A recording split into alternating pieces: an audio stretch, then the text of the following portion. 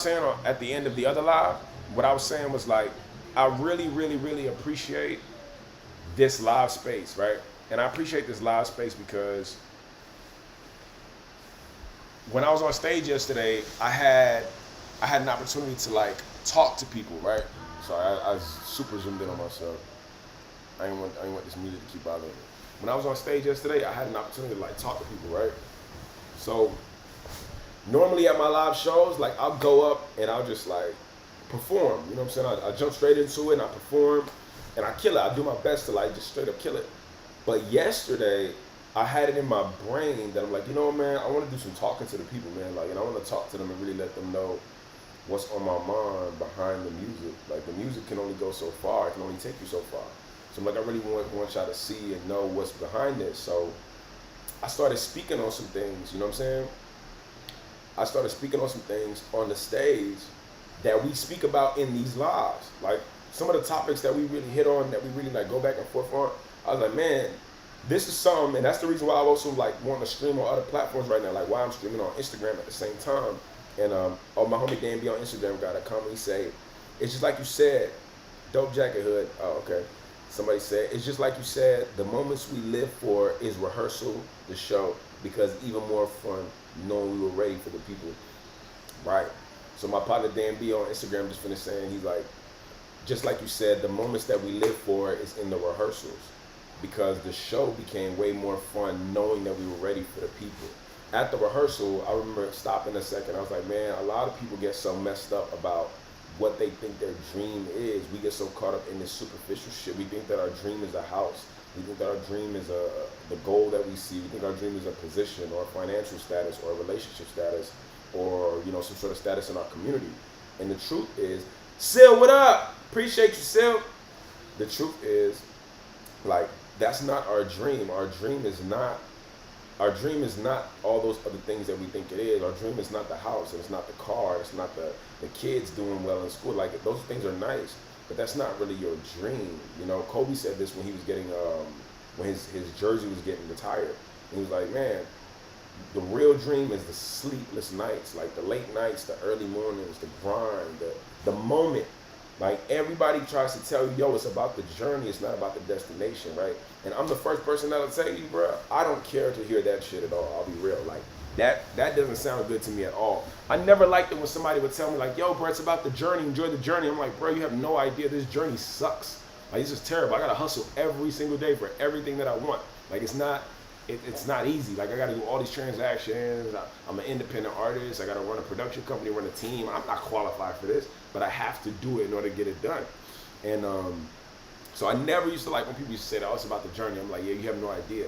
And I think that, like, I was always, my mindset was like, nah, man, once I get to a certain point, I can enjoy the journey. Once I get to where the money's coming in crazy and I'm booked all over the place and I'm doing shows and concerts that I want to do, that's when I can enjoy the journey.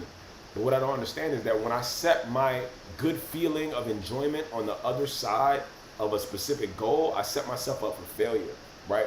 And it's written in this book that I'm reading right now called Quantum Success. In it, this lady talks about paradoxes.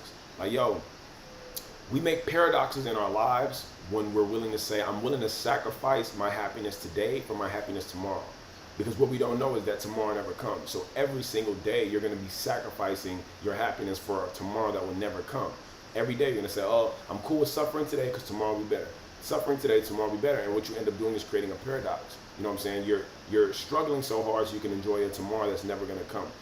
You know? So it's like, a lot of times in life we get so caught up in like creating this paradox that we get so far away from what it is that we actually want to do and where we actually want to go. Like, you think that you're going to be happy when you get to a certain point, not knowing when you get to that point, it's like the end of the rainbow. There's really nothing there. There's no pot of gold there. So you're going to start looking back and like, damn. So you telling me all those things that I ignored on the way here, that was my dream? Yes, that was your dream. All those moments with friends, all those laughings in the parking lot randomly, all the times where you were really scared to do something and you did it anyway. You were super uncomfortable, but you did it anyway. Those are going to be the moments that you remember at the end of your life, not those little trinkets that you got and not that goal that you thought was going to change your life only to find out, yo, there really is no pot of gold at the end of the rainbow, right? Because we live in a continuous flow of creation. Things are always ever changing. You're not going to get to a point and be happy with that. That doesn't exist. That's why you see these stories about people who reach massive success and then regrettably maybe they take their own life, or they end up, you know, using substances they don't got no business using, and they end up in them situations, bro. Dan B said facts. They end up in those situations. What up, B Rich? They end up in those situations because they think that getting to this position or this place is their goal. Like, once I get famous, all my stuff will be good. Once I get here, I'm gonna be good. Once I get this amount of money, and then you end up realizing, like, yo, bro, you actually missed your window of happiness. There was a lot that you could have done in that space, and it doesn't feel like it. That's the crazy part about life. Like, and that's the illusion. The illusion is like us thinking that we have to get somewhere before we can get happy, and that's what I was talking about, the paradox. The author of the book was saying, yo, she wanted to be published so bad that she put a lot of her energy into it. She put so much of her self-worth on getting published, and then she ended up getting these agents, and she was shopping her book around, and no publisher. She went to 12 publishers, they all said no. What up, Andrea? She went to 12 publishers, they all say no. She went to another 12, they all said no. So now 24 people told her no for her book, and she started feeling depressed. So it's just like what you're saying, it's kind of depressing. Let me see. Sil said, it's so true. I went through a career crisis when I accomplished all the things I had wanted to. It's kind of depressing. Yo, that's real, Sil. Like, that's super real. That's super real. So what did you feel, Sil? You feel like where do you think the depression came from? You feel like it was depression based on you were at the end of your rope, like you had already did the things you wanted to do, so there's nothing left? Or do you feel like you got to that point and you realized that it wasn't really what you wanted? You know, like what kind of feeling was that for you? I'm really interested in knowing. Because that's what this author was talking about in the book. She was like, I wanted to be published so bad. She went to 24 publishers. They all said no. She started getting depressed. And then it wasn't until she stopped and evaluated how she was feeling. She was like, yo, man, I'm depressed right now. Why am I depressed? I'm depressed because I put so much of my value on getting published. I think that in order to be a real author or a real writer, I have to be published. I have to be a published author. And because I'm not published and I keep getting rejected, I feel like a failure. Beauty, what's up? Good morning. Because I'm not published, I feel like a failure. And it's like, no, man, you're putting way too much of your self-worth on this outcome, this unpredictable outcome that is outside of you, that you have no control over. You can't control whether somebody picks up on what you're putting down. You can't control over somebody buying your product or appreciating your service or promoting you or publishing your book. You have no control over that. So you can't put your self-worth in that external accomplishment. You know, you can't put so much of what makes you you on the accomplishment of something, man, because in the middle of that and in the interim of, okay, whether it's going to happen, whether it's not, what you're creating is a desperate emotion. And desperation is poison to real dreams and goals. When you feel desperate, you push away the things that you want. That's the paradox. I want this thing so bad that I'm actually choking it out. I'm like choking the energy because I'm so desperate. It's like, imagine being in a relationship. Like, oh my God, I love you so much. Do you love me? Do you want me too? And you're going to push the person away.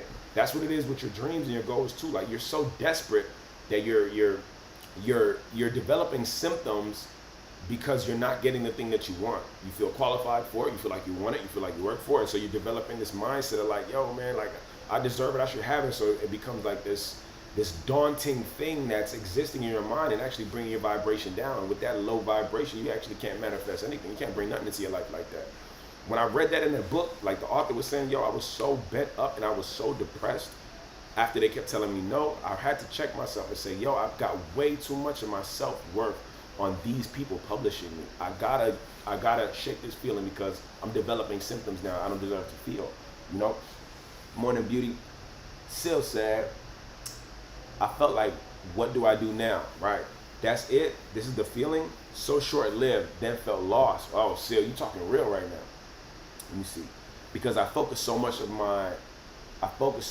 on my career defining me. Yo, exactly. Sil, you went through the exact same emotions that this author went through. Where the hell is my book? That's the real mystery. I want to show you the book, but I have no idea where I put it. It's probably upstairs. But yeah, like you went through the exact same emotions. We create our own resistance. Exactly, Britt. We create our own resistance, and it's like we're creating it based in our own want. Like, I want this thing so bad that I'm willing to be unhappy today just so I can get it. And society actually trains us to think that, like, we have to be miserable in the attainment of our goals in order for our goals to come true. And that's actually the opposite, man. 90% of the workers that you know that are miserable are not going to be happy at the end of the rainbow. They're going to end up retired, kicked out of an office with a watch and a pension plan that's going to barely get them by, and then way too much time on their hands, and then their bodies are going to be breaking down. And then we've seen this story 1,000 times.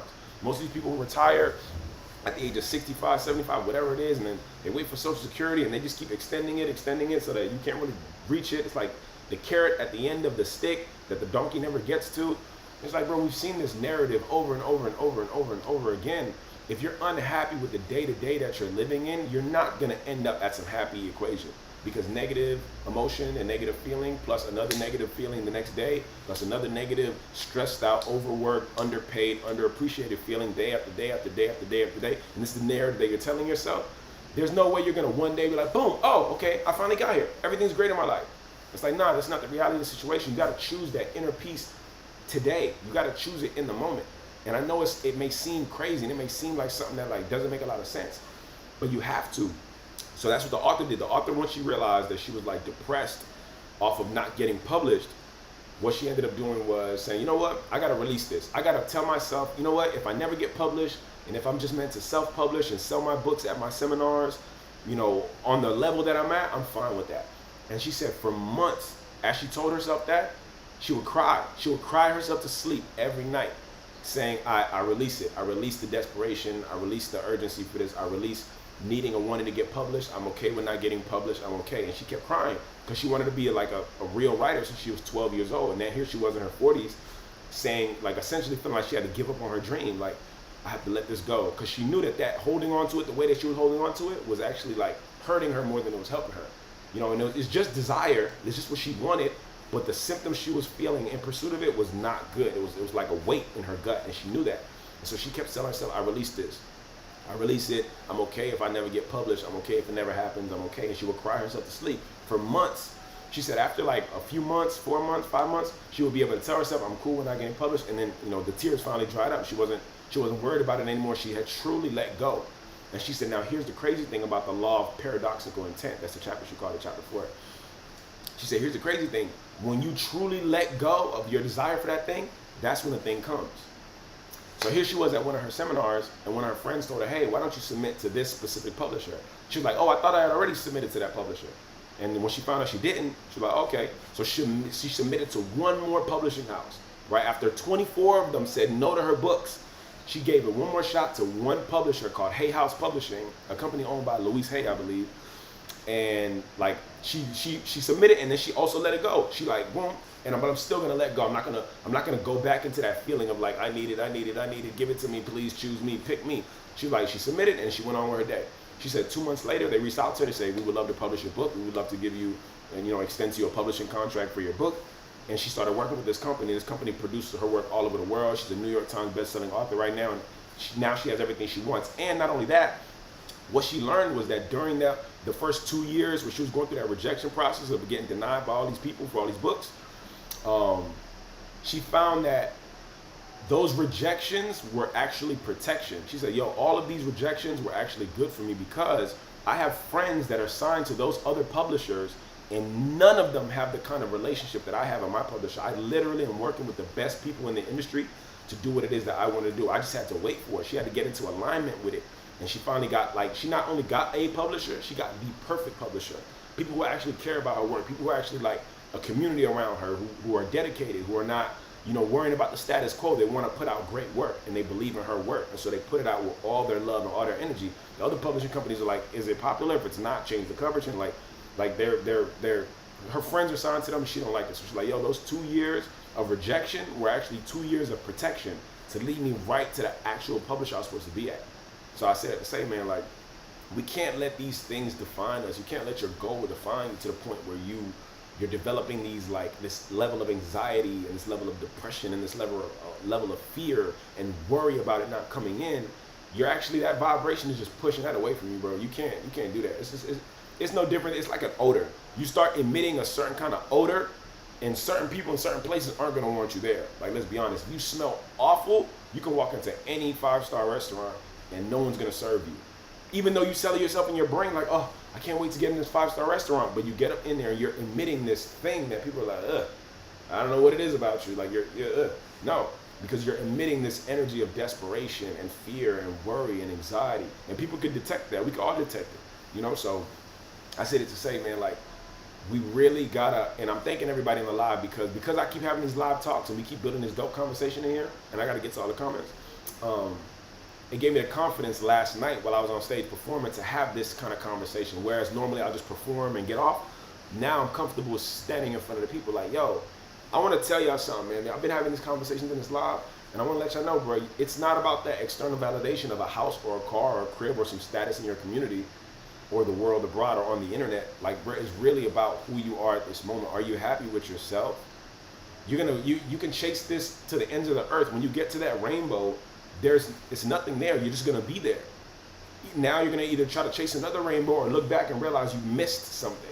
You know, like, it's really about who you are in the day to day to day. You gotta find happiness in yourself every day. And when you're happy and when you're content and when you're joyful, that attracts the vibration that you want. That attracts those manifestations that you want. You know, not saying I'm gonna be desperate and pray to get a lot of money. It's like, no, you gotta feel that money first. You gotta feel that energy first. You gotta feel calm and cool. How would you treat yourself if you made a lot of money today? When you go out and treat yourself to a nice meal, or maybe go get something nice from the mall, you should probably go in that frame of mind, go treat yourself to a nice meal and go probably get yourself something nice from the mall. You'd be surprised. Those little activities will actually draw that stuff into you. You might meet somebody at the mall you haven't seen in months. You're like, oh my God, what are you up to right now? And then before you know it, you're in a business deal and this person sends you a deposit that exact same day. This stuff happens. This stuff happens to people every single day. My sister's a testament and a testimony to this. I'm a testimony to this. Like, some incredible things. In October, I flew to Egypt and Ghana in the same month, and I didn't spend $1 on it. Like, both of those were fully paid trips. One was by my sister. She was like, I just want to travel, but I don't want to travel by myself. If you're willing to come with me, I'll pay for everything. I'm like, cool, I'm going. The other one was my friend. He's like, come out. You know, the tickets are like $8,000. I don't have $8,000 to spend for a weekend in Ghana. He said, well, do you have the time? Yeah, I got the time. All right, cool, don't worry about it. Reach out to my assistant, tell her you're good, and have her book your flight. I'm like, are you serious? Yeah, cool, assistant, can you get me that? And then boom, I'm there. But like, I was really stressed 2 weeks before that, and then just to kind of make it make sense, because I know I'm kind of sporadic, like a week before that, instead of running outside and trying to hustle and bustle, I sat down and I cleared my mind and I just started vibrating on the frequency that I wanted. I said, man, I'm gonna sit on my couch and I'm gonna think positive thoughts for a minute. Like, I'm not gonna run outside and I'm gonna actually sit down, shut my brain off, and imagine something that I like, and just for a minute. Even if you might think it's a futile exercise, but even if it don't make sense to nobody in the world, at the very least, it's gonna make me feel good right now, because I'm stressed. So I need to like get this popping. So I sat down on my couch, the same couch I'm sitting on now. I closed my eyes, I leaned my head back, and I just thought good thoughts. I'm like, man, let me just see what happens if I just, what are experiences that I would like that would just make me feel like this, make me feel happy, make me feel excited, make me feel accomplished, make me feel important. And I just started feeling these vibes for a couple minutes, and I was like, all right, cool. After that, my day was calm, my day was enjoyable, it wasn't as stressful anymore. So I'm like, I feel better right now. I definitely feel better. I actually did this exercise yesterday too before the show because I was stressed. And then like a week after that, they were like, hey, you want to come to Egypt? For sure. Hey, you want to come to Ghana? For sure. Those things don't happen every day, but they did happen coincidentally after I sat down on my couch and said I was going to start just feeling good for the sake of feeling good. So I want to motivate y'all, man. You'd be surprised. You want that hustle and bustle. Let's get out of this self-sacrifice mentality of saying I have to be miserable today to be happy tomorrow. That shit doesn't exist. If you're miserable today, you're going to be miserable tomorrow. Let's not mistake this fact. We've seen this story unfold. We've seen people work for 30 years for a company, retire and then pass away a week later, or retire and they end up with nothing but health problems, and their retirement, their pension, Social Security doesn't even cover their medical bills anymore. Like, we've seen this, and we don't want to be stuck in that anymore. Like, let's just start changing the way that we approach our days. Yo, I'm not willing to be unhappy today. I want to be happy today. That doesn't mean I'm going to like drug myself. You know what I'm saying? That doesn't mean I'm going to like, Aggie Maggie, gorgeous. What's up? Thank you, Aggie Maggie. That doesn't mean that I'm going to like dilute myself. That doesn't mean I'm going to do drugs or, you know, I'm not going to do anything crazy to myself. That's not what being happy today is about. I'm not going to drown myself in vices and things I really don't got to be doing. But what I will do is make a conscious effort of being happy today. Even if that doesn't mean I eat a little snack over here. I'm not going to go crazy, but like whatever it is that will make me happy today, I got to do something, at least a little thing every day. Maybe I should, on my lunch break, go on YouTube and just look up stand-up comedy. I got into the habit of doing that lately. Like, yo, I'll just go up on YouTube. Like, you know what? I need to laugh every single day. I need to laugh every single day. So sometimes when I'm eating, I'll just pop up like some stand-up comedians I never heard before. I'll just hear them telling me stories, and I'm like, okay, cool. And I'll just start laughing. I'm like, man, the power and the frequency of laughing is incredible, yo. Like, laughter is extraordinary. So let's not sleep on some of these things. I'm super behind in the comments, and I apologize. So true, the keys about being happy, just gent, right? Being grateful for the small things in life that are happening right now. That's a fact. Let's see. Listening while juicing, won't be able to comment. Okay, Jen, you good. Britt, I've seen it in my manifestations. Something I don't care much about, like hearing a song almost instant. Right. It's true. Let's see. Faith, hey, what's up, Faith Scott? How you doing? I need to read this book. I'll send you the book. It's called Quantum Success by Sandra Ann Taylor. When I tell you I had zero expectations for this book, I had zero expectations for this book. Like, I looked at the cover and I was like, this book looks lame. Like, I don't know. Don't judge a book by its cover. Literally, like, I was just judging it by its cover. Like, this cover of this book looks dumb. It looks like an astronaut. Man, I don't know. Where's the book? It's definitely still upstairs. But I was like, yo, bro, this doesn't look interesting. But man, that's the first book that I ever read it. I just read it all the way through. I got to the end of the book and I was like, And I went right back to the page 1 and I started reading it again. I was like, there's so much awesome stuff this lady is saying in this book. Like, I never heard of paradoxical intent. You wanting something so bad that it's actually pushing it away from you. I never heard that before. But like, that concept is so real. Like, you know, when you hear something true and it just resonates with you immediately, like, damn, okay, I know what that is. Yes. You're vibrating an energy of desperation, and it's pushing that thing that you want further away from you. It's prolonging your waiting, it's prolonging your suffering, and until you shift and change that energy, you're not going to be able to attain it. You got to attract it. You got to vibrate in alignment with it so that you can stand right next to this thing easily and effortlessly. The problem with a lot of us when we try to manifest things that we really don't believe we deserve it. I'm a person who's never seen $1,000 before, but I'm trying to manifest $1 million. My subconscious mind is saying, liar, liar, liar, liar, not real, not real, not real. And then my conscious mind is believing it, like, yeah, that's not real. I never seen anything like that. Like, you have this inner conversation that's happening that's really keeping you away from a lot of things you want. And it's based on your belief system. But like, yo, if you can change your belief system, you can actually sit in a space where, like, you know what, I'm imagining things that I want that are simple enough for me to attain them, but it'll also make me feel extraordinary when I have them. You know, it could be anything, even if it's manifesting a free cup of coffee, you know what I'm saying, or manifesting some free pizza. Like, you can really get whatever you want, but you gotta believe it. It gotta be something that you believe. Your friend doesn't need to believe it, so maybe don't tell your friend at the same time, especially if you know your friend doesn't believe in much. Like, just keep it to yourself and manifest whatever you want, but you gotta be in alignment with it. It can't be something that's like so far off that like your brain is gonna constantly call you a liar every time you think about it. It gotta be something that's like really tangible to you. Like, if you're used to making $1,000 in a week, now maybe say, okay, $1,500, $2,000, $3,000, whatever the case may be, but like, you know, step by step, slowly start increasing the things that you desire, you know? Let me see. I love the fact, I really wish, the distracted Dharma, I really wish I had learned this 10 or 15 years ago. Better late than never, yo. True story. Better late than never. That's a fact. I definitely gotta send you this book, Devin, right? Look at God, I'm telling you. Distracted Dharma, that's so cool, right?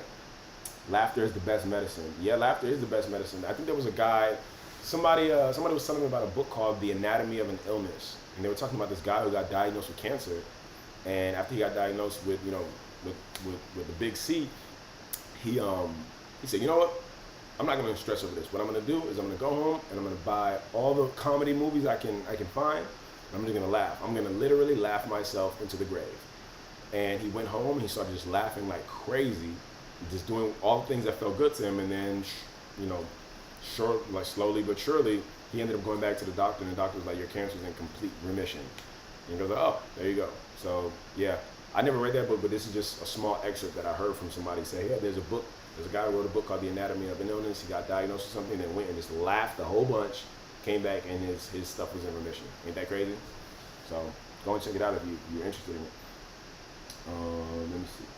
Bro, you on fire, so much fat. What up, Dan B? Oh my dog, Dan B done jumped on the TikTok. What's up, man? Denounce all negative beliefs, Dan B. Is because of the fact that as a man thinketh, so is he. That's a fact, Dan B. And that's another really good book. First off, that phrase is from the Bible to the best of my knowledge, but there's a book called As a Man Thinketh by James Allen, which a lot of people know it. And I love that book. I didn't think I was gonna like it as much as I did, but like, there's one little part in there where James Allen says, a strong man is like a shade-giving tree in the desert. And he's like, a strong man is like a shade-giving tree in the desert. And when I read that part, I just had to like stop myself. Like, what does that even mean? Like, what is a shade-giving tree in the desert? Like, a shade-giving tree in the desert is literally a lifeline. A shade-giving tree is protecting you from the sun. You can build shelter with the wood. There may be water trapped in it. You can get molasses from it. Like, there may be fruits in it. Like, a shade-giving tree in the desert is literally life. So what the guy was kind of alluding to me, or what I got from him, was like, yo, a strong man is like a shade-giving tree in the desert. That just means like, yo, a strong man is somebody who comes around into your life, steps into your life, and literally gives you life in the moments that you need it, like a lifeline, like a real boat that has come to save you. You know, and it made me think of all the people, like, who do I know in my family that's the shade-giving tree? Right now, it used to be my mother. My mother was a shade-giving tree for a lot of people. My cousin literally just sent me a message right now. She was at the concert that we did last night, and she was saying, one of my friends, he sent me a message like, man, your cousin last night, her energy was so amazing, and she made me feel so good. I've been going through some stuff. When I went to your concert last night, and I saw your cousin there, we had a great talk, and I guess she spoke life onto him or something. And he was like, man, that's amazing. So my cousin ended up telling me this morning, after I told her that, she was like, man, everybody needs, you know, my mother's name was Myrna, and her name is Myrna. She's named after my mother. Just like everybody needs an Auntie Myrna, you know, to shine that light over, you know, somebody to be that energy. And I was like, man, I get it. James Allen said the word man, but like a strong person is a shade-giving tree in the desert. You're people's lifeline. Like, some of us in our families are that shade-giving tree. You know, some of us in our families are the people who, like, when shit goes wrong, we're the ones that they call. Like, hey, I need your help to do this. Hey, I need your help to do this. Hey, can you do this? My sister needed help with, like, getting her children vaccinated or something like that. And they were going to kick her kids out of school for not getting vaccinated. My sister doesn't believe in vaccinations. And she was like, yo, bro, do you know a doctor? I'm going to all these doctors, and every doctor is denying me. Like, they're telling me that my kids got to get, oh, hey, Riza on Instagram. Hey, I'm listening to you from Afghanistan. That's what's up. Appreciate that. Shout out Afghanistan. So my sister was like, I'm really against vaccinations. I need a doctor, and every doctor is like not cooperating with me. They're not signing this document to like omit my children from these vaccinations that I think are harmful. And they're about to, you know, unenroll my kids from school. I need help. Do you know a doctor? I was like, maybe I know a doctor. Let me run through my contact list. She's like, didn't you tell me about a doctor friend that you had, you know, a few weeks ago? And I was like, oh, I do. There is a doctor friend that I have. He's a guy who, like, I just reached out to him. I met him, you know, socially. Dan B, you might know him. I'm talking about Armin. And so I reached out to the homie Armin. Great doctor, man. He's like a really good guy. And so I reached out to him, and I said, hey, look, my sister's having a problem, and she needs a doctor's help. So, you know, can I give her your number? And so he was like, yeah, no problem. Anything you need, definitely give your sister my number. So long story short, I connected them, and he signed the paper that she needed to omit her children from getting those vaccinations. And she called me the next day. She was like, yo, thank you so much. I did not know what I was going to do. My children were literally about to get kicked out of school tomorrow, and every doctor was telling me no, that they weren't going to sign this paper for me. But, you know, your friend, he understood my story. He's like, okay, it's completely your choice if you want your children vaccinated. I'm not going to sit here and force you to get your children vaccinated just because, you know, society says so. So, yeah, here, boom. Long story short, she just called me and thanked me, and I was like, okay, cool. Like, who are the people in your life that people call when things get tough? You know what I'm saying? Because I call her at the same time when things get tough for me. You know? You see, Devin. That's why I used to go out of my way to make my dad laugh when he had cancer. Oh, that's what's up. I love that, Devin. That's amazing. For real. People call on me. You see that, Devin? There you go. Devin, you the shade-giving tree in the desert, Devin. Make this louder.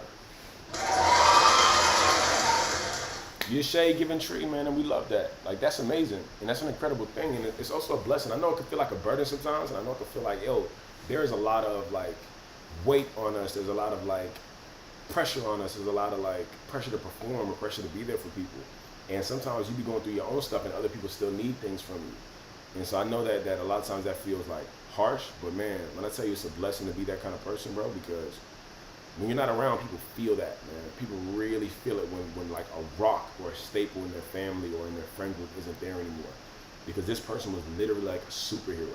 You know, I told one of my friends that yesterday, as soon as he walked into the venue, I'm talking about my homie James Clinton. As soon as he walked into the venue, it felt like the vibes just went straight up. I don't know what he got on his spirit. I don't know what he got going on. But the second James Clear walked inside the venue, it was like, oh, everything's gonna get better now. You know what I'm saying? All the vibes is up. The vibes is up. You know, and I don't even know why I felt like that, but it just did. You know, Florida Life. What up from Southwest Florida? What up, Florida Life? Shout out to you. Florida Life is part of Infinitum. Oh snap! What's up, Florida Life? I'm gonna follow you right now. Bam. Appreciate you, Florida Life. Thanks for jumping into the live. Devin. Nah, absolutely, Devin. Like, this is a real thing. Like, you're appreciated. You feel me? Hadash, my real cousin. What's up, Hadash? People call on me. I realized that the other day. I didn't finish my schoolwork. Hold on, let me see. I realized, hold on, let me see. Okay, I realized I didn't get my work done because every time my phone rang, I stopped to help whoever, right, was on the other side, right? Uh-huh. Yup. See? Let me see, Devin. When I feel like crying, and sometimes I do, I just remind myself that this life is bigger than me. Man. That's incredible, man. Devin, like, you the truth. And so are you, Adash. Man, like, people sometimes don't understand it. You feel me? 9,000 sons. Appreciate you, 9,000 sons. So yeah, I finally found a way to just do this thing, and I'm loving it. The God is here, LOL, that's why. Right, exactly. You talking about James Clinton. When he came up in the party yesterday, it was like, yo, what's up? Hadash, yup. Nah, man, like, a lot of times people, we don't understand how much we love and how much we appreciate that. You know what I'm saying? How much we appreciate that energy, how much we appreciate, like, somebody who's just there for us.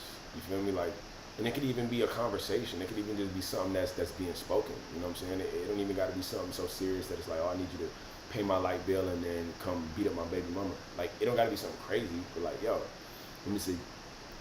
Dan B, was Devin at the show? She deserves a Hope shirt or something. I like the support. Yo, I'm telling you. Nah, look, Dan B, so Devin wasn't at the show physically, but she was absolutely there in spirit. And Dan B, Devin was the one that was going off in the live when we was doing the rehearsal. So Devin, this is Dan B right here. You see I Am Dan B with the V where the Ace belongs? That's the artist Dan B who was performing on my at the rehearsal with Yoli. So Dan B was the artist with the dreads and Yoli was the one with the purple hair. So yeah, and Dan B performed last night that same song on stage, Calling Your Name. I'm telling you, yup. I'm telling you, man, like, real. Grand Risings, Flawless Skincare Cosmetics. What up, Flawless? Grand Risings, I have a podcast and would love to use your song as one of my songs on the podcast. Yeah, absolutely. Please feel free to use any song that you want of mine. I got you. If you want to send me a message, let me know what it is. Any way I can help you do it, I'm with it. Let me know. Right. This live alone helps me out. Nah, I'm telling you, Devin, I appreciate you, man. Shout out to y'all. Nah, we appreciate you, Devin, straight up. We appreciate it, man. We appreciate the community that we're building up in here. And again, like, we really new to this space. So it's like, I don't know how this is gonna transform and extend out, but like, I really want this to be like an awesome place where people could just be real with each other. I feel like a lot of times we deal with so much stuff that we can't tell nobody, and we deal with a lot of stuff that we don't even really want to just address in ourselves. I was at a mastermind a while ago in January, and we were talking about why we do what we do. And I'm sitting in there like, why we do what we do, love the energy. Thank you, Flawless, appreciate you. I was sitting in there, Florida Life, thank you for liking the live. And we were sitting there talking about why we do what we do. My why was, I like serving the unseen. Like, I feel like that's what my purpose is.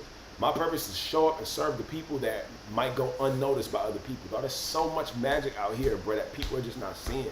You know, like, so many incredible people that people are not seeing. Appreciate you, Dan B. Thank you for that. Like, there's so much awesome energy and awesome people, man. So I pride myself on having friend groups full of people that are diamonds in the rough. I'm a diamond in the damn rough. And that's a fact. Even somebody was telling me last night, like, yo, bro, you underrated. I'm like, cool. Diamond in the rough. But all of the people that I love the most are diamonds in the rough. And then even beyond that, I found that everybody who listens to my music and everybody who like taps into the live, as I look at every single person that resonates with me, like attracts like, every single person that I come across that has like, yo, bro, that feel like they got some sort of connection. It's like, yo, I guarantee you a diamond in the rough too. You feel me? And so I was in Atlanta and we were talking about like, why you do what you do? I'm like, yo, I do it for the people who go unseen, bro. There's so many diamonds in the rough, and you people aren't paying attention to them because they're not polished, and they don't look a certain kind of way, and they don't got enough followers, and they don't got enough money, and they don't got enough status around whatever you think status is. And it's like, bruh, come on, bro. Like, there's so many extraordinary people. I'm not saying this shit for fun. I'm saying it because it's really a lot of people. I've come across hundreds of incredible artists. I've come across hundreds of extraordinary people. Dog, some of the best people I've ever met in my life are people that you will never hear of, never see, never this, never that. They're the kindest people, the best people, the sweetest people. They'll give you a shirt off their back. Like, you know what I'm saying? Like, and it's like, yo, bro, I want these people to be seen by the world. So me being who I am, I'm like, okay, cool. If people like the way I look, right, and people like the way I sound, then I'm gonna use this shit on purpose to let you guys know and remind you of where you come from. You feel me? Because at one point in time, we were all diamonds in the rough. How many people just came out the womb perfect? Very few. A majority of the world feels that way. A majority of the world feels unseen or unheard in some category in their life. And so, like, we're gonna speak to that shit and remind you, bro, like, yo, all that stuff that goes unseen and unheard, bro, it ain't going unseen and unheard by us. You can speak about it in here. You can talk about it in here. I'm gonna write about it in a song. You can jam that song. Like we can find ways to make sure that that part gets seen and heard, because to live this unlived life ain't the way we want to do this. Like, don't get to the end of your life feeling like you lived an unlived life. Nah, man, like, there's so many extraordinary people, and we all feel unseen at different points in time for different reasons. And I just come across so many incredible people. So, yo, if people are interested in anything I gotta say, I'm always gonna speak life to that. I'm always gonna speak to life, like, yo, yeah, you might like my skin color, which I had nothing to do with. You might like my facial features, which I had nothing to do with. You might like my height, bruh. I have nothing to do with any of that. Like, that shit is great. But the one thing that I do have a choice in is what I say to you. You know what I'm saying? What I say to you and the vibe, the way I treat you. That's my choice. You know what I'm saying? All this other shit, like, to like a girl just because of the way she look, you dumb, and you're doing yourself a disservice. She ain't no control over that shit. You really should be thanking God. You really should be asking for God's phone number, because she didn't create that. None of us did. You know what I'm saying? But what I do have a choice over is what I say to you and how I make you feel. And so if I got that much control, then I'm going to use it properly. You know what I'm saying? Like, I'm going to use that properly. Exactly. Exactly. Never waste the gifts God has given you. That's a fact. Hallelujah. Right. A-Rock. What up, A-Rock? How you feeling? Absolutely. Right. Devin. Amen. I'm telling you. Come on. Go where you're appreciated and valued. Exactly. Exactly. Exactly. Like, man, it's just me. And again, like, I was younger, man, and I used to get bullied. And when I was getting bullied at school and at home, amen, God Hack 305, what up? When I was getting bullied at the crib and at home, bro, I felt very unseen, because I was dealing with shit that I couldn't tell nobody, bro. Like, I'm getting beat up, and I'm feeling sad, and I'm feeling angry, and I'm feeling upset, and we don't have nothing. I don't have no outlets for this. My parents can't afford to put me in no sports, and they're not even involved in the community enough to find out that there are free programs for kids to get involved in sports that ain't got no money, but we don't know that shit. Like, we're so busy struggling that's like we living in we living in a ghetto inside a ghetto. You know what I'm saying? This is the hood inside of our hood. And it's like, and then even inside of that little community, we living in a house that's like, I remember being like so ashamed of the way that we was living. We didn't let nobody come over, so we really living like fucking cave people at a certain point in time. So you really get detached. You start feeling like, man, you can't tell nobody nothing. And I remember being taught that as a kid. BB, thank you for the follow. I remember being taught that, like, yo, don't tell nobody about what's going on in this house. Don't tell nobody about how many people could sit and say that and understand that shit, and like, really, you remember hearing that. You know what I'm saying? Like, how many people in this live have had that been said to them when they were younger? Don't tell nobody about what's going on in this house. Dog, a lot of us, you know what I'm saying? A lot of us going through that. I really want to know, did they say that to y'all too? Or am I the only one? Same. Right out of Philly. Man, come on. Unfortunately, yeah, don't tell nobody about what's going on inside the crib. Okay, cool. You know what I'm saying? So, the one thing I can say I'm thankful of, like, I'm thankful that it didn't get ridiculous. I'm thankful that child services never took us. And I'm thankful that, you know, my parents was always there. The shit was just tough. And so you end up dealing with this shit. You know what I'm saying? Devin told my mom used to threaten me and my siblings after abusing us. Bruh. If you don't get a threat after getting your ass kicked, then that must have been a good day. You know what I'm saying? Like, what kind of threats though, Devin? Because maybe I'm assuming that there was like the threats I got. The threats we got was more ass kicking. Like, I'm gonna kick your ass, and then I'm gonna kick your ass even worse next time if you keep doing this shit. But like, don't we got beat so fucking much? Shit was crazy. Patrice, live show was everything. Patrice, what up? Patrice was at the live show last night, man. Yeah, Got Hacked 305. Remember, Noah's looking down on us. We're looking up. Right. That's right, Got Hacked. Got Hacked on Instagram said, remember, nobody's looking down on us. We're looking up. That's a fact. Yo, what up? Picture me sweet. How you feeling? Welcome to the live. Nah, man, like, come on, bro. Don't tell nobody about what's happening in the house. And so it's like, yo, it would be hard for anybody who ever heard that in their life to not feel unseen. Anytime you're dealing with shit that you can't tell people about, there's a sense inside of you of this secret world that's only your world that might feel bad or might feel good, but like there's a secret world inside. Thank you, CA. Thank you for the gift. You got this secret world. Anytime you're walking around with this secret world inside of you, you feel unseen, bro. And so my job being the voice box of this dream that I got, is just to show people and shine a light on all the shit that you're not seeing, bro. You're not seeing how amazing these people are. You're so caught up in how motherfuckers look. You're not listening to what they saying, bro. And the sad part is sometimes that happens to me. Like, hey, I'm very thankful that God designed me to look this way, right? Like, I love that shit. But not if it's coming at the cost of you not fucking listening, bro. Like, not if you caught up in your own fucking fantasy that you're not paying attention to what I'm saying to you. Like, I'm not saying this shit for no reason. Like, I'm saying this to you for a real reason. Like, the first time I went on Sway in the morning, I rapped, did my thing, and I'm like, oh man, I did my thing, I killed that shit. And I remember it was funny at the time, but Sway was like, yo, Heather B, what you think? Heather B said, you know, I'm sorry, I didn't hear nothing you said. I was too busy looking at your body.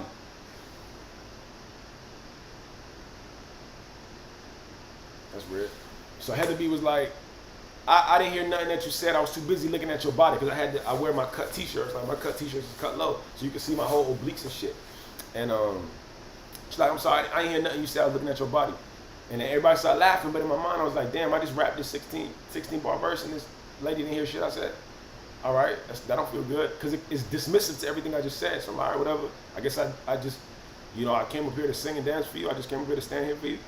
And then another thing like that recently happened too. In Atlanta, I did some rap experience, and there was some judges there, and the judge was like, nah, you know, we don't want, you know, we didn't like it. And I'm like, in my mind, I'm like, damn, dog, I don't know everything in the world, but one thing I know is I know how to perform. So if you people are telling me I was a bad performer, that's just a lie.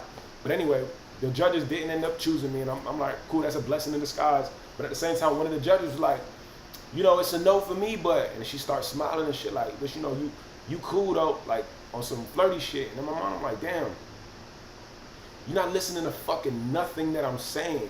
Like, you people are so superficial. You're not listening to shit. I get it. I would get it if I was saying something that's way over your head. I'm using layman's terms, bro. I'm telling you some shit you should understand. If you don't understand me, bro, then what I'm supposed to speak? A different like. Just try to pay attention, bro. Y'all so caught up in the dumb shit. Y'all so caught up in shit that don't matter. You know what I'm saying? This shit don't matter. It don't matter. Like, pay attention to this shit. So my job is to shine a light on the shit that you're not paying attention to. Because you're looking at the wrong fucking thing. You're looking at how motherfucker, I didn't create this face, bro. I wish I could take credit for this shit. I maintain it, but it ain't, you know what I'm saying? Like the fuck? Like, a person being pretty doesn't make them worth listening to. You know what I'm saying? A person being appealing don't mean that, like, it's weird. How can I sit in front of you and tell you some real shit for your life with the intention for your life, and you're like, yeah, just keep running those lips. I don't want to hear nothing you got to say. And the sad part is it happens to women more than it happens to men. And that's the reality of the situation. Like, it happens. We are all people. Word. Yep. Got hacked. Straight up. It happens to women more than men. A lot of times women get objectified more than men. And so a lot of times men try to act like that shit ain't no problem. You know what I'm saying? Like, oh, you're a pretty girl, you can get whatever you want. Not knowing that, no, bruh, because she's a pretty girl, she walks inside of every room and she gets objectified. Men are looking at what she has instead of who she is. You know what I'm saying? I'm looking at your body, I'm looking at your hips, I'm looking at your breasts. I'm thinking about what I could do with you later if you open that door for me. Like you running your mind on all the different internal shit that you want to do to you, objectifying this person. You don't give a shit about what this woman is saying, even though she's saying some really great shit. You don't give a fuck about how professional she is, even though she's the most professional person in this room. You don't give a shit about, like, how awesome she is. You only caring about that dumb shit that you came with. And it's like, man, I get it. When women start complaining, and I didn't always get it. Like I always thought it was like, no, life is easier for y'all, bro. Like you're women, you're like it has to be easier for y'all because we getting fucking shot and killed and beat up outside, and then we got to deal with no one's giving us free meals, no one's giving us free anything. Like for real, we got to do all this shit ourselves. And that was my ignorant approach before until I realized like, yo, bro, women are not dealing with the exact same warfare that we're dealing with, but they're dealing with warfare. It just looks different. We're dealing with like loud, crazy, blunt instrument opposition, you know? They're dealing with like a psychological battle that like, yo, nobody is training you for. Like no one is training a woman on how to navigate these spaces. You walk inside of this place trying to do business, you done your research, you got a degree, you done work your ass off, you done like shown up and shown out in a million different ways, you put your hours and you put your 10,000 hours in, only say how you walk inside a room and have a nigga be like, yeah, I'm gonna give you the role if you get on your knees. Or I'm gonna give you the job if you go on a date with me later on tonight and, you know, come home with me. Or, you know, in order for you to elevate in this company, you're gonna have to play the game, you're gonna have to get in the jacuzzi with me. Or you're gonna have to like kiss my ass, you're gonna have to gussy up to me. You're gonna have to, you know what I'm saying? Yo, y'all make sure to keep tapping the screen, y'all make sure to keep sharing the live. I appreciate y'all for being up in here. And y'all make sure to follow me if you're not already following me. And help me reach my live goal of these 10 teddy bears. But honestly, this shit is really about this message. Like, let's be real. Yep, all I see is face and body. Honestly. Yo, cuz, I was talking about you a while ago, right? I was talking about you a while ago because of this conversation. The conversation I was talking, and it kind of goes into like objectifying women, but this one kind of like steers into a different direction. It's more like, yo, I remember hearing this like, there's a theme that goes around where black men don't like black women. And I'm like, yo, where did that come from? Like, where the fuck does that come from? I don't understand it. And I think like, I even had like multiple people that was in my friend group say shit like that. Like, oh, I'm a black man and I don't date black women. And they give you these examples like, yo, you know me, I don't date black girls. And in my mind, I'm like, bruh, what are you talking about? Like, I remember hearing that for the first time as a grown-up. I was like in a party in the street. I'm talking to a security guard. He talking about how you don't date black girls. I'm like, yeah, that's crazy. And then it proceeded to keep happening, right?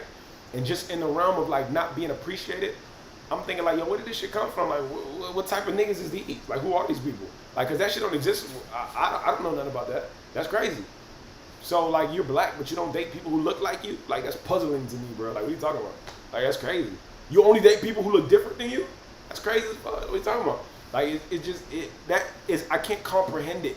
You know what I'm saying? I can't get over this wall of like, what are you talking about? You got a barrier against something that looks and is just like you? Like, I'm puzzled at this shit. But beyond that shit, I was like, man. And so it started up like an even deeper conversation with like a lot of my homegirls like, yo, bro, this is an ongoing theme. Like, you got people out here saying this shit and doing this shit. And I remember going off on Instagram one time because one of my homegirls, like, she went through a situation. She's a casting director. She was casting this thing. I always question if a black would date me or not. What? It's crazy. They hate themselves. What? Dan B, that's what I'm talking about. Dan B, this is a conversation for you. My dad loved my mama, and she's the same color as me. Like, come on, bro. Like, yo, bro, I'm puzzled by this, right?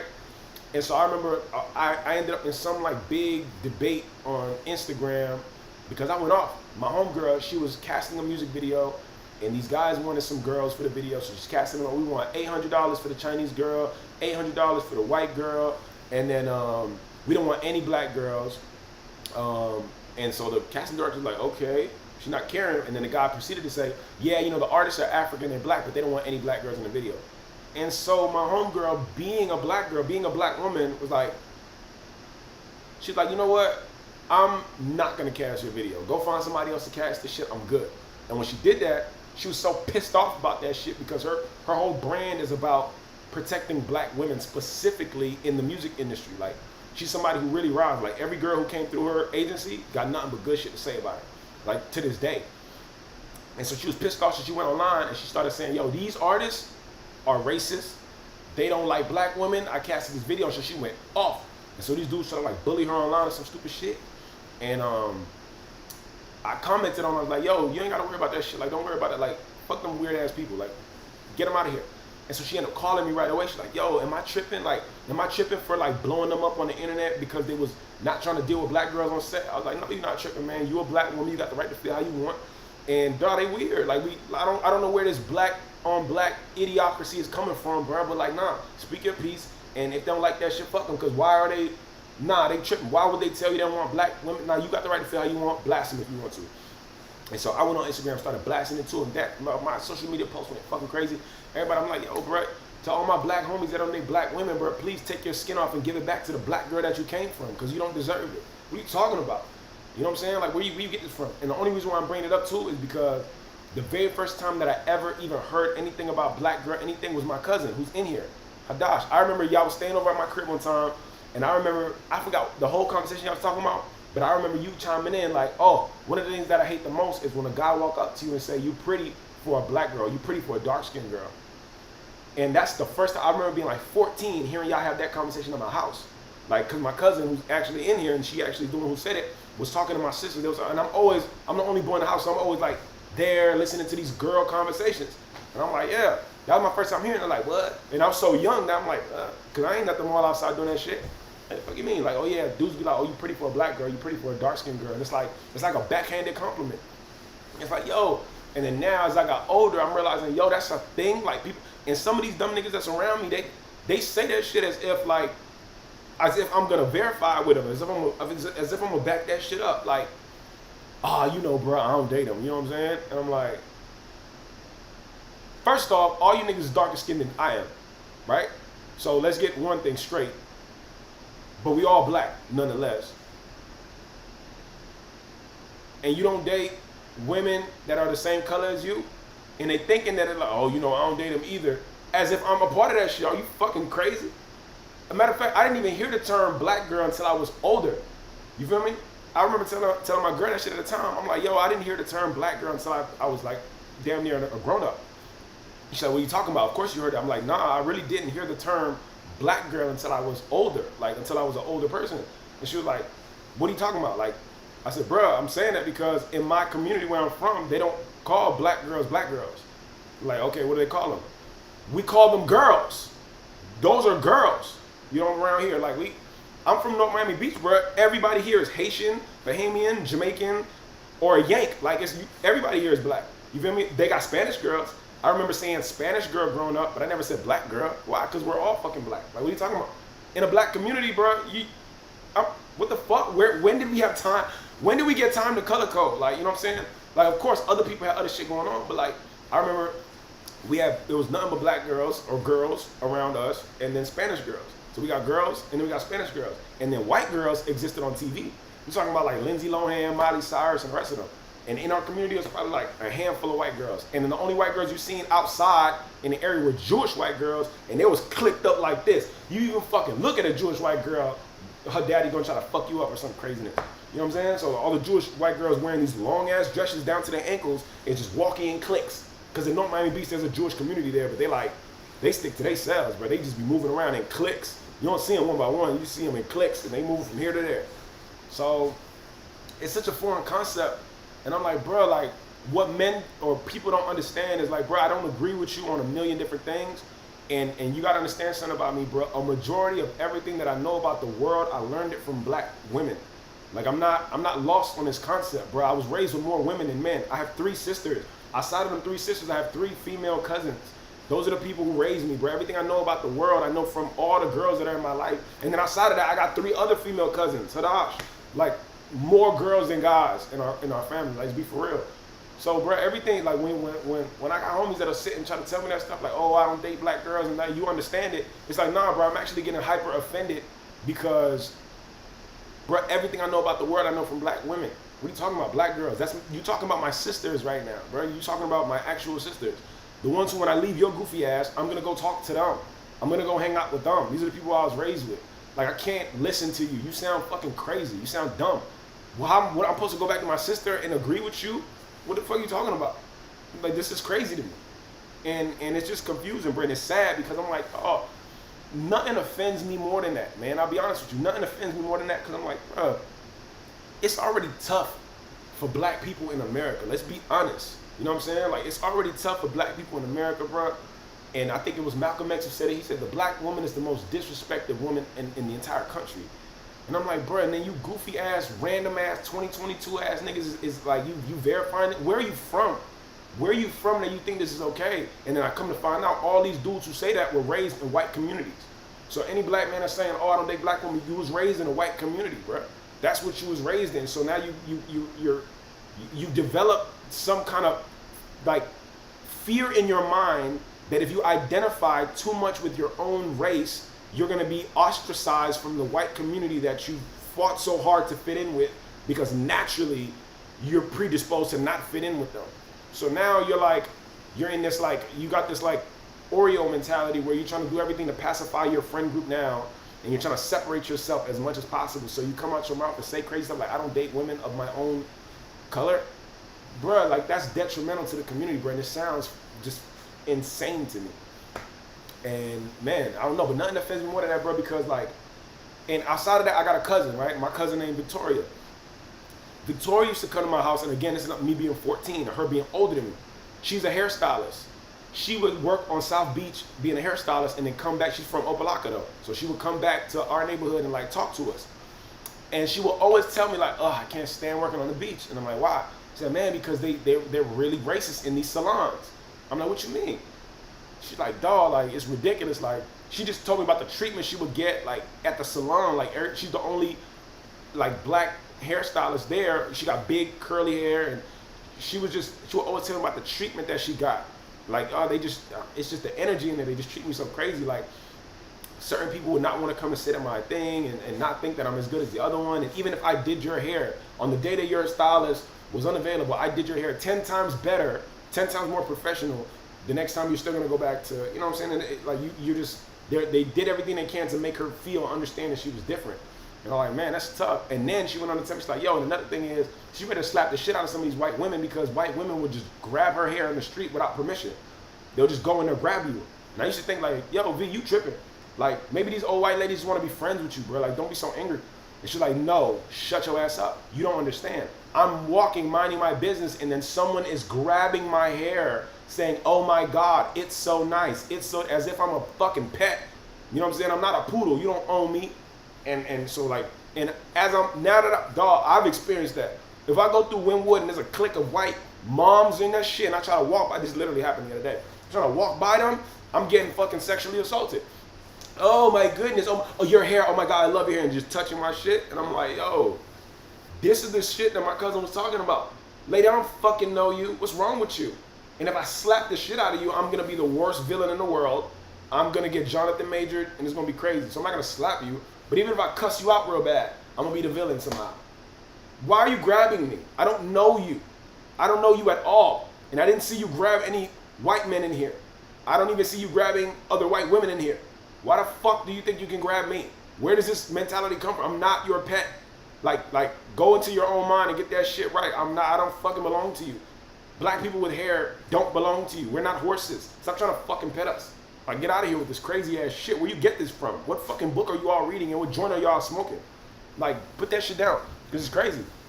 But I say all this to say, man, like, a lot of times people just don't get it. You know what I'm saying? They don't understand it. They don't process this shit. Like, yo, the thing that will offend me the most, man, is whenever somebody try to stand next to me and try to explain to me why they not gonna date a black woman and you're a black man.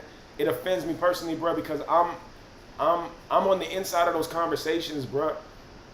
I'm the one that was on the receiving end. When my cousins go out into the street and have to deal with you fucking weirdos, they will come back to the house and be tore up or mad or upset. And I'm hearing about this shit like, yo, they treating me like this, they treat me like that. And I'm sitting here in my house like, learning like, yo, when I get older, I'm not punching nobody like that. What the fuck wrong with these people? You know, because I know that y'all don't like that. I know women don't like that. And why should they? What's wrong with you? So, yeah, man, I don't get that shit. I'll be honest. I don't get it. And it's offensive because, like, for a man to say, if you're a black man and you say, I don't like black women, the argument ain't even about preference at that point. Let's be real. Like, preference, your preference would be speaking about what you prefer. That's called preference, right? If your preference, if you got a preference, say, okay, I like white girls. Okay. Ain't nobody go ahead and you like white girls, for sure. I like Spanish girls. Bruh, for sure. Like them. We all like Spanish girls. Who like them? Like, Spanish girls ain't hurting nobody. Go and like them. But that's not what you said, though. Like, you could say, I like this, I like this, I like, you could say you like whatever you want. That's speaking on your preference.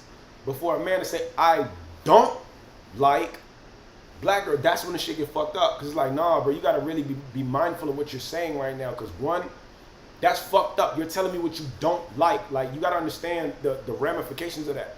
Expand it out.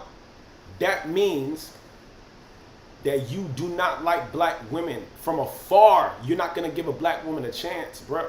So they like black women already got to deal with white men acting fucking crazy, white women acting fucking crazy, and now they got to deal with you from a mile away saying I don't like black women. So that means from a mile away you wouldn't give my cousin a chance.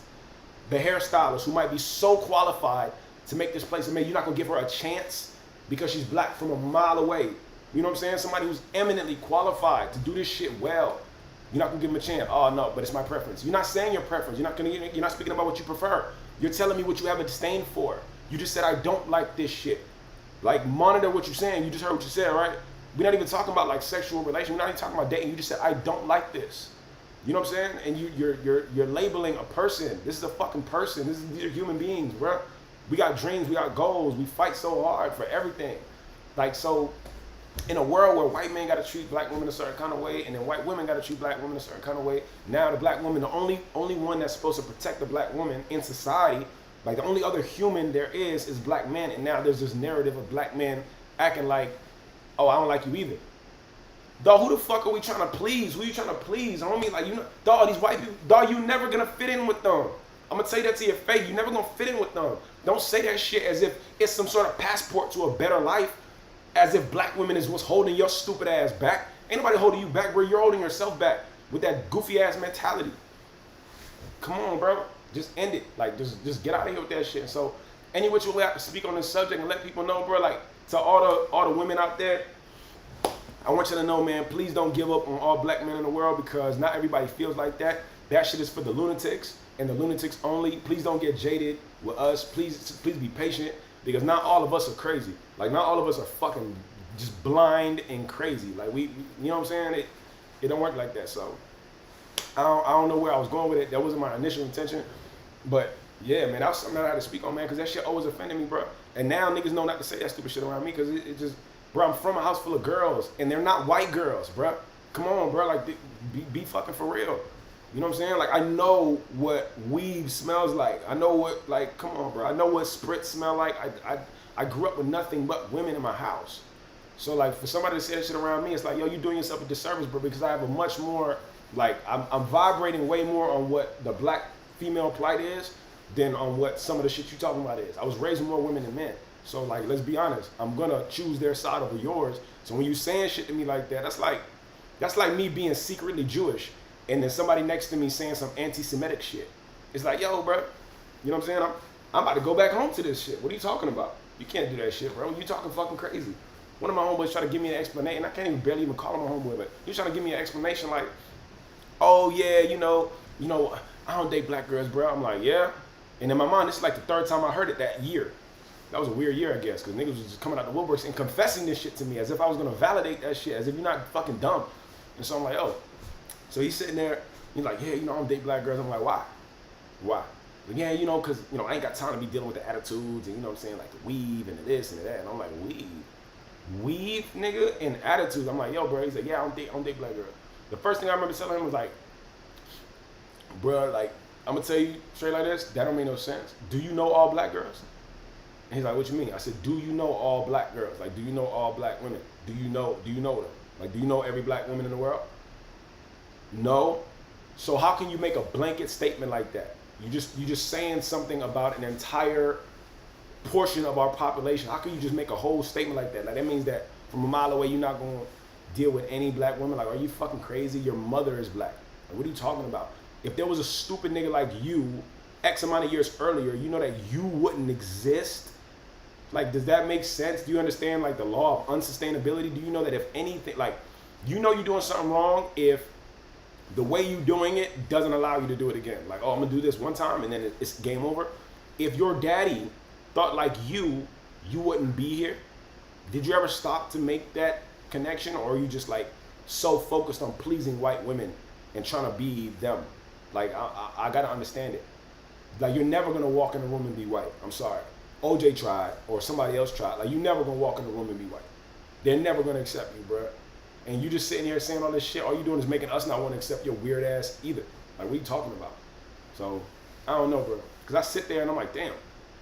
And then when I go home, I gotta have a conversation with my sisters and tell them like, yo, I just sat with a nigga who's saying some fucking ridiculous shit. I'm sorry. If I didn't understand this shit before, I understand it now. Like I don't understand that shit and I don't agree with it. So at any point in time, if you a homie of mine and you about to say some shit like you don't like black women, just go on and evacuate yourself. Cause understand from a mile away, I don't understand you. I understand you and I don't want to understand you. You sound fucking crazy to me and I think that you're insane.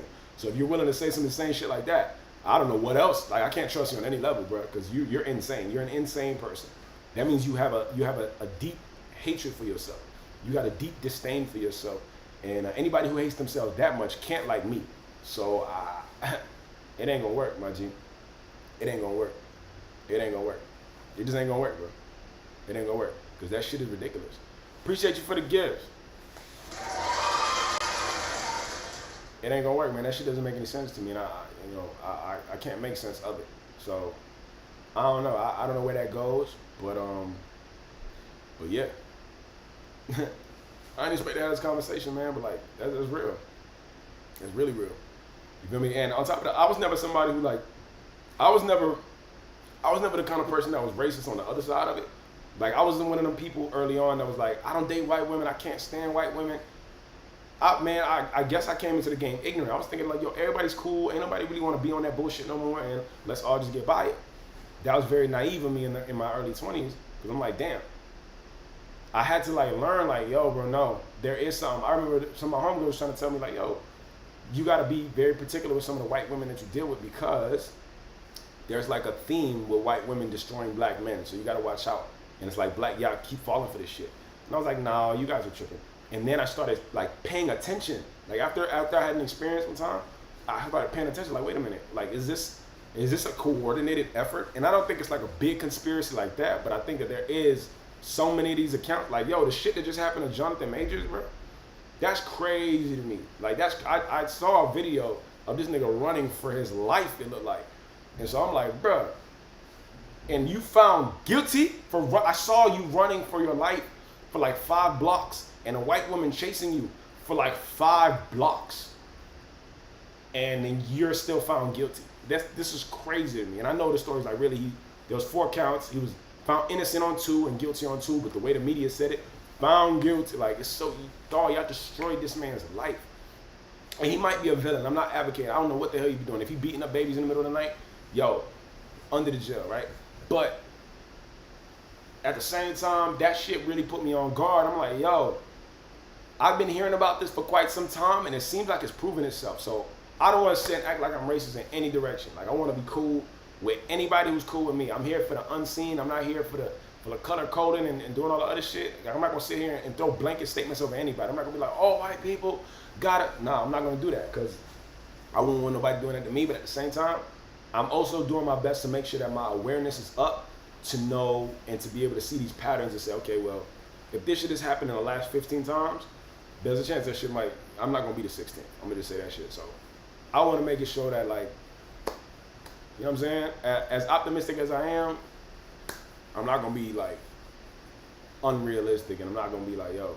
So I guess I'm just saying it's a nice way to say, like, I got my eye on some of these ladies, like, you know what I'm saying? Like, yo, I'm not interested in having any Jonathan Majors experience or any other kind of experience of that sort whatsoever on any level. That's for anybody. I don't want any of that shit. You know what I'm saying? Because they'll do that shit to, look, Amber Heard did that shit to Johnny Depp. So I'm like, yeah, I'm not interested in any of this extra, none of that shit. None of it. So that's why I pride myself on keeping my hands to myself and minding my damn business. If somebody say I did some shit, it's a lie. So I apologize, man. I know I missed a bunch of comments. Smart. Man, I know I missed a shit ton of comments, y'all. I was counting the conversation and not. Let me see. Facts. I'm telling you, I grew up in a small suburban town, Poetic Justice, right? Yeah. I'm a white man dating a black woman. We love each other. We love the, oh shit.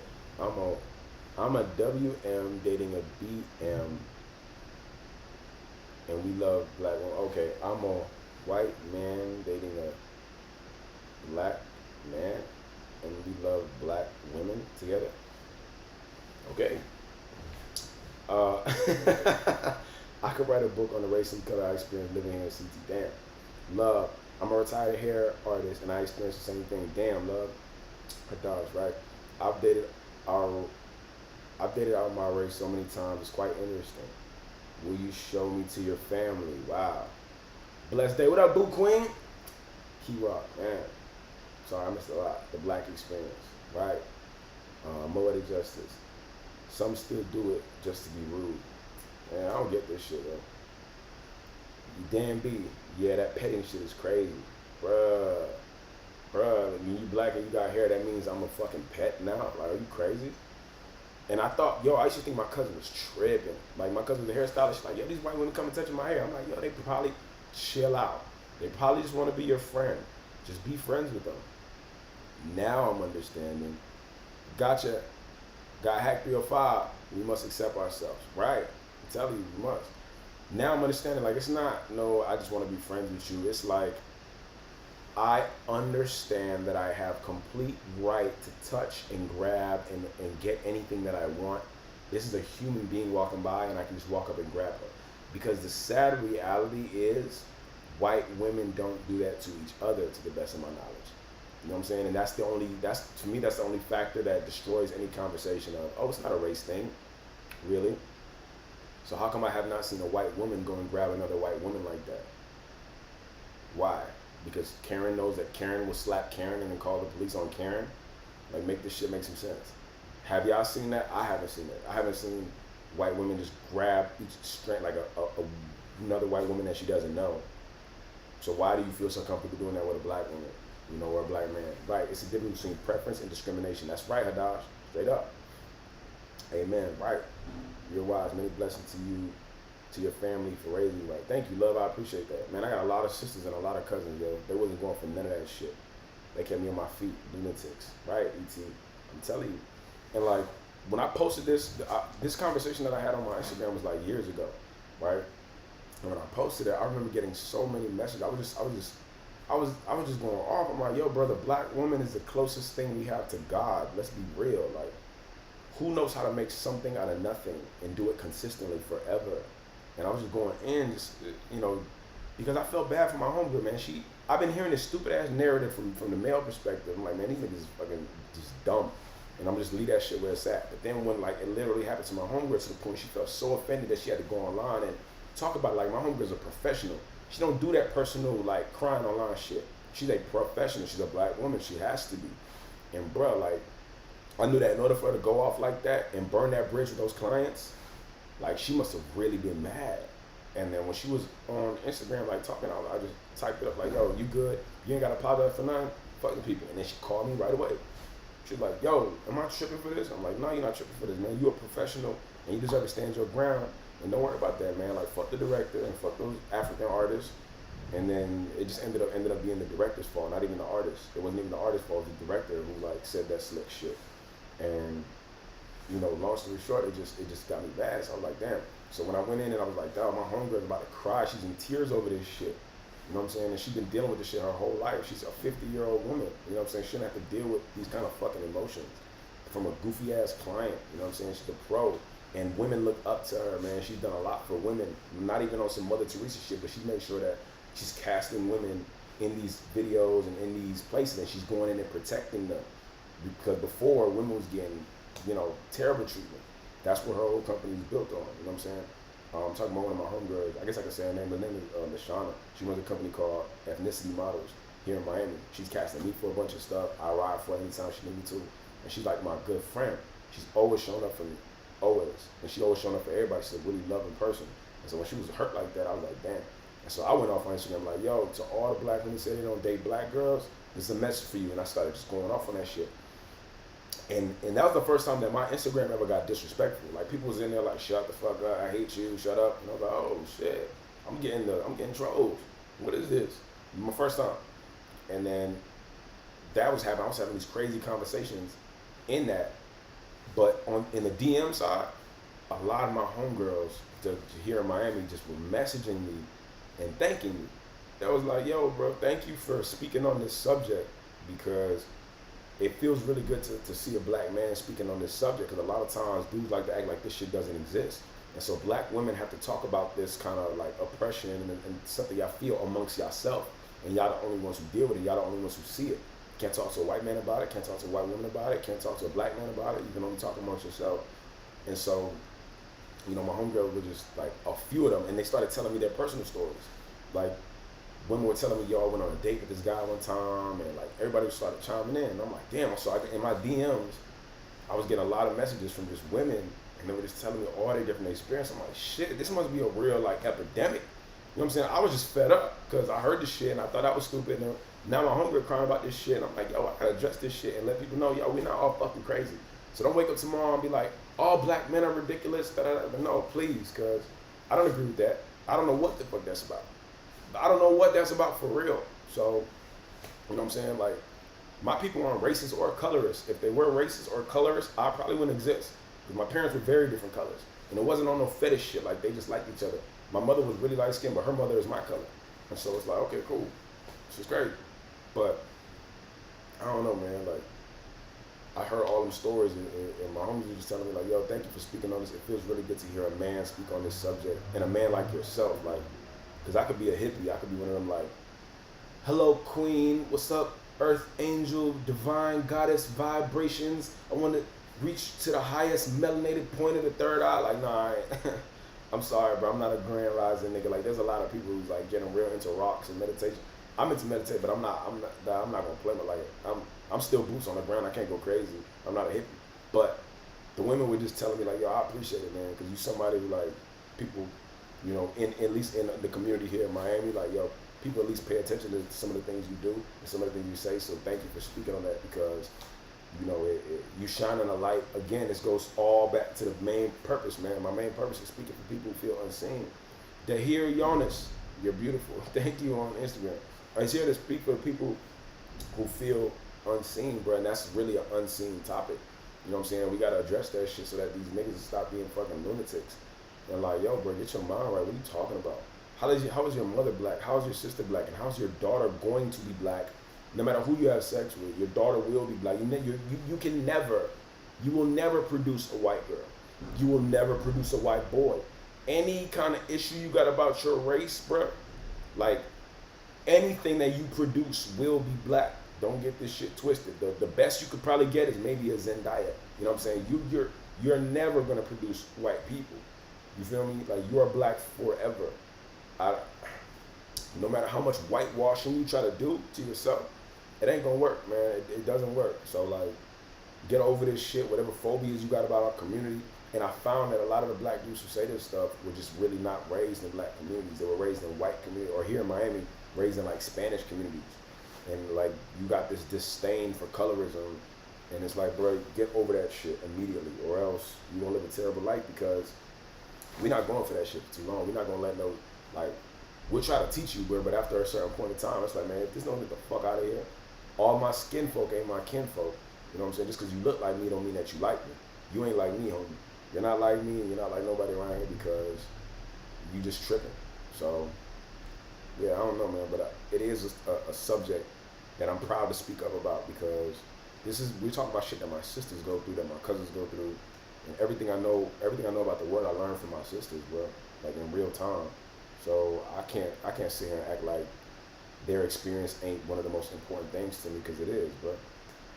What, I'm supposed to join you, nigga? I'm supposed to join you and say I don't like black girls, and what, disgrace everybody that I come from? Are you fucking crazy? What, to please you who's trying to please white people? Are you, man, if you don't, this is crazy. So yeah, I love a man that speaks up. I'm telling you, thank you, Devin, for real. Devin, right? All the rest of them wear weaves too. A lot of them wear, come on, bro, like, come on. I think I might have missed a lot. Yeah, let me go straight back to the bottom. Let me see. Hold on, let me see. Hadash. So my nephew just texted me saying he want to talk to King Hoodie. He's watching the live. Hey man, watch this live, bro. Watch this live, bro. I'm hoping that. What nephew is it? Bingo. Right, for real. Right. I'm telling you. Man, you're right. I never saw them do it to each other. I never seen white women do that shit to each other. Right. If this shit is not, this is racist. Let's talk about it. This is racist. White women that come and touch black people who have a certain kind of hair, and they use the hair as a scapegoat to come and put fucking unnecessary hands on us. You know what I'm saying? And my cousin was screaming about this shit for 15 years, and I thought she was crazy, and she's not fucking crazy at all. You white women are crazy. Stop doing this shit because it's happening all over the world. You're just, oh my gosh, I love the curls. Oh, it's so amazing. Why are you touching? Why are you touching? I don't know you. This is called assault. You're violating my personal space. Now, if I knock you out, I'm well within my rights. Don't do that. I got issues. We all got issues. Don't do that. And I thought that she was crazy, and she's not fucking crazy, bro. She was absolutely right in every manner.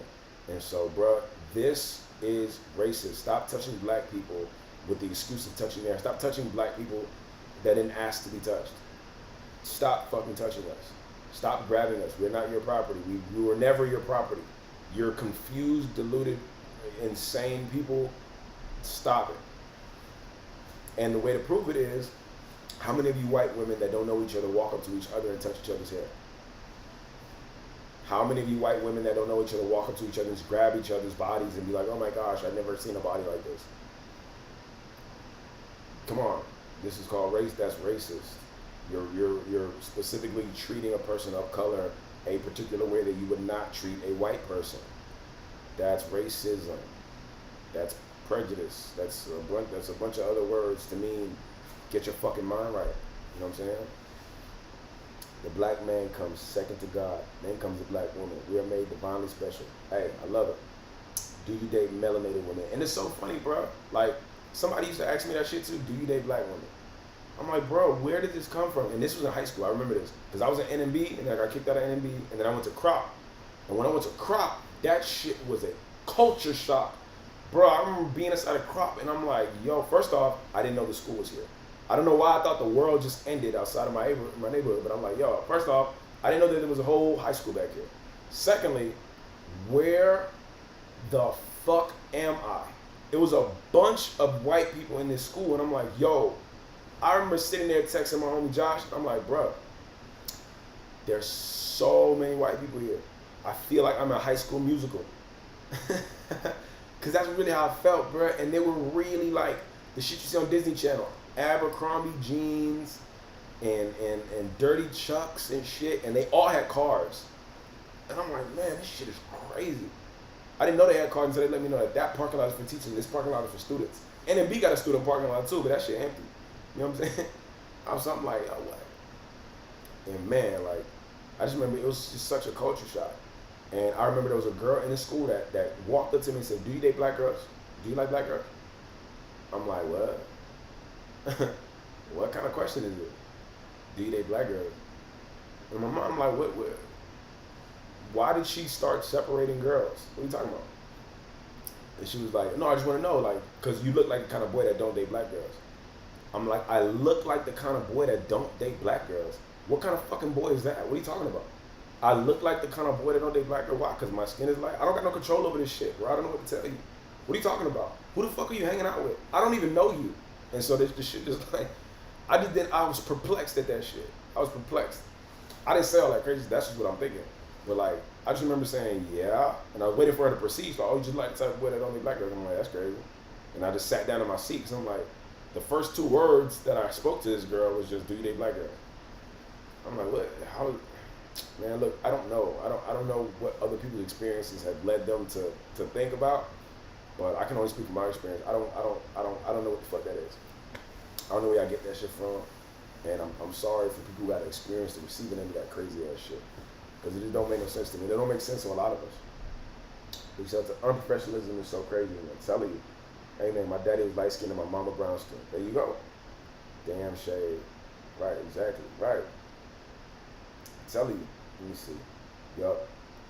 Let me see. Love says, you remind me of the men of my family. I'm glad you came up on my For You page. Hey, I appreciate that.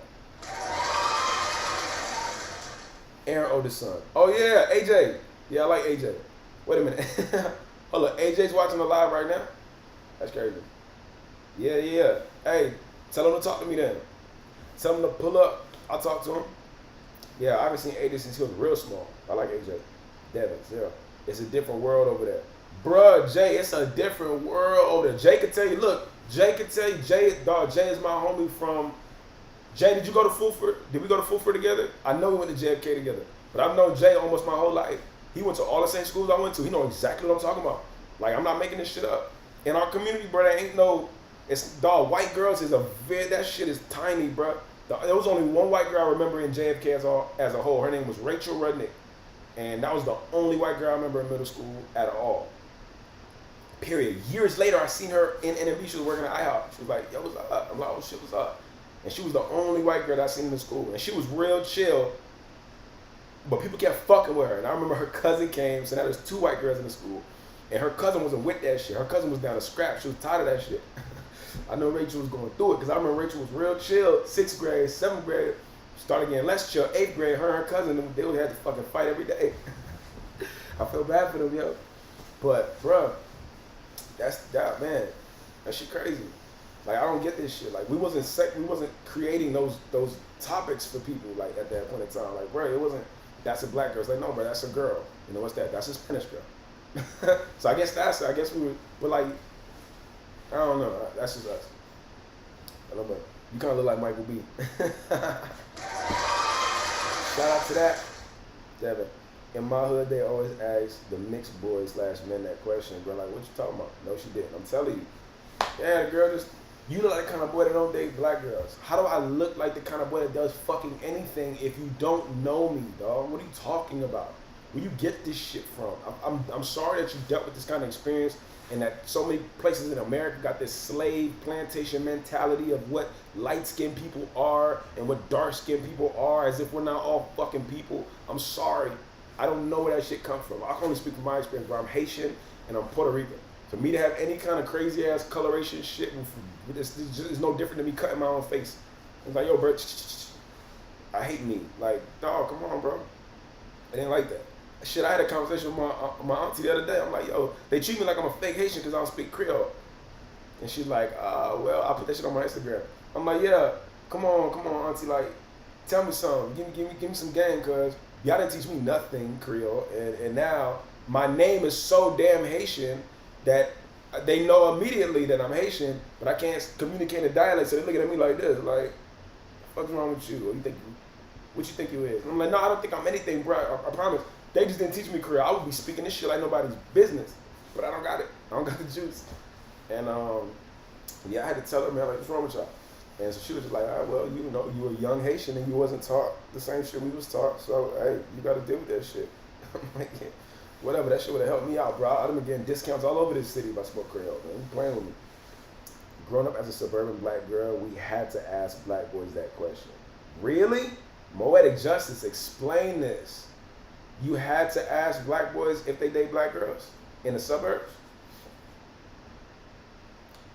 That's crazy. Because in diverse neighborhoods coming up, a lot of black dudes were colorist. Damn, yo, I already know that this shit is like such a rabbit hole. It's gonna go deep. It's gonna go deep.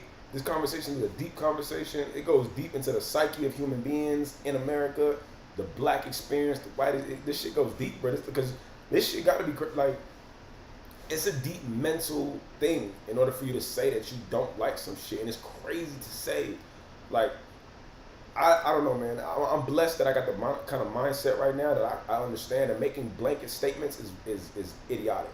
To say you don't like an entire race of people is effing crazy, bro. Like, I don't care what side you on either. Like, even in the Israel-Palestine conflict that's happening right now, for me to say I dislike all of these people or all of these people, that's bullshit. Because all people ain't the same. Again, all your skin folk ain't your kinfolk, bro. All people are not the same. There are some Jewish people, like full-blown Jewish people in the States, that are denouncing everything that Israel is doing. Like full-blown Jew, I mean, with the curl and the hat and the glasses and the tassels on his waist. Like, bro, he said, no, that they don't represent the views and ideologies of all Jewish people. Those are Zionists. It's different. And so us being educated people, we got to say, okay, cool. I got to understand what a Zionist is and what not a Zionist is. I got to understand what a white supremacist is and what a regular, you just happen to be a white boy is. You know what I'm saying? I got to understand, like, what these things are if I care. If I don't care, I can say all white people are the devil and all black people is lit. But that's bullshit, because you're going to go across a way somewhere and you're going to end up beefing with somebody who look like you, and then what that changes your whole viewpoint. Like, the way one person treats you, you can't blow that out of proportion and say that it's everybody. You can't do that, because that's the definition of ignorance. To sit and say, I had this one experience, so this one experience is relevant to everyone that will ever come after, is idiotic. It's purely idiotic, and we can't do that shit to ourselves because we're only gonna keep messing up the world. You know what I'm saying? The way that we gotta address this shit is by saying, I gotta be patient enough with people to understand that people are different, bro. I'm not gonna come across a Jewish person and get ready to scrap you because of what Israel is doing. Just like I would hope that I go to another country and they're like, where you born? The United States? And I'm hoping that motherfucker don't try to kill me because the United States did some shit to them. I'm not a part of that clique. I don't agree with that shit. We don't agree with some of them politicians either. I don't agree with nothing that DeSantis is doing, bro.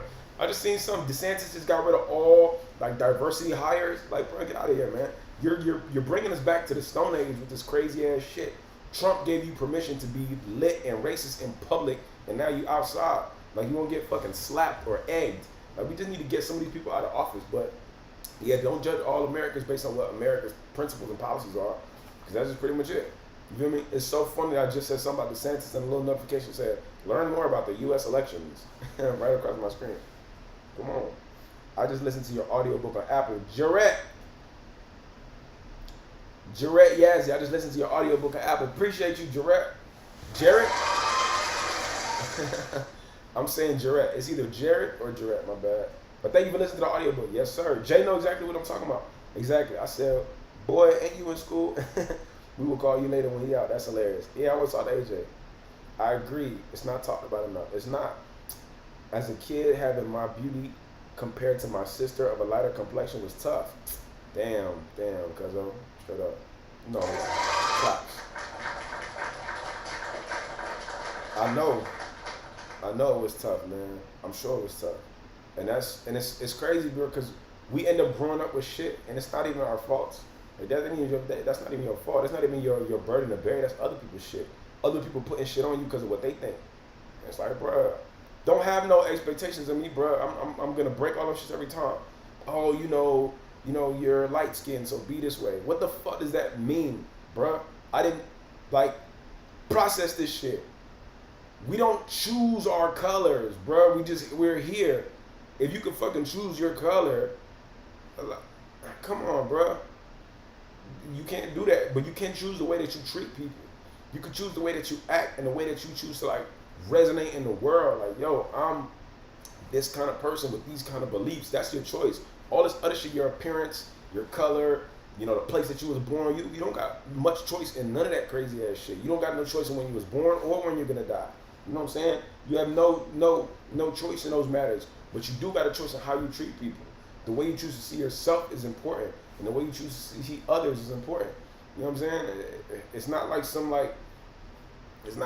far off concept, bro. Like, get an understanding of who you are, and then get an understanding of who you are in relation to other people, and then get an understanding of who y'all collectively are, like what community you part of, and then adopt some of the values of that community. You know what I'm saying? Do your best to stay away from the bad habits of the community, but get to the good habits and have some pride in yourself, man, because anybody that's born in one community and is doing everything in their power to separate themselves from it and try to fit in with another community, it's like, you're just hurting yourself, man. You just be the best example of that community you could possibly be, and that's it. I can't do this shit. I'm never gonna walk into a room and they're gonna be like, oh, there's a white man. It'll never happen. Very few people can guess that I'm Spanish, so they're not gonna be like, oh, that's a Spanish guy. No, they be like, okay, this motherfucker's mixed. You know what I'm saying? I don't know what you mixed with, but you're mixed. Cool. But is there any version of this that you can deny that I'm black, that I have black features? No. Then I know what the fuck I am. It's undeniable. Great. I don't need to know all the other shit. Maybe I don't need to do my Ancestry.com, but at the same time, it's like, all I gotta know is this is what my people have gone through in this country that I'm currently in. I need to understand that, and I need to move the conversation forward in a better way. Because a lot of things I think right now are just moving fucking backwards, and it don't make no sense on any level, bro. Any level, like how are we having some of these same conversations we was having 100 years ago? We was on live the other day, and we played "A Change Is Gonna Come" by Sam Cooke. Oh, one of the best songs ever. It's been a long, long time coming, and I know change gonna come. So we listened to that, and then the very next song we played is Tupac, Changes. And then we drew this whole comparison. For those who was in the live, they knew. We was like, wait a minute. Change Gonna Come came out in the 60s, and Tupac, Changes came out in the 90s. This is a 30-year gap, almost a 40-year gap. And they're talking about the exact same things. Sam Cooke said, I go to the movies and I go downtown. No, Sandrick said, I was born by the river in a little tent. And oh, just like the river, I've been running ever since. Been a long time coming.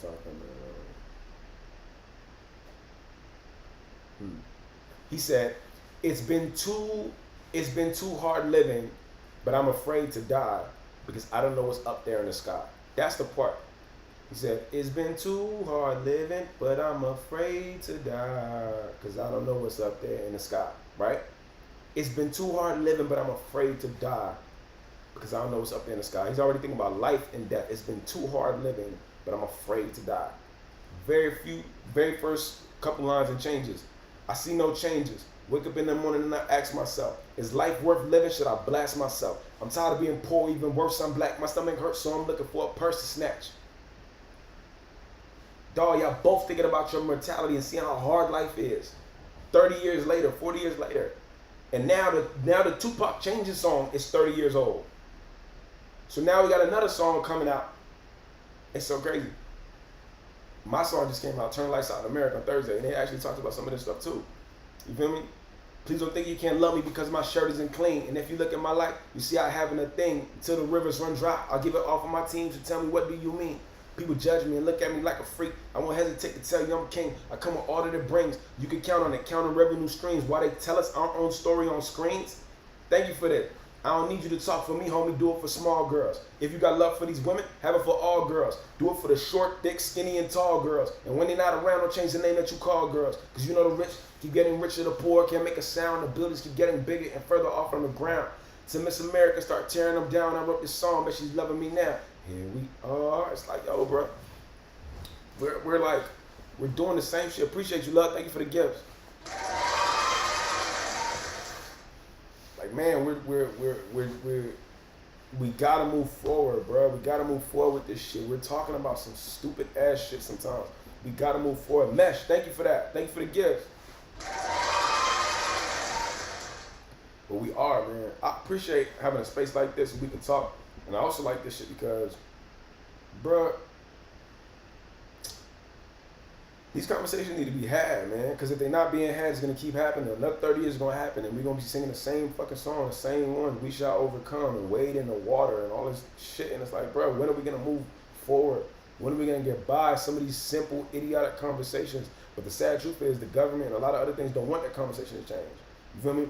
They don't want the conversation to change because if I can keep you angry and if I can keep you ignorant, you will stay right there. You're never going to want more. I got a system that's designed to know exactly what to do with the angry, the uneducated, and the ignorant. It's called a school-to-prison pipeline.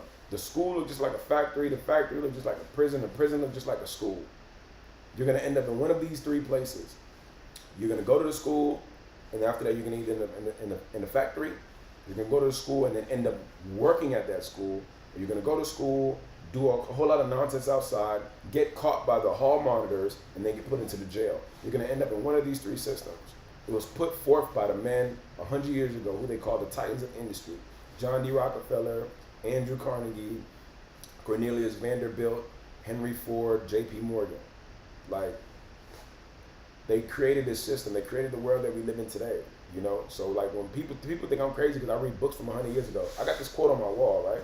Like this quote over here, that's on my wall. This quote on my wall is from a book called The Science of Getting Rich by Wallace D. Wattles, right? Science of Getting Rich was written 100 years ago.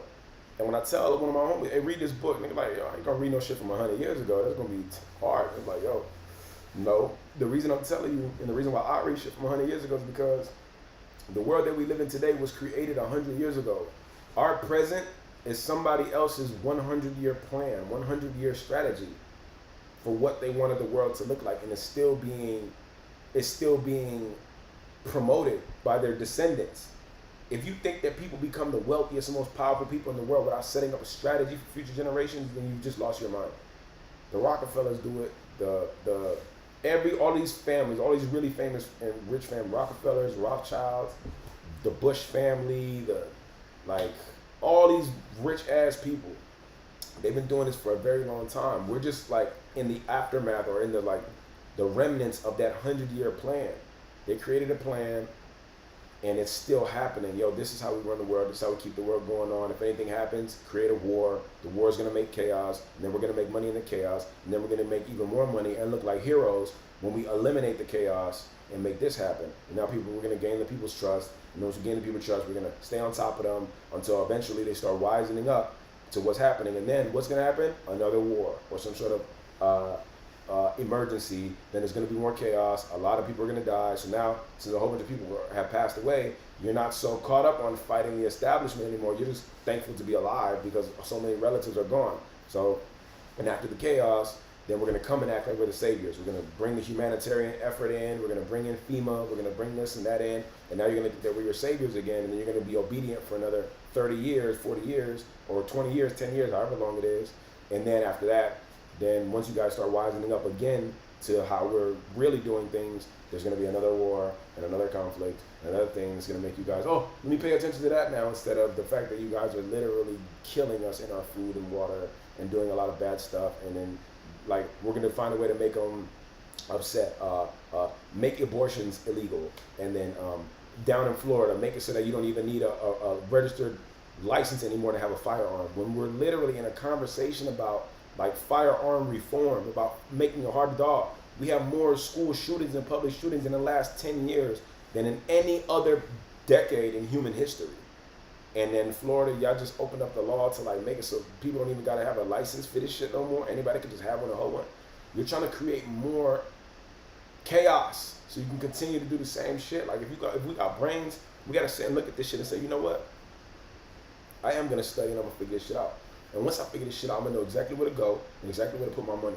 I'm gonna know how to make this money, how to move the money around, what to do with the money when I got it, and I'm gonna know exactly how to create a barrier of protection around me and my people, the same way you animalistic individuals create a barrier of protection around you and yours. Now you see all these billionaires going to space. They're not going to space because they don't know something. They're going to space because they know something impending. Either something that's gonna happen naturally or something that they're going to make happen. Either way, all right, we got to get our coins up. Wow, it's time to go to space, homie. I'm not gonna sit around here and wait for the apocalypse just to make it happen. Nah, bro. Let's start investing our resources in space stations or interplanetary travel or whatever the case may be. Because like somebody trying to clear the block before they let something go. And before that happens, I want to make sure I have the means to go too. That's a big, that's a much later thing. But where we are, boots on the ground, we got to know what to eat. We got to know what to read. We got to know what to watch. We got to know how to stay out of the matrix, how to stay plugged out of this shit, or else we're going to end up with the same things that our parents had forever. It's never going to change unless we change. The second we change, we teach the kids to change, and we detach ourselves from that shit completely.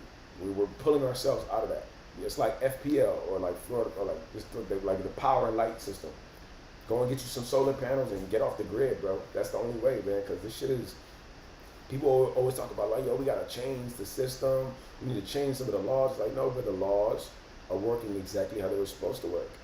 This is what was created. For you to say you want to change a system that was designed to work this way is crazy. That's like saying I want to find a new way to go up a hill by running down.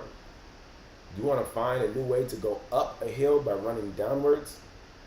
Bro, you're trying to get a pig to fly. It doesn't work like that. You need to detach from the system and create a system for yourself. One that's like completely independent and one that can operate within it, but without it at the same time. Because we're not going to like just change everything overnight. It's not going to happen. It would take generations. Generations upon generations. It's going to take like at least 500 years just to make any of that pop. But what you can do in your lifetime is say, look, I'm going to educate my crew. I'm going to educate my people. I'm going to show everybody the right way possible. And say, look, this is how we manage this shit. This is how we manage our finances. This is how we manage our resources. This is how we manage our community. This is how we manage our mind, our schedule, our time, our life, and our families, and our health, and what we like consume on a regular basis. You gotta watch your diet. I heard Saul Williams say this on the Breakfast Club years ago, and this is what made me stop watching TV. He's like, I don't even own the TV. And the dude's like, well, you don't own the TV? And he's like, no, man, I'm very conscious of my diet. Your diet is not just what you eat. Your diet is everything that you consume. What you eat, what you drink, what you watch, what you listening to, what you read, and who you hang out with. That's all a part of your diet, because all of that is getting inside of you. All of that becomes you. You are what you eat. And your grandma would say it, show me who your friends are and I'll show you who you are. You are what you eat. You're consuming their influences every single day. Same thing with the television, same thing with your social media feed, same thing with everything. I could sit and I could follow nothing but Shade Room, Baller Alert, and all these shit, or I could sit and follow nothing but geniuses all day. I could unfollow all them people and say, I'm gonna follow nothing but physicists. I'm gonna follow nothing but like Bill Nye the Science Guy. I'm gonna follow nothing but motivation. I'm gonna follow, you could reprogram your timeline if you want to, but that would require you to unplug from the gossip. Unplug from the gossip, unplug from the drama. And we like staying in a loop because you feel like you done got some useful information from some of them posts at some point in time. So that's why you keep a little Shade Room and you keep a little this because you try to stay in the loop. It's like you can unplug yourself from this shit while still being in it. You know what I'm saying? It's a choice. You know, I could go to a restaurant with all my friends. Everybody can eat burgers and fries and all this other shit. I could sit and eat a salad. But a lot of times we don't want to make that decision because everybody else around us is doing something radically different. And so we try to conform and we want to do what they're doing because we don't want to feel like we're out of the group. You got to be okay with that shit, man. You got to be okay with not being in the group. I'm in the group, but I'm not of the group. I'm here right now, but I'm independent. I might be in this clique for the moment, making this job happen, but I'm an independent contractor. I'll be real with you. Why? Because the second this group decides to go off of a cliff, I'm going to be the only nigga standing there. Yeah, nah. Why? Because God gave me a brain. God gave me a brain and God gave me discernment to figure this shit out. You feel me? If I was meant to just follow people like a sheep, I probably would have been born a sheep. You know what I'm saying? If I was meant to just follow people aimlessly, God wouldn't have blessed me with the kind of discernment that he blessed me with. I could sit inside a church and I could pick apart all of what I feel like is real and relevant. And I could say, the rest of that, not so much. You know what I'm saying? I don't go for that, and I don't go for that, and I don't go for that. And again, people could be like, oh no, you gotta listen 1000% to every word in the Bible. I'm like, nah, bro, because the fact that they give this book out for free is already interesting to me. The fact that slave owners held church for their slaves was weird to me. There's actually a book called How to Make Negroes Christian. And I'm like, yeah, okay. A lot of this stuff is really just beat into us violently by the same people who are beating us, raping us, killing us, using us, and abusing us. So that's not my argument to stay away from the Bible, but it is my argument to say discernment is everything. I'm gonna sit here and I'm gonna pick apart it as much of this as I can. As much of this resonates with who I am as a person, I'm taking it and I receive it. As much of that other Caesar Borgias being the image of Jesus Christ and the Pope playing with this book, you can have the rest of that. And my discernment is gonna tell me what it is. You know what I'm saying? And the person will be like, oh no, this, that, that. Man, look, if you think, Napoleon Bonaparte said this, one of his famous quotes. Napoleon Bonaparte said, religion is the only thing keeping the poor from killing the rich. The only thing keeping the poor from killing the rich is religion. A concept. That's the only thing. The promise of eternal damnation if you take somebody's life for their stuff. That's the only thing keeping poor people who are starving from killing the rich. Napoleon Bonaparte said it. You feel me? His name is etched into history, not because he was incompetent, but because he was a conqueror. This dude was the Emperor of France. They literally owned Haiti. They owned, I'm a descendant of African people that were brought to Haiti who had to fight for their independence. So that shit hit hard for me. I'm like, yo, bro, it's real. He said religion is the only thing keeping the poor from killing the rich. Phenomenal. And so, like, in that, we got to know, bro, like, you have to have discernment. You got to have discernment. You got to, and it's not being blasphemous. I don't think so. Whenever somebody try to play me and tell me some shit like, oh, don't question God, I'll be like, man, whatever God you're talking to sounds like a bully. That don't sound like God to me. Because I question God every day. You know what I'm saying? Like, literally, even in the same Bible that you're using to back up that dumbass statement, are people questioning God all throughout the Bible. Wasn't there somebody who was wrestling with God? Didn't Moses say, who shall I say sent me? Like, come on, bro, there's a bunch of questions in the Bible. You feel me? God is having conversations with people all day and all night. So if you're saying don't question it, you must be crazy. In order for God to have created any of this stuff, I'm sure he had to think of a question at some point in time. Even when he first started making humans, like, okay, well, how am I gonna do this? Come on, bro. Let's just make this make sense. Like, I absolutely believe in a God. I don't know if it's what people are professing in that book. You know what I'm saying? But I'm down to read it and I'm down to be a part of it. But I'm not gonna allow it to put me into a shell, or I'm not gonna allow it to put me into a prison that's very convenient for the powers that be. Like, I'm not gonna do that shit. You know what I'm saying? I'm not gonna do that. I'm not gonna allow you to keep me relegated to being a poor person. Like the most devout people I found, a lot of times be very poor, and very like okay with this eternal self-sacrifice lifestyle. Yeah, I'm not gonna have anything in this life, but when I get to heaven, it's gonna get better, bro. That is a very sad way to get through this life. Or you're not meant to make, like, you're not meant to get through life. You're meant to live life, yo. Live it and enjoy it. Work, find something you love to do, make that your job. Find someone you love to love, make that your wife. Find some friends that you love to be around, make them your friends. Find and create little humans that are just like you to populate the world with more good people, and live and love and have incredible experiences in this life. That's what you're here for. You're supposed to do your work, yes, but it's not supposed to become the bane of your existence. You're not supposed to suffer every day. Will hard times come? Yes, absolutely. Do things feel better when you gotta sweat for them? Yes, they do, absolutely. Like, the best things in life are difficult to do, but that doesn't mean you're living a hard life, because I gotta go to the gym and put some sweat equity in so I can have a life that I want, a body that I want, the health that I want. Doesn't mean that my life is hard. It just means that this is the requirement for a good life. Cool. And so if I'm gonna qualify for a good life, I gotta qualify for that life. Ain't no shortcuts. Ain't no shortcuts to a six pack. Don't let Dr. Miami and that ab etching shit get you fucked up, because that shit look weird. Like, if you want real abs, sweat equity all day. I see my dog Jake. He on TikTok exercising every day.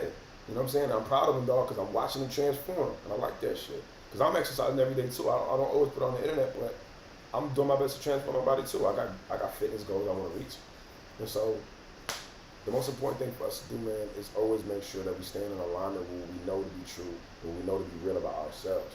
Don't let these people play with us, man, and destroy our lives, and have us convinced that we're meant to suffer through this experience to live great in another one. That's bullshit. Yeah, if God is real and we live under a divinely intelligent God, then you're gonna tell me that my purpose here is to suffer to live better somewhere else, and that almost means that there's no purpose for me being here. You know what I'm saying? If all happiness was supposed to be lived elsewhere, then why am I capable of feeling happiness here? Like, it begs itself, and it opens itself to so much like inconsistencies, and so you gotta leave that shit alone. But it's up to us. Let me see. Devin Thomas, have a great day, Devin. Speaking of the gym, I gotta go.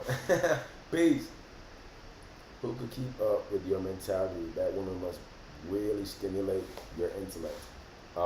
Anton Parson. Yeah, it's actually very interesting, man. So, yeah, it's actually very interesting. Very, very, very, very interesting. Yeah. Yeah, you're right. I mean, I like to be stimulated mentally. Like, I like being around people who, like, are looking at life, who are actually just looking at life, I guess. You know, not really just caught up in the shit. Peace, boo queen. I think that's what that was. Yeah, I needed this today. Love, absolutely. Appreciate you. It's really that simple. It is. Britt. But God doesn't want that for us either. Oh, okay. Hold up. Let me go through this. Yeah, I missed a lot. Harper's Roundtable, published in 1897. Shit's wild. I got it because I'm Indian. That's what's up. King for president. Hey, what's up? They already told us what's going to happen. Scientists were locking themselves to banks. Right? Global warming is real. Yeah, it's very true. Same. I'm in the group, but I'm not of the group. A gospel. That's very true. I'm telling you. OMG, you get it. I'm saying discernment. Yup, discernment is everything. You might not speak Creole, but that Haitian spirit is strong. Appreciate you, love. As long as I got Jesus Christ, I don't fuck about nothing else. Exactly. Devin told me they don't want men to question God because they don't want y'all talking to God. Yo, that's a bar. That's a bar. Havilon, did you say you don't believe in God? Nah, I didn't say that.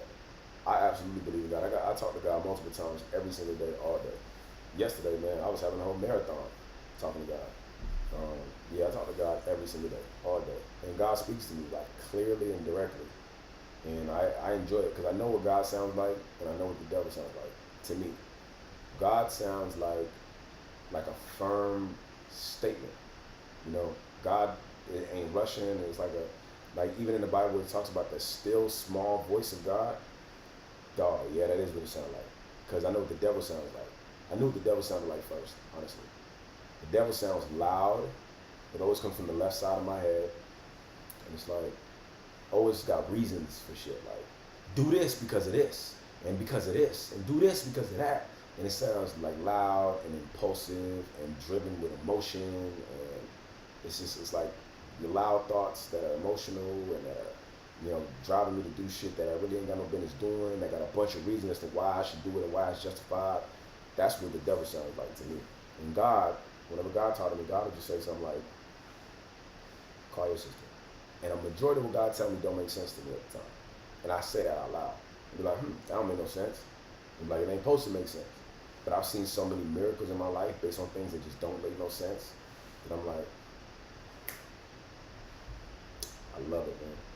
I love it. God will be like, do this, do that. Go here, stand up, make this call, go to the gym, pray, meditate, stop, take a minute. And it's like, I hear it religiously. And God always directs me to the right places, man. And I feel like, and this is a new thing too, like, I really started hearing the voice of God when I started meditating. I started meditating in 2021. So it's really new for me, but I appreciate it, man, because I was faced with some shit that I couldn't fix by myself. So I started praying real hard, and God started talking to me.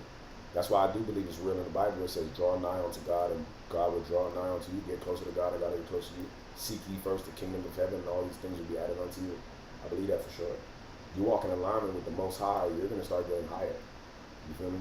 But at the same time, don't allow yourself to be subjugated by other people's stuff. Like, don't allow other people to convince you that this is God's will. Slave masters used to tell slaves that if they ever left the plantation, they would be cast into hell. Outside of the plantation was hell. It was an apocalypse. It was the end of the world. If you leave here, it's going to be fire. There's no food out there. There's this, there's that. They did everything they could to convince the slaves that the slaves were already living in heaven. This is just what you have to do, but this is the best place for you. Outside of there is the devil, the demons, the monsters. Watch 12 Years a Slave. They got Michael Fassbender in there playing a slave master, and he's convincing his group of slaves that you gotta listen to God, you gotta listen to the word of God. What's another name for God? Master. So you gotta listen to Master about everything. So he's convincing the slaves that he is God.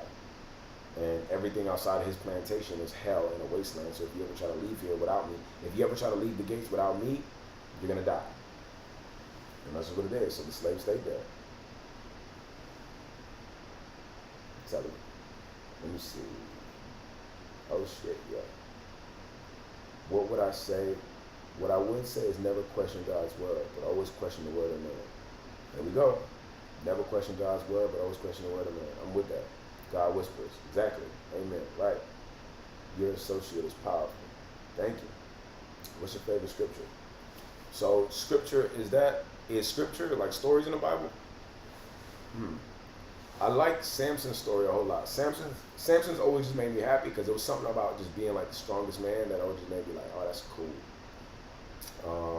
Samson was cool. I feel like I'm always telling people Joseph's story for some reason because there's so many lessons in Joseph's story. There's a song by Sam Cooke called "Hem of His Garment."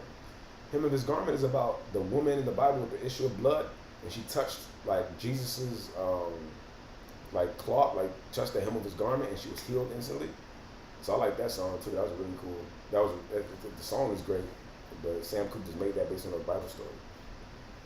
I like a lot of if those are scriptures. I don't know the terminology, but if those Bible stories are the scriptures, I like a lot of those.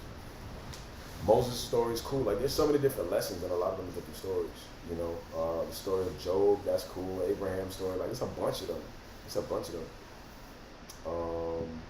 Yeah, I don't know. I don't know if I have a favorite one. I don't know if I got a favorite one. But the one thing I will say the one that impacts me the most out of all of them is Adam and Eve's story, right? The Adam and Eve one impacts me the most because what it showed me, especially in recent times, is that if the devil can't talk to you directly, he's going to talk to somebody you love and have them talk to you on his behalf. And I think in the realm of discernment, that shit needs to change. Anthon Parson, we need more prolific thinkers like you. Thank you, bro. I appreciate that, man. I do my best, man. I want to figure this shit out, bro, because I'm positive there's a better way for us to be doing a lot of the stuff that we're doing. You know what I'm saying? Like, looking at it like, yo, bro, this whole shit could be optimized in a much better way. Just think about energy alone when it comes to solar panels. Like, yo, we could change this shit up completely. Like, why are we playing around with this shit? So, like, I really want to just, like, change that. That's really what I would like to do. But, I think I need to bring this closer. But, like, the Adam and Eve story really is, like, resonating with me heavily in this season that I'm in right now, because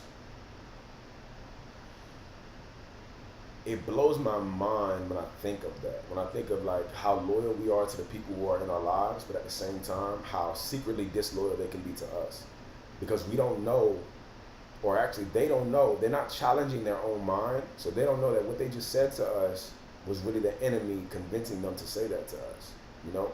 And so they end up projecting that stuff on us. LeBanks, what's up? I see you on IG.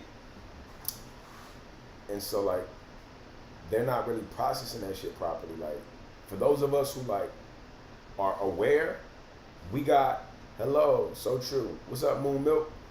For those of us who are aware, or who are understanding that we're in the middle of, like, chaos, who's to blame in that story? I'll tell you right now, I'll be real, there's a lot of people to blame. There's blame on every single part in the Adam and Eve story.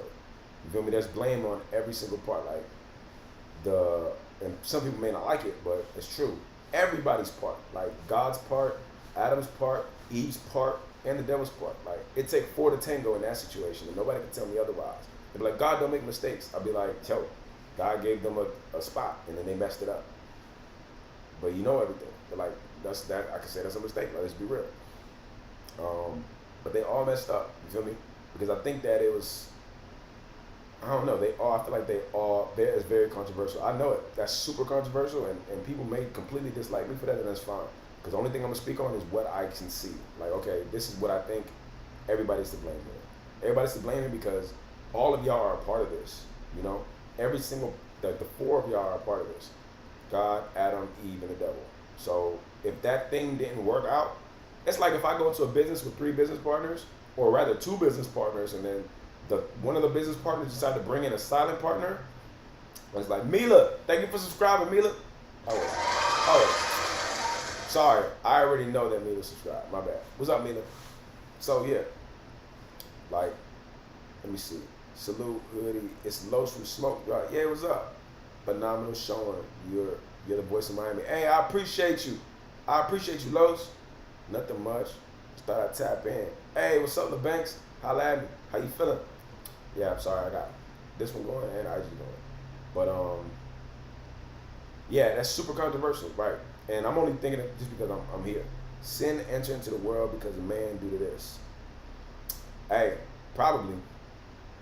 But I'll tell you what, the reason why the Adam and Eve story, like, really captivated me right now is because I always, or at least right now, the way I'm seeing it, the way that I'm thinking about it is like, how come, so the serpent tempted Eve, and then Eve tempted Adam, right? And these were God's people. So the serpent tempted Eve, and then Eve tempted Adam.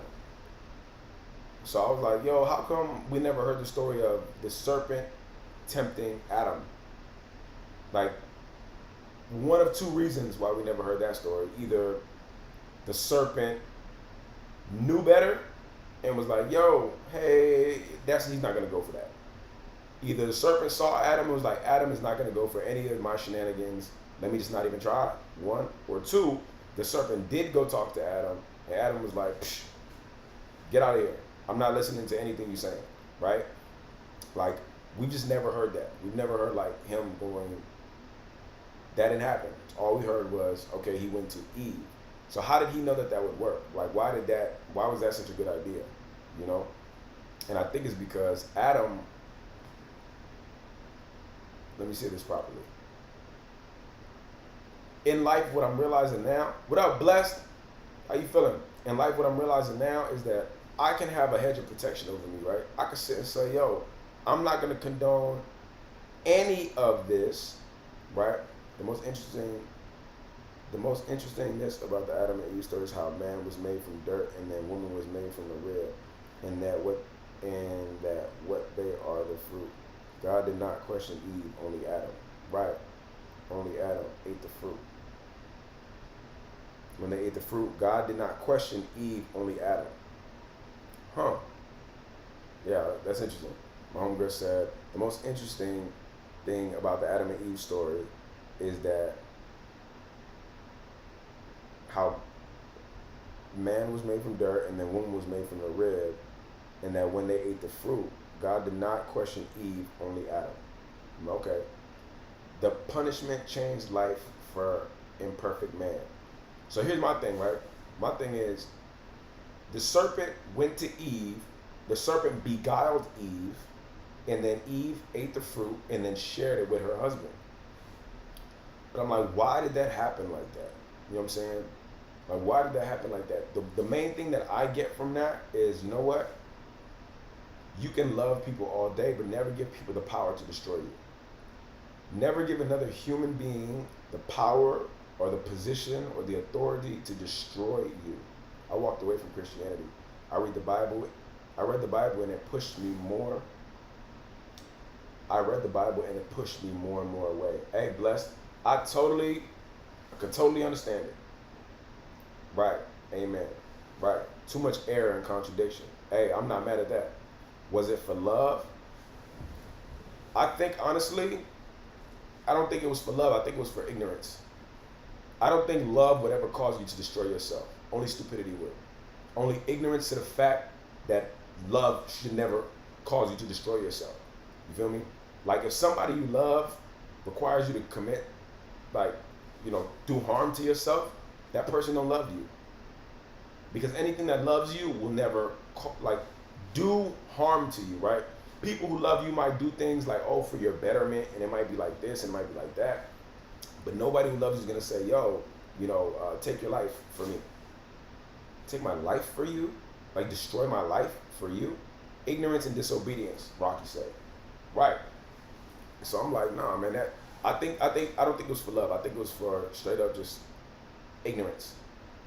Because I know for a fact it wasn't for love, because if it was for love, Adam could have known in advance that the serpent did what he did, and he still would have ate the fruit. But the fact that he didn't know all that stuff, he just ate it just because his girl told him to, like crazy. Like, I'm sure the serpent had the ability to tempt Adam, and he either just straight up didn't go for that, or he did go for it, and Adam told him to kick rocks. So the serpent got Eve to get Adam to do something that the serpent couldn't get him to do. The serpent can't get me to do that shit. Like, he already know what time it is. I ain't going for that. I'm already aware that there's an enemy. I'm aware that there's an energy, a vibration. There's something that wants to destroy me out here in the world. I'm aware of that. So there's certain things that I'm not going for, no matter which way you look at it. You feel me? Like, anytime I might ever have some thoughts to do harm to myself, which actually come a lot, do any kind of damage to myself, I'm immediately going to ignore that, because there's only one being in all creation that would want to destroy me. And I know that. God didn't create me so that I could pop up in here and uncreate myself. That don't make no sense. That's a contradiction. That's a clean-cut contradiction. You know what I'm saying? That's the only thing that would mess me up. The serpent shouldn't have even been free. He should have got locked up. That's actually very true. Yeah. They knew the consequences. Like, I don't know, bro. I don't think they really knew the consequences. I feel like it's like a warning. It's like your mom saying, don't put your hand on the stove. And then you go and you put your hand on the stove and then you get burned. And then you're like, oh, now I see why I wasn't supposed to do it. Because to tell somebody something is one thing. To show them is different. You ever heard the phrase that said, I can show you better than I can tell you? But the only problem with the Adam and Eve story is that there was no room for error at all. No room for error at all. You know what I'm saying? And it also makes you think, like, why is there even a thing in here that can poison our lives in the first place? Like, what is this, a trick question that you're not preparing me for? So I can see all the levels of anger and frustration in it, because it makes it seem like there are no second chances. Like, you mess up that one time and you're done. And I think that's one thing that sometimes in churches, in these like really religious groups, thinking people, they try to act like it isn't this way, but they really are like, oh, when you mess up once, you're done. If you mess up, you could be the right person for 30 years. You could make all the right decisions for 30 years. But the second you make that wrong decision and we find out, you're done. You're done. We're done with you. We will never. But y'all preach forgiveness and you're not forgiving anybody. You preach care and love, but you're not really loving anybody. You preach teaching and the word and doing all this stuff. Jesus ain't come to hang out with perfect people. Jesus came and hung out with people that were imperfect. Bro, he came to hang out with people that was like not all the way together. But he knew that, and he only hung out in the places that really needed him. He wasn't up in the palace hanging out, drinking wine all day, hanging out with a king and a queen and kicking back. He wasn't doing all that. He was like out here being of service to people who really needed it, you know? So like, nah, it shouldn't be none of that like one shot you're done. But that part gets me the most. The part that gets me the most in the Adam and Eve story is simply and plainly, I learned that if the devil can't talk to me and get me to do some damage to myself or get me to work against myself, then the devil's smart enough to know, the enemy's smart enough to know that he can go to somebody in my crew. He knows who the weak link is in my crew. And a lot of times it'll be the closest person to me. It could be my girl. It could be my best friend. He knows who to talk to me. And so his message is still getting across. It's up to me at that point to understand that. To understand that, yeah, you might be my cousin, my sister, my girlfriend, my wife, my best friend, my mom, my dad, but it's up to me on every level of the human experience that I'm experiencing to know who not to listen to, bro.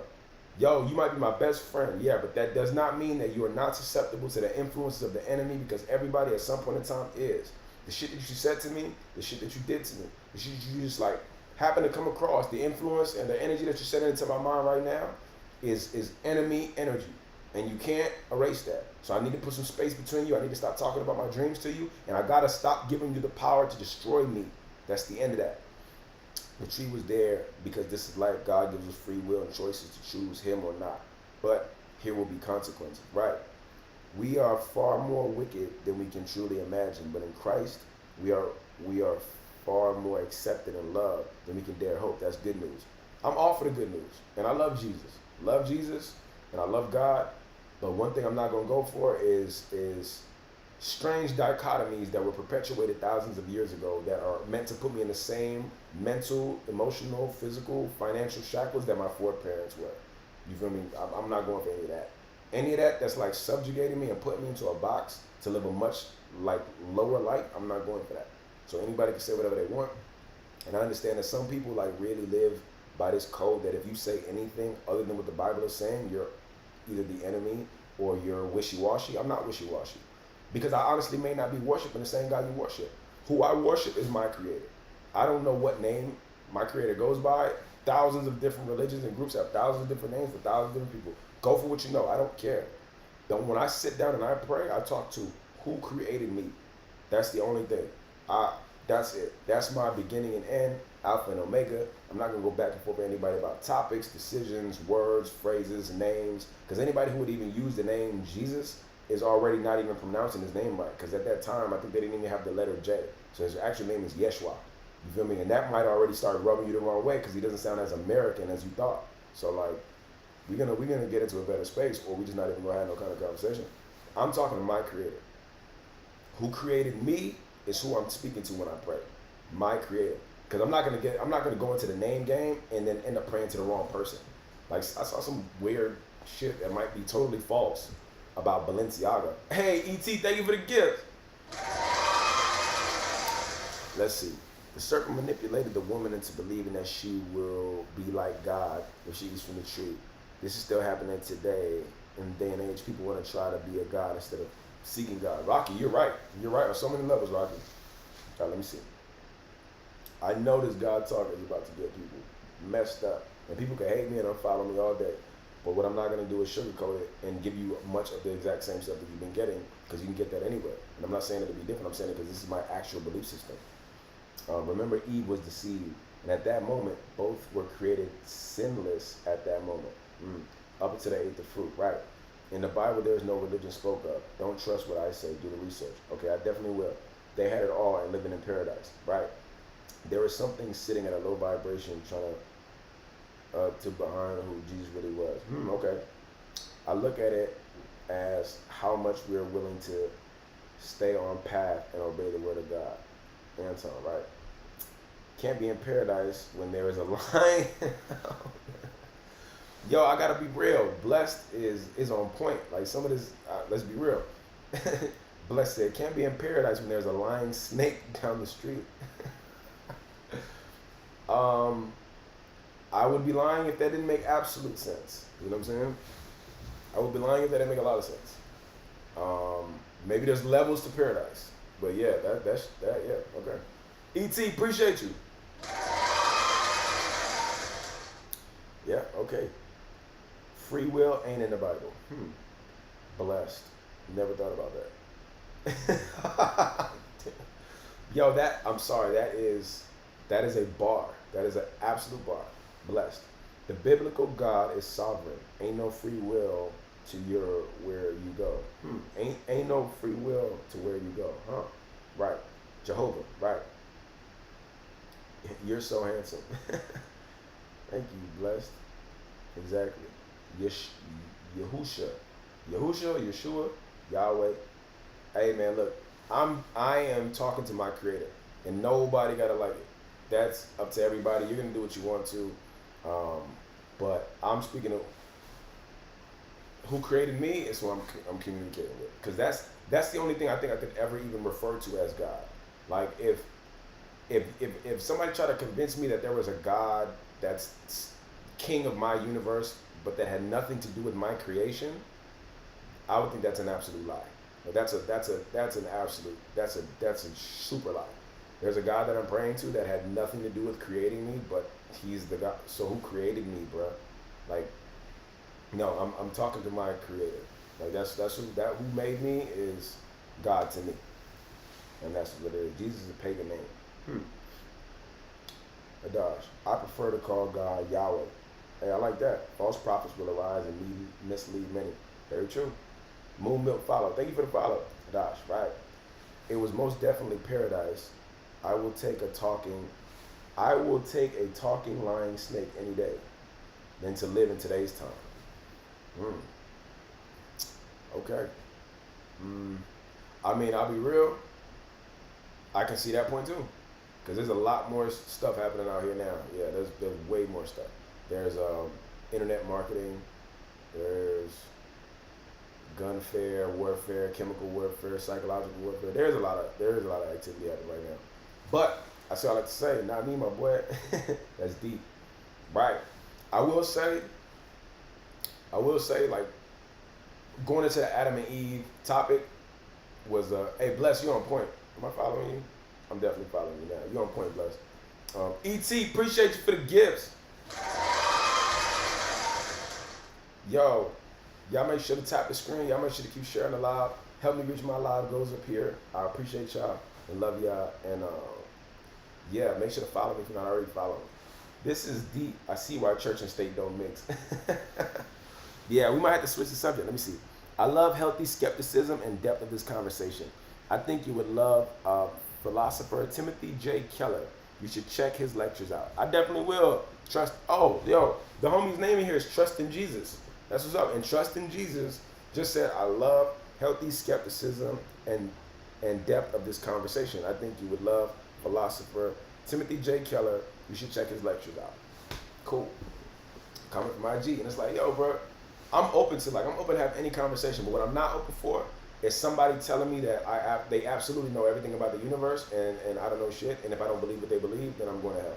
Like, I'm not going for that crazy ass shit. That means like, yo, you're not educated. You're indoctrinated. Somebody taught you what to think and you stuck in that. You know what I'm saying? And everybody's experience is different. So I'm all for the goodness, and I'm all for understanding like the necessary evils in life. But I'm not for being lied to and made to feel like, you know, if I don't do everything your way, then I'm going to eternal damnation. I don't think so. You feel me? I do my best to live the best life I can, and I communicate with my creator. And like my conversation has always been like this, like God, if you're real, right? If you're real, the creator is in us. We have a creator. Hey, I love it. I'm with that, Bless. Like, I'm like, and I always thought like, yo, if there's lies in the Bible, right? Like, it's already documented, or like a widely publicized belief that the image of Jesus Christ that we see is Caesar Borgias, right? Like his father was the Pope, And when he had one of these guys like Michelangelo or somebody commissioned to draw a depiction of Jesus, they used his son as the thing. Because, you know, this guy was like, my son is the most beautiful thing. Just put my son's face as, like, he's going to be the model for Jesus, essentially.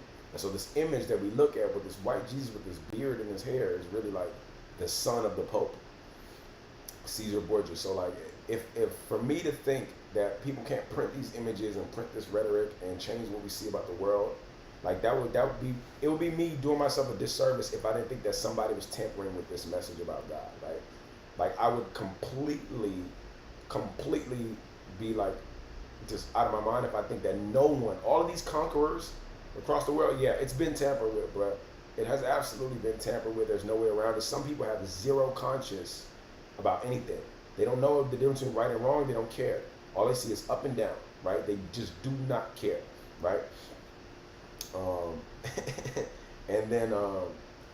And so for me, the way I look at it is like, I'm not going to get caught up in too much of like what's actually there.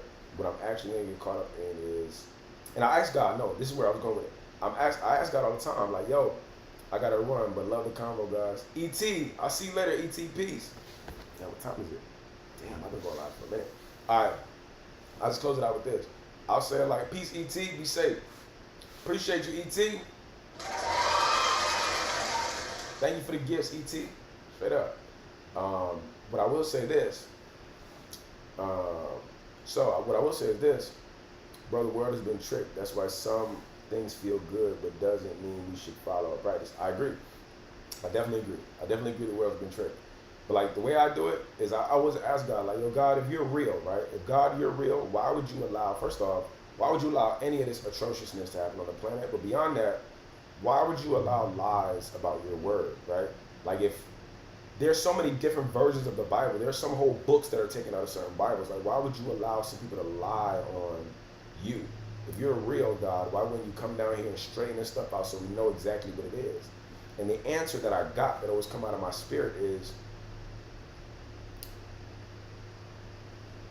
the truth is only for those who are willing to seek it, right? So if he's not going to give the truth to everybody, very few things in this world that we live in that are true are given to you freely. You know what I'm saying? So like what it was understand was like, yo, if you really want the truth, you're gonna do the work. You're gonna dig for it. You're gonna dig for the knowledge. You have literally the entire catalog, almost the entire catalog of human information that was ever uncovered in the palm of your hand right now. This cell phone got the internet. You can look up anything for as long as you want. The truth is only going to be for those who are willing to dig for it. Anybody who's blindly accepting that which is publicly accepted by the world already is like, nah, that's a dub to me. The truth is going to be hidden. It's going to be buried. For example, I could look at a tree outside, right? And anything that somebody tries to tell me about the world that doesn't coincide with nature, I already dismiss as invalid.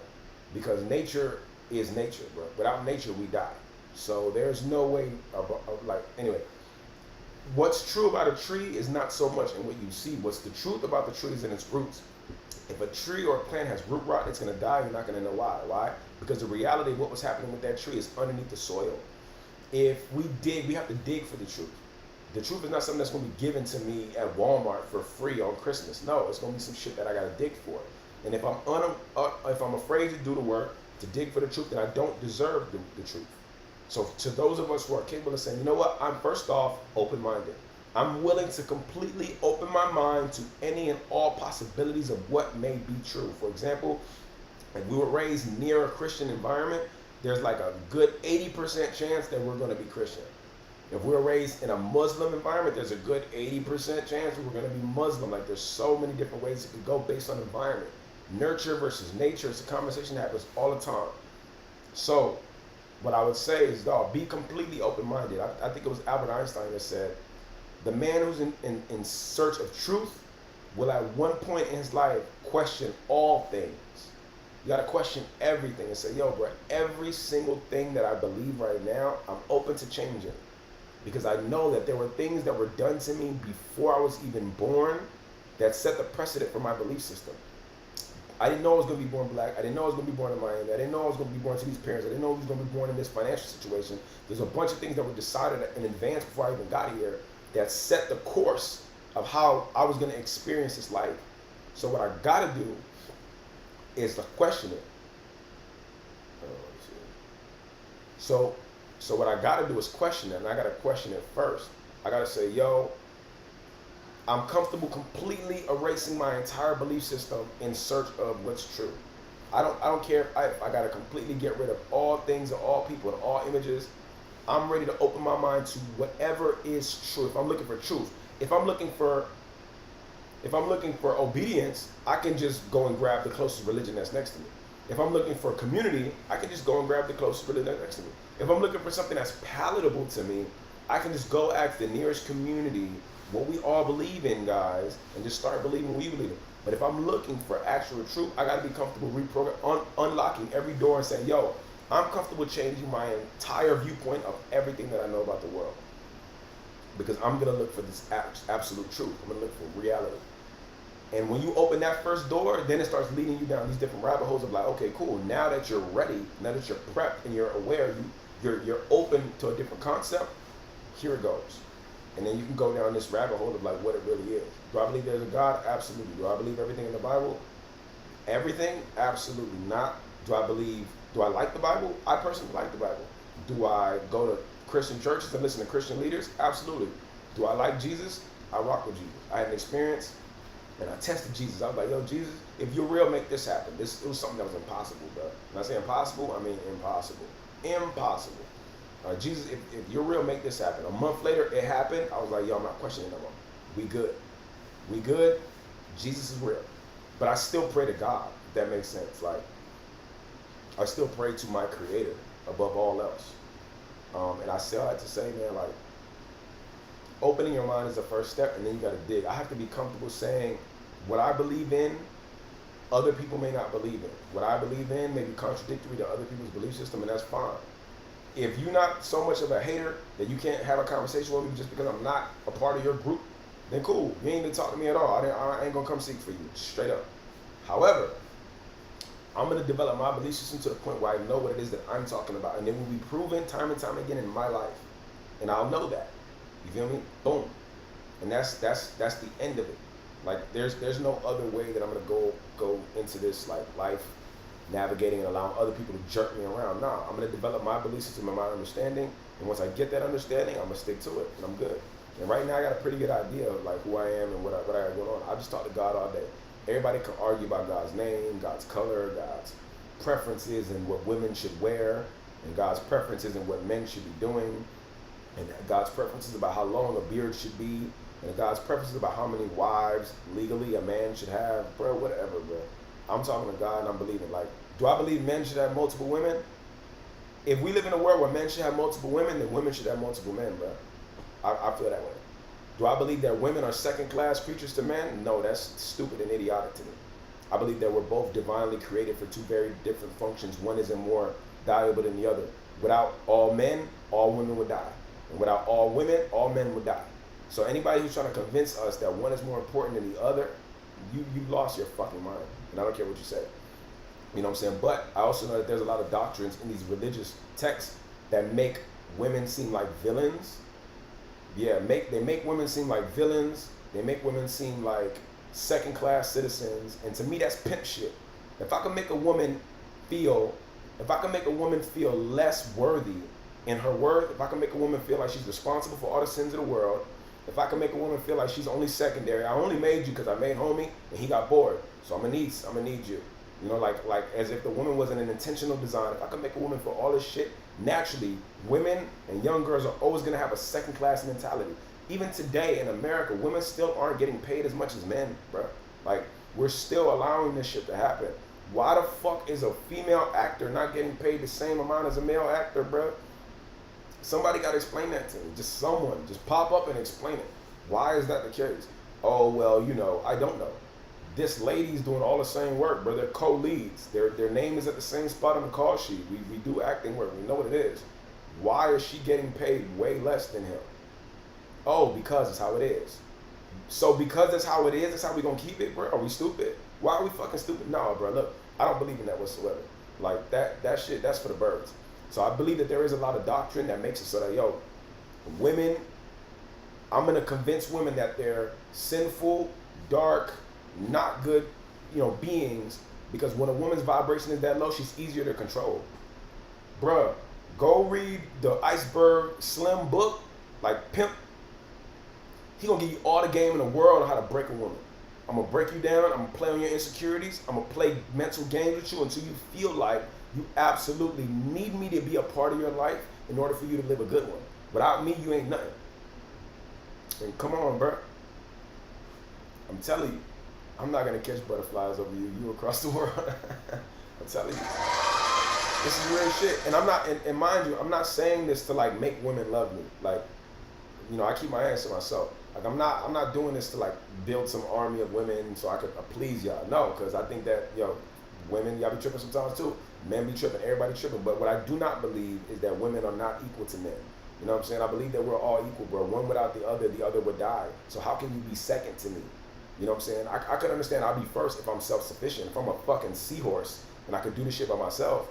But since we don't asexually reproduce, we're all required.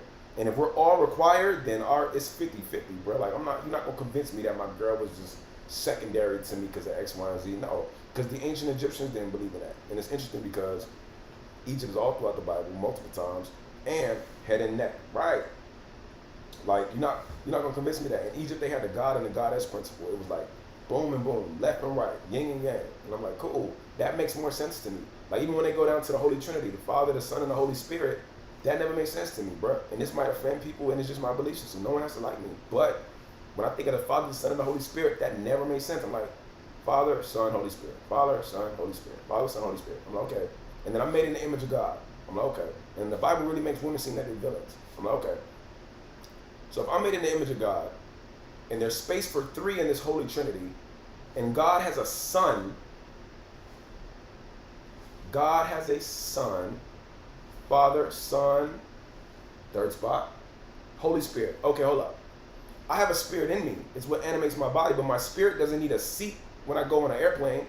Like my spirit doesn't need my spirit don't need it. The spirit is, to the best of my knowledge, my spirit is inside of me. My spirit doesn't need a chair when I go sit places. You feel me?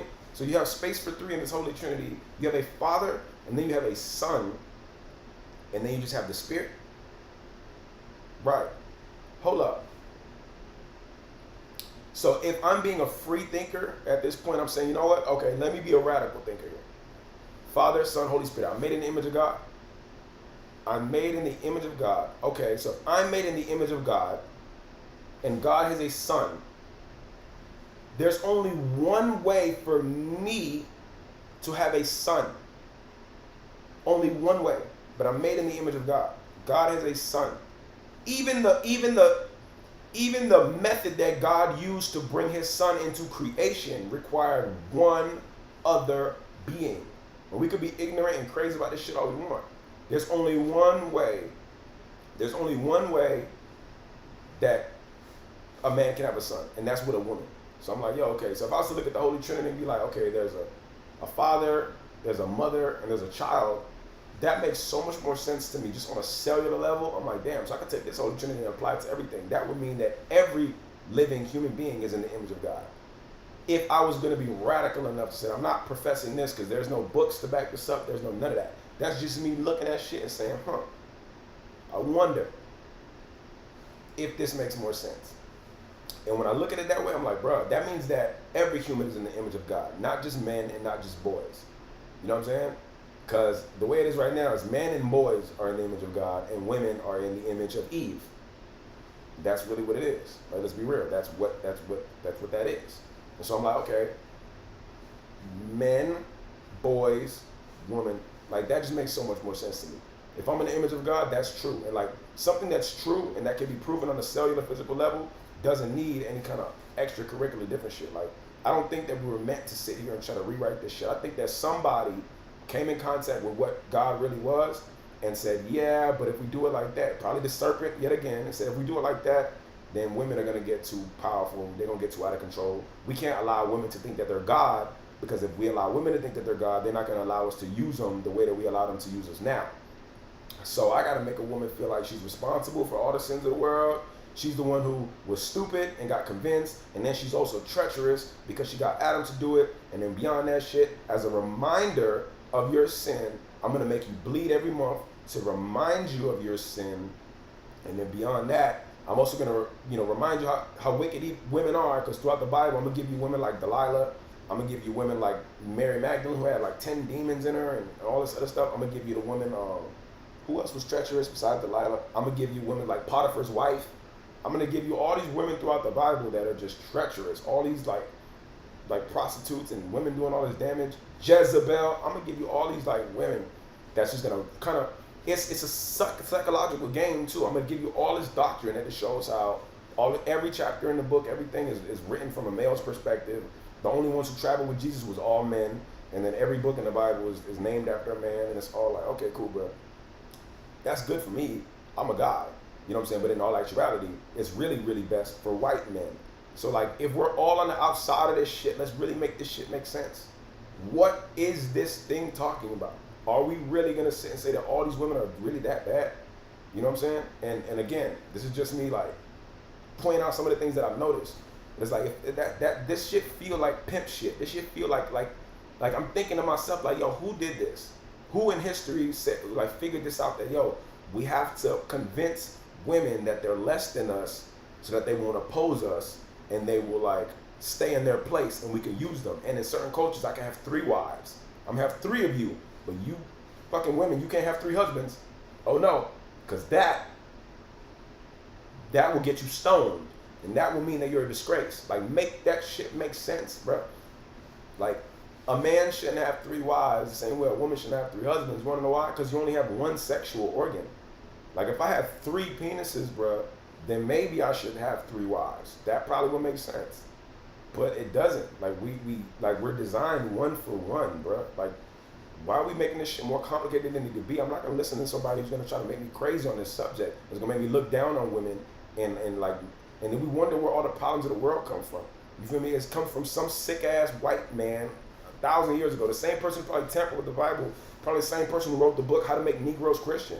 You know what I'm saying? Or what's his name? Lynch or Jim Crow, like all these fucking weirdos all throughout history that just profess this shit and put this shit on like, yo, this is how we control them. This is how we control them. This is how we control them. Control. Get the people, convince them. And it's like, bro, after a while, naturally your soul is gonna reject that shit. And that's why like certain people, you're gonna wait till you get to your 60s or your 70s, and then you're gonna start really paying attention to the truth. Because at that point, you're gonna be like, yo, a lot of this shit I thought when I was younger has proven itself to be bullshit. A lot of this shit, and the worst part is it's convincing. And the worst part even deeper is that you mix the truth with a lie. There is a God, but then when you told me all this extra shit around it, I'm sorry for combining those words, there is definitely God. But when you mix all the other stuff with it and around it, and even the Bible says like, yo, bro, like, many false people will come in my name. Yo, for sure. When you mix all this other jargon with it, you muddy up the waters. And now you got people that will never go to church. You got people that will never read the Bible. You got people that never even want to hear you say the word God because you affected and you manipulated it so much. And now it's like, yo, we're sick of this. And so now people got to go off into the world and go through all this pain and panic and pressure and doubt and fear, rejection and neglect to get to the end of their life, either fearful and dejected, or they have to come to terms and find God in their own way outside of the church. So much dirt happens in the church, it's crazy, bro. I literally have one of my friends, she's one of my good friends too, and she told me a situation of like, she's a part of the LGBT community, and she let me know that, bro, she was sexually assaulted when she was younger by women who went to her church. And now she's a grown woman and she only dates women. And I'm like, dawg, do you feel like that affected you? And she's like, absolutely, that affected me. I had no experiences about sex before that.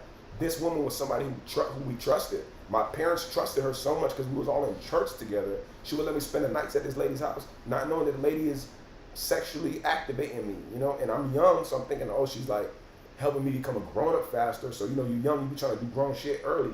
Not knowing you're getting sexually assaulted by a grown woman.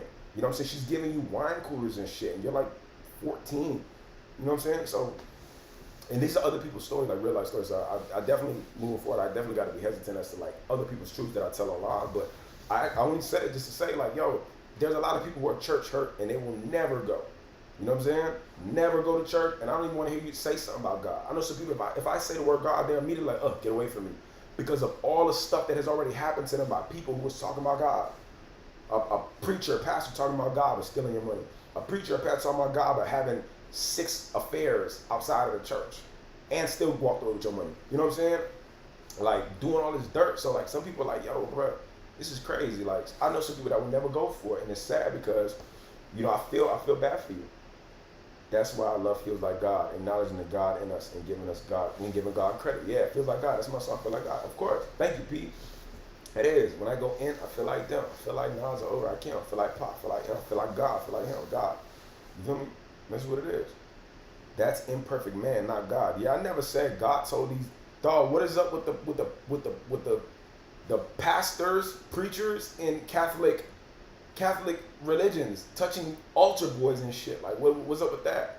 You know what I'm saying? Like, where do you get this shit from? And then how come in the Catholic religion you could be a father of the house, but you can't have a wife and you can't have kids? Like, this is crazy. I think.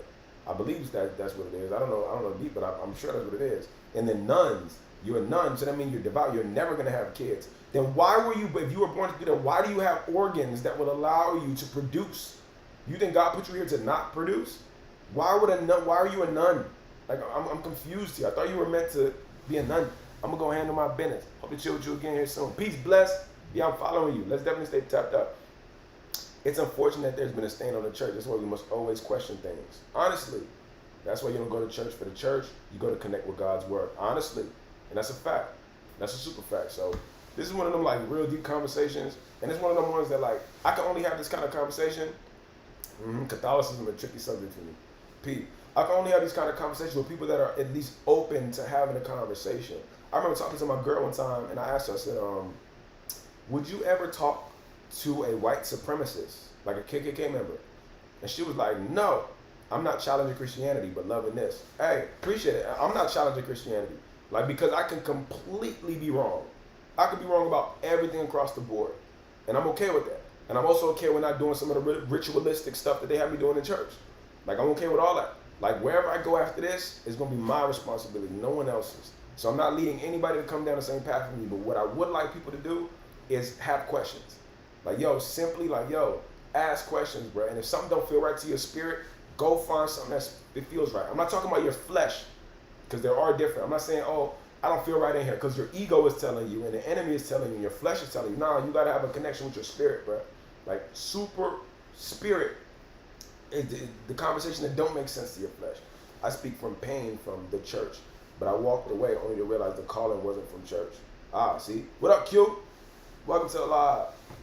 Nah, man, this is real shit, and we got to think about it. Like, where are we going with this?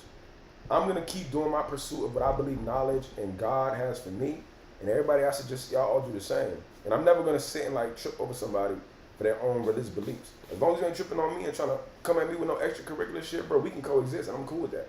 1,000% cool. I don't have to do everything you do, just like I don't have to sleep with the same kind of women you sleep with. I don't have to eat the same kind of food you eat. I don't have to drive the same kind of cars you drive. I don't got to live in the same kind of house you live. But like, don't be crazy about none of that shit, and I won't be crazy about none of my shit, and we'll just coexist. And we can have these intellectual conversations that will allow all of us to come to a better understanding. Because if what you believe is right, this conversation is only going to deepen your faith because you're on the right side already. You good. And if what you believe in is a little askew, then at least this conversation should give you a premise or a base to say, you know what?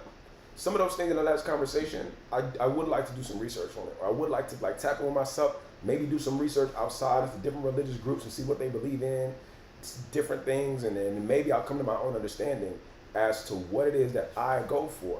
Because the worst thing in the world is when you walking around in this world completely oblivious to the kind of life that you could be living, like in God, with God, in a good kind of way, just because you abiding by some of this other, you know, these practices. You know what I'm saying? Like, some of that is not Christianity.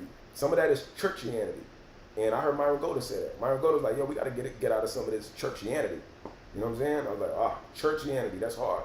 You know what I'm saying? It's like, it's real. Some people are so focused on pleasing the place and the people in the place, you're not really paying attention to what is really there for. You know You know what I'm saying? And I'm no one to talk because I don't be up in there all the time.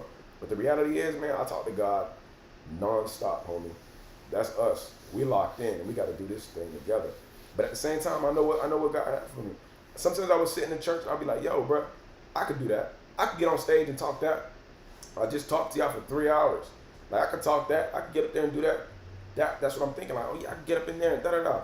But something inside of me always said, yes and no. Yes, I want you to be that shining example, and I want you to speak truth, but not in this place. You know what I'm saying? Because there are certain places that I need you to go that people in this room can't go. And I remember I heard Pastor T, say that one time. Like, I need y'all to go out into the world and spread the word, because there's certain places me as a pastor I can't go. I can't go to the strip club. I can't go here. I can't go there. I can't go. Nah. So I gotta take this word of mine to the street, and I gotta tell people what I think God is telling me to tell them. You feel me? Like what I did last night at the show, Pete. You was there. Yo, I gotta tell y'all, that's for real, man. This is us. You know what I'm saying? Because people who came to my show last night, I'm not saying they church giving people. You feel me? Advice I was given to me that I always share is always pray before you open your Bible. That's a fact. That's a mega fact. Always pray before you open your Bible. I like that. I'm with that. And ask the Lord to reveal the truth in the scripture. That's real. That's real. And I'm with that. I'm with that. And I actually would like to get deeper into the Bible, man, because I can't sit here and say anything about something that I have no idea about. All I know is the Bible stories I've heard that are like consistent across the board. But I definitely want to dive into it a little deeper. Because, man, I've heard some very different things from people who have like actually studied the Bible for themselves. It's crazy. Q, you were dropping gems last night. That's what we do, Q. We out here. You already know. Yeah, man. That's just how I feel. That's just how I feel. That's like God is like, yeah, God straight up tell me, yeah, you got the word in you, but it's not, you're not supposed to say it in this place. Because this place, like, how do I say it? It's gonna stifle my word, the word that I got for you. This is what God is telling me. Like, I would go in there and I would have to tell everyone in that congregation exactly what I know that congregation is used to hearing and within the parameters that they can believe and allow. But if I go outside like I did last night, I'm like, bro, fuck this shit. I'm gonna tell y'all the real. We gotta detach from this idiotic shit. Yo, when the phones had wires, the people were free. You feel me? And it's like, yo, bro, I gotta tell you some shit that is up to me, and you don't gotta listen to me, and no one does. I could be an insane person on stage saying lunacies, but I'm still gonna say it because it's on my heart to say it. You feel me? And one thing about me, I'm never gonna lead you to a bad place. If I tell you something, it's really because I genuinely believe it's for your better good. And I would never tell a person to go somewhere that I ain't going. You know what I'm saying? There's so many different perspectives given out here, and that's why we question things, right? When in reality, there's only one that can give us the answer. Hey, real talk, I'm not mad at that. God is everything, man. God is real. But I think we would all be lying if we would all be lying if we said that there weren't people out here that were using God's name the wrong way. And like, yo, you out here, you know, you saying what you want to say. Because that happens every day. That's why there's so many different churches. We're Methodist, Baptist, we're AME, we're Seventh-day Adventists. Like, how many different sects, like, how many different cliques are going to be up under the same gang, bro? I thought it was one gang. No, it's not one gang.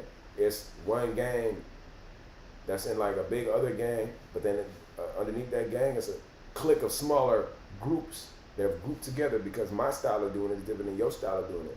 How do y'all have styles if y'all all reading the same book? Because my style is different than their style, bro. Just get it. All right, man. I'm gonna get it. I'll go get it. Right. I just want a club without feeling guilty as a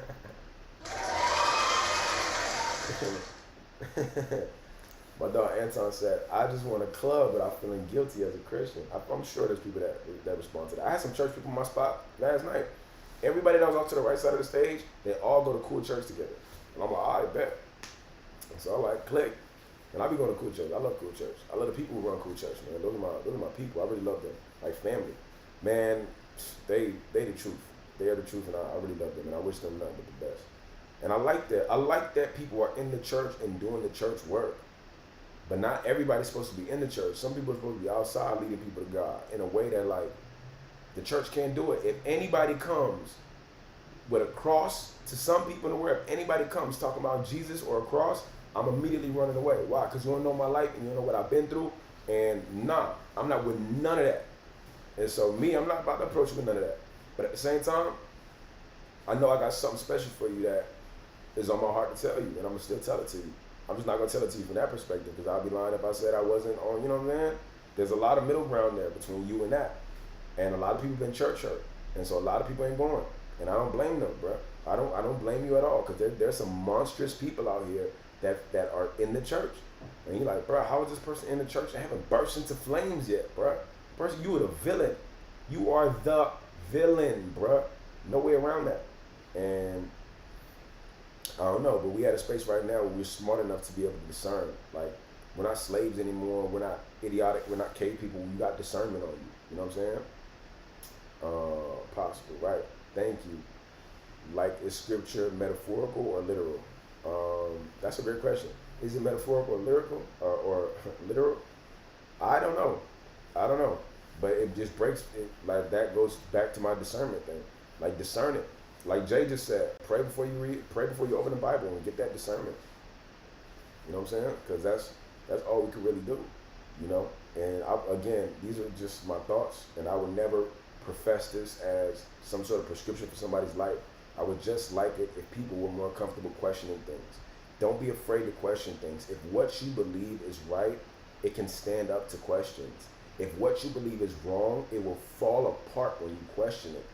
Like, that's Winston Churchill said it. He said, the truth is incontrovertible. Malice may attack it and ignorance may deride it, but in the end, there it is. Winston Churchill. Like, the truth is incontrovertible. That means when some shit is true, bro, you could beat this shit with a hammer from a million different ways, and it ain't gonna change. That's when something is true. And if I could beat your shit with a hammer, and that shit breaks after the first one, you ain't got no answers for me. Homie, come on, bro. Like, come on. Let's stop staying stuck here. Let's go find the damn truth, bro. Come on. You know anybody trying to, we not going to the other side. We staying here. We on this side. We on God's side. But let's go find the truth, bro. I'm not going to stay here with people that straight up lying to me. You know what I'm saying? If somebody tell me something and then straight facts breaks that apart, bro, this is crazy. You know what I'm saying? Like, this is just crazy. So, yeah, that's what that's the one thing I like to do. Stimulate our thought process, man, because we've been so heavily indoctrinated in so many different ways, bro. The school to prison pipeline, America, taxes, fees, employment rates, and then religion coupled into that. Like, it's so many barriers that we got to get through in order to get to a really happy, truly prosperous life, that I want to help people get like a leg up on it. I was fortunate because I got so pissed off when I heard this quote: if you want to hide something from a nigga, put it in a book. I remember hearing that shit when I was like 19. I was like, who the fuck wrote that? Like, that shit got me mad, bro. I was like, what are you talking about?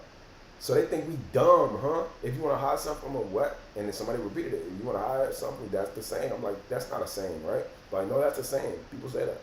I was like, and so I started reading books because of that. I was like, oh yeah, I'll show you. Fuck you. And so I went and started reading these books. And this shit was hell, bro. I was not gonna lie, that shit was tough. It was tough reading these books at first. But bro, when I started getting into it, man, my consciousness started expanding, and I'm like, man, we as a people have a lot more power than we think we have. But no one is telling us this. I got a song called Energy. Dead men tell no tales. Hop by the beach, nigga, like a free will. Hop up on the streets, living with a free cell. Why nobody ever told me that I have free will? Thank God for my energy. Energy. Like, that's in my lyric. Why nobody ever told me that I have free will? No, you have free will. Why I don't feel like that? Because you really, there's a certain level of parameters, redlining, financial status, hierarchy of the needs. It's going to keep you here. But we're going to make you think you have free will. Yeah, the shackles are just mental and invisible. When it's not physical cages anymore. It's more like, locales and access and information. So when you go and start getting this information, bro, it should start changing. And then your consciousness expands. And once it goes up, it's like waking up from a dream. Once my eyes are open, you can't close them no more. And so now that my shit is open, I'm like, okay, wait a minute. If this is facts, it should be able to hold up to some questioning. I'm going to question it. Oh, there's no questions for this. And don't you ever question God. Homie, I'm not questioning God, I'm questioning you. Answer this shit for me. Answer this and explain this to me. Walk by faith. I agree with walking by faith, but this ain't that. I'm asking you to make this make some sense. And if you can't make it if everything that you're saying inside of this book is completely opposite to what the natural world is doing to us every single day, I don't think that your truth is the incontrovertible truth that Winston Churchill was talking about. Malice may attack it, ignorance may deride it, but in the end, there it is. The truth does not go away, bro. You can't wish it away. You can't pray it away. The truth is the truth. You may not want to see it, but that shit is there. What they said, a man who sticks his head in the sand makes an easy target. Very true. If you're the kind of person that's going to hear what I said and nothing else, you're the perfect candidate to be a slave. Come and work for me. You make an easy target. You feel me? And I don't want to be like that. I want to be somebody like, nah, bro. And a large part of the reason why I haven't like propelled in the music industry as it is right now is because of that. A nigga take one look at me and like, nah, this nigga gonna be a problem. I know that now. Now I know that for a fact. Years I was trying to deny that shit. I'm like, no, bro, you're wrong. The right people just haven't seen me yet. I literally went into a room the other day with some of the right people. They all wanted me out of that room immediately.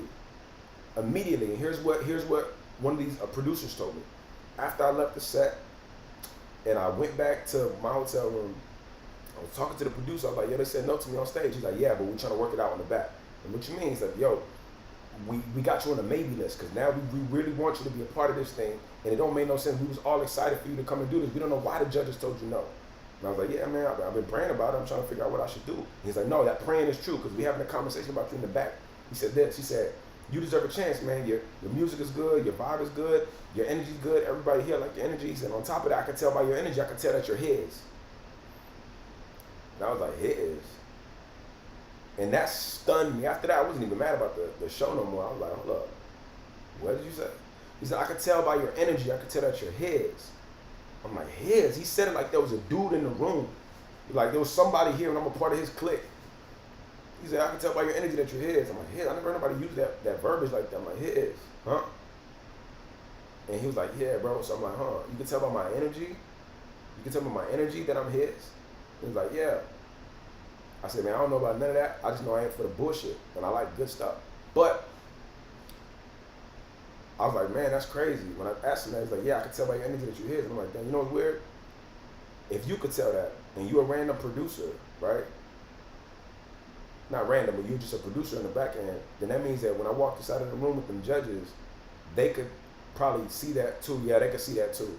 So the reason that they wanted me out of that room so fast is not because I'm not talented and not because I'm not him. They wanted me out of that room because I am him. Huh? You wanted me out of that room because I'm his, right? My energy is a little different. You know you can control me, you not manipulate me. I'm not about to paint my fucking nails. I'm not about to wear a skirt. I'm not about to take all my photos like this from now on. You feel me? Like, you want me because you don't want me in the room and you don't want to give me any opportunity because you know that I'm not controllable. I'm a problem for you. I am a problem. And you know what else? When I was coming into the industry, man, if you would have just played your part and your roles, I would have let you win. I would have let you chill. I would have let you eat. I would have let you, like, you know what I'm saying? I would have let you have your little space in the music industry. But now that I know that that's how you've been treating me this whole time, and my eyes are open, now I don't have no mercy for you people anymore. All the things that these industry gatekeepers are afraid of if they get me on, like, niggas is scared if I put you on, I'm going to lose all my money. I'm going to lose all my fans. Or I'm going to lose my situation. So they scared to put you on sometimes. So now I have it in my mind like, damn, bro, if you would have just played your role, I would have played my role. But now that y'all so hateful towards anything that's different or better than y'all, all that shit that you're afraid of, that I'm going to come and I'm going to take from you, I'm going to take it from you for real. And I made that decision a little while ago. I made that decision last month. I'm like, you know what? All that shit that you people, I wasn't going to do none of this to y'all. I promise I wasn't. I was going to let you chill. As long as I could go up in here and chill, do my thing for my people, I'm good. But you're not trying to even allow me to come up in here and do the thing for my people. You trying to stifle me and suffocate me out. Cool. So now I'm going to come up in here and I'm going to really take everything that you wanted. All that shit that you were so scared about, the this, the that, the third, I'm going to take all of that shit. I didn't mean to buy your catalog, bro. I bought your catalog in a series of other catalogs. You feel me? I bought the bundle and yours just happened to be there. I didn't mean to buy your house, homie. I bought the neighborhood. I didn't mean to take your shit. No, now I mean to take it. You feel me? I'm not gonna go and like, I'm just gonna go keep doing what God got for me to do, and I'm gonna go conquer all the land that God got for me to conquer. And inadvertently, you're gonna lose everything that you try to hold so hard on. That always happens, bro. Even throughout the Bible, look at David. David in the Bible, God said, yo, David, God anointed you. God anointed you, but it's going to come at an appointed time. And so David had to go through his due diligence. He was still like a shepherd boy. He went and brought the lunch to his brothers, heard about Goliath, whooped Goliath's ass with the slingshot, and he was supposed to be king. But then I think it was Saul, who was already the king there, where he was cool with David, but then after he realized he was about to lose his power, now he's trying to kill David. I want to say it was Saul.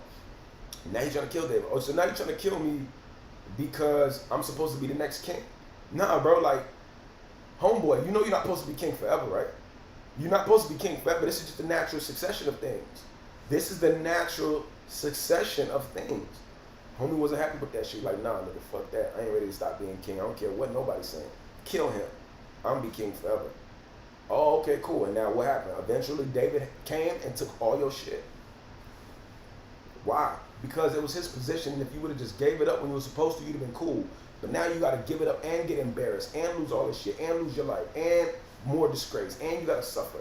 Because you can't try to stifle what God got going on. Because again, the truth, when you the truth, they can't shut you out, bro. Ignorance, malice may attack it and ignorance may deride it. But in the end, there it is. That's one of them things, bro. You can try your hardest to gatekeep and block people from their opportunities and their blessings, but it ain't gonna happen. All you're gonna do is hurt yourself. You gonna go and try to block somebody from their stuff, and then none of your shit gonna work no more. And you're gonna be praying and acting and trying to be like, oh my goodness, I can't believe this is happening to me. Are you fucking crazy? And that's the weird part about bad people. Bad people have a disassociation with their own sins. Bad people have a disassociation with their own evil. They can do some evil shit to you today, and then in their own mind flip and be like, oh, I'm a saint. I'm good. I deserve good things in this life. And you were like, homie, you just did some atrocious shit last night. Oh, no, that has nothing to do with this. You did it.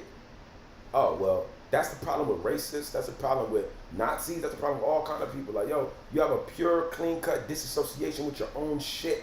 You have this ability to fragment your mind and fragment your psyche and say, oh, I'm such a good person. And then when it's convenient for you, flip that shit, become the darkest, most evil, conniving individual in the world. And then again, when it's convenient for you, after you've done all this damage, go right back to being just so happy. It's all about love, spreading love, guys, love. Yes, let's do this. I'm donating and I'm out here. Yeah. This is the problem. Karma's real, straight up. Let me see. That's what makes sense. Right. Let me see. I remember hearing that. Right. God is the truth, but is faith truth-based? That's another tricky topic. I believe, true faith is truth-based.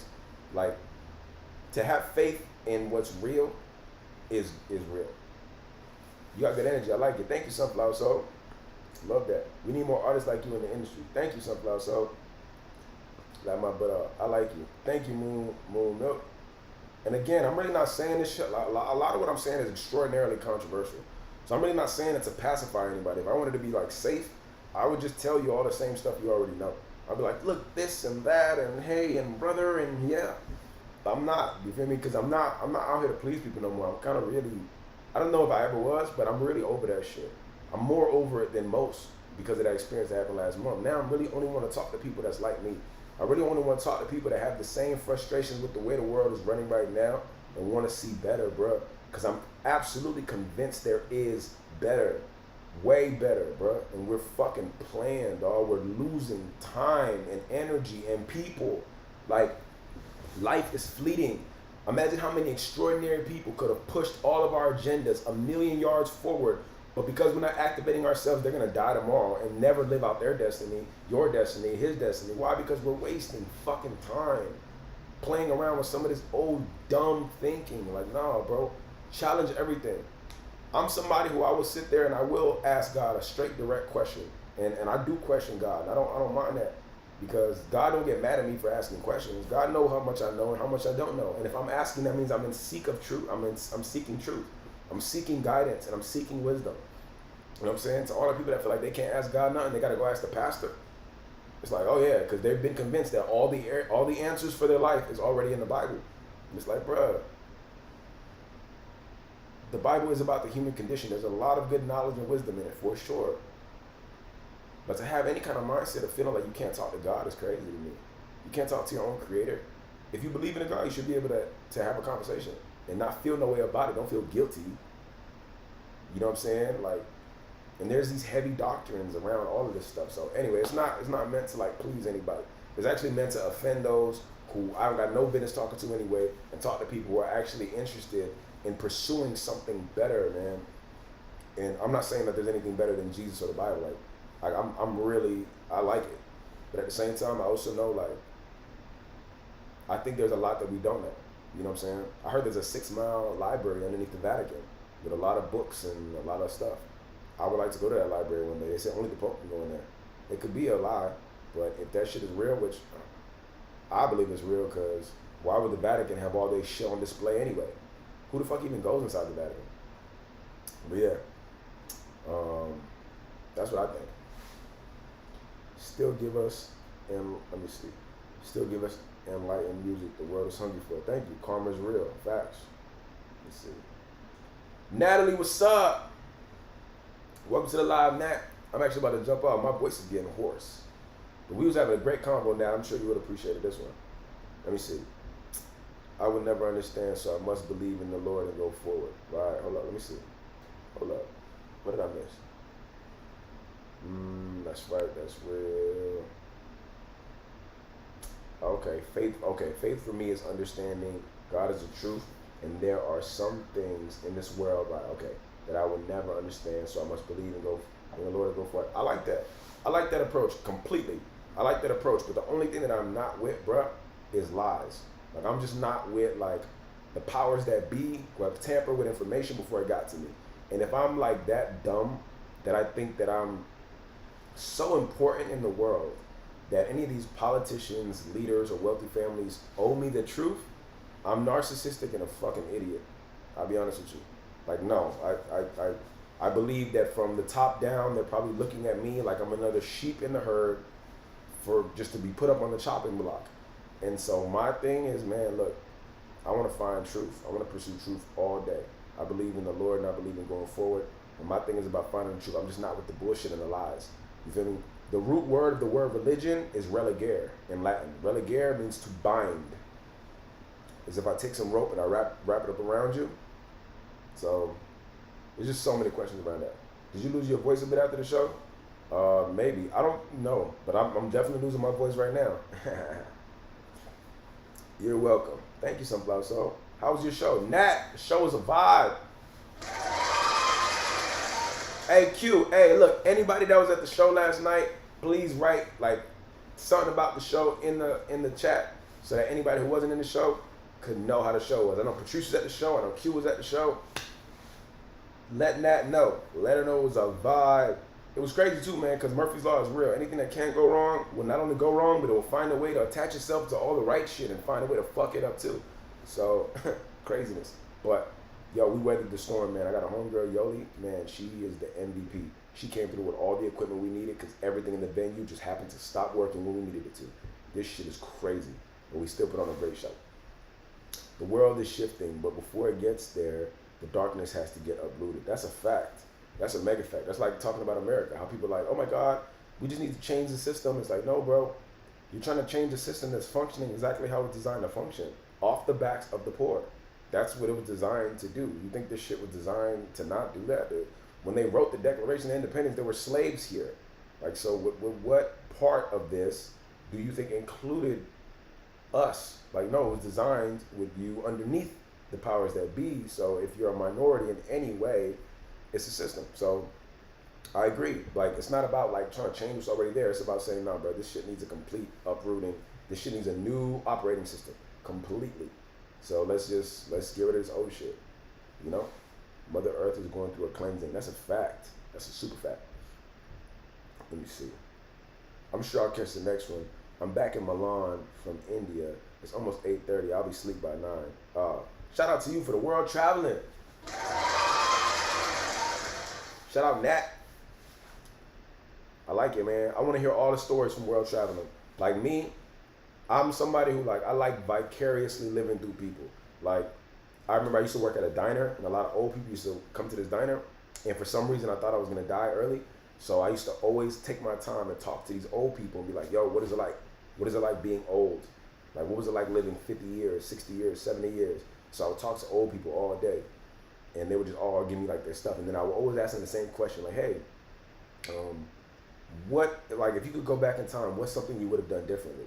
And they all say the same shit. They all just say they wish they would have done more things, experienced more, went more places, spent more time doing, they just wish they would have experienced life more. They all say the same shit, because most of these old people in their 80s, that was 2010, where they were born in 1930s and 40s. So majority of their life was spent working in factories and in offices in the United States, the Industrial Revolution, all that shit. So all of them just wish they had lived more. And I was like, damn, okay, that's why I take really risky approaches when it comes to life, because I'm not gonna miss out on living this shit to just be like another cog in the wheel for somebody. It just doesn't make sense to me. Things are definitely getting better. We got to keep our vibrations high and focus on truth. Rebecca Hope, what's up? Thank you for the hand heart. Yeah, so Nat, I was saying, y'all, you got to tell me all the stories, because I used to always collect these stories from these old people to see, damn, if I could live all these different lifetimes. The better I can listen to your story, the better I can feel what you feel. And if I could talk to a bunch of old people, it's like, man, I'm living a whole bunch of different lifetimes in one. And that really I think that really just helped me, I guess, become who I am now, probably. I think it's healthy to challenge and change ideologies. Straight up, Anthony. The show was dope. Vibes were excellent. Thank you. Thank you, Q. Thanks for coming out. It's important you do feel that way. Together we can cause eruption to those in Congress. That's a fact, man. And I think also as a people, though, we've also gotten really lazy, bro. We've gotten really lazy. We really have this mindset of these elected officials and these, Elon Musk is gonna save us, or Jeff Bezos is gonna save us, or Mark Zuckerberg is gonna save us. Steve Jobs was saving us. We got this mentality, this victimhood mentality that somebody is gonna come and save us. And anytime you're thinking about someone coming to save you, you've already elected yourself to be a victim. You're a victim, or you're some sort of damsel in distress if you're waiting for someone to save you. These elected officials are not going to save us, bro. It's going to be a continued thing of what they continue to do. We have to save ourselves. And one thing I found in recent times, man, was, and this is what I was telling the people at the show last night, I'm done trying to please the music industry. The industry will never let me in. They don't like my mindset. They don't like the fact that I'm not going to sign a shit deal, paint my nails, and do all this dumb shit, and be like a little industry plant. So they're never going to let me into their system. So what that tells me is that, bro, I don't fit in your system. So what I have to do is focus on people. I got to focus on the people. If you resonate and vibe on the same thing I vibe with, then we're part of the same clique. We could change the world together. You know what I'm saying? But that's my method of doing it. Okay, cool. I got to take the longer route. It would be easy if I was to go sign to Diddy and then have all the doors open for me. But, bro, look at the cost. Hell no, that's fucking crazy. You know what I'm saying? I'm from Miami, bro. People I know go to Diddy's house. That shit is crazy. We ain't going. But I said it to say, yeah, there are certain things that people will never let you into. So my mindset is that let me just keep communicating with the people, because with enough people, and I told people this last night, with enough people, anything can change. All the laws will change, all the rules will change, the way that we live life will change, all the, access to this and that. Dog, it's about the people, man. It always has been about the people. The powers that be have us convinced that we're not important. You're just one of many, so you're not that important. You're not a 5% or 1% or whatever the case may be. So they convince us that we're not important. So we think that our voice is not important. We think that our actions don't matter. We think that our energy in our life is dispensable. But the reality of the situation is that that's just not true, bro. The people make all this shit run. Show me any industry, show me any business, show me anything that can run without people, and I'll show you something that just doesn't exist. That's it. It's the reality of the situation. We are way more powerful than we give ourselves credit for. All we got to do is get on one accord and move in a certain kind of way, and everything will change. How do you think all the laws changed in America? Like when it comes to race, Jim Crow, desegregation, that didn't happen over a fucking night, and it didn't happen with just praying. It didn't happen with people being divided. It happened with people coming together, Million Man March, protesting, picket fencing, riots. Like it happened with the bus boycotts. Like these are the things that instituted change. It was just people. When enough people come together with one voice and say, this is what we want, change happens, bro. Change happens, but it's not gonna happen if everybody thinks I'm too small to make a change, so you don't show up. You too small to make a change, so you're not voting.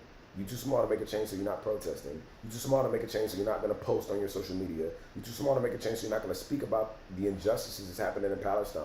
Like if they keep convincing us we're too small to make a change, we're just gonna keep being thankful for our little rat hole existence and just scurrying on, not knowing that you are the currency. You're the currency. You're the user, you're the creator, you're the point and the purpose of all this shit. Don't let these people convince you that you're small, your voice matters, you're bigger than you think, and stop drinking the fucking Kool-Aid. Let's get it popping. Shout out to Yoli. Yo, Yoli's the truth. I'm telling you. I'm super telling you. She's the one.